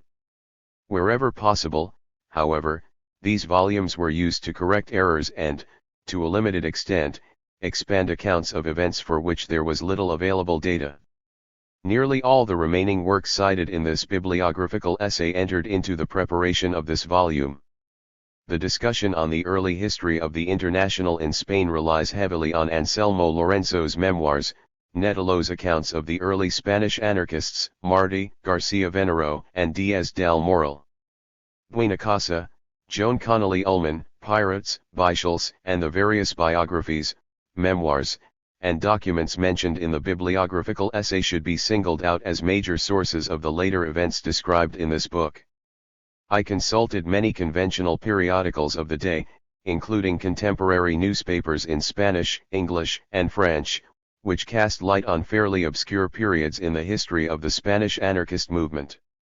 I also had the benefit of individual issues of La Revista Blanca, Solidaridad Obrera, and Tierra y Libertad in American libraries and private collections. The Anarchist Library. Anti-copyright. Murray Bookchin. The Spanish Anarchists. The Heroic Years, 1868 to 1936. 1978. Retrieved on July 12, 2021 from libcom.org. TheAnarchistLibrary.org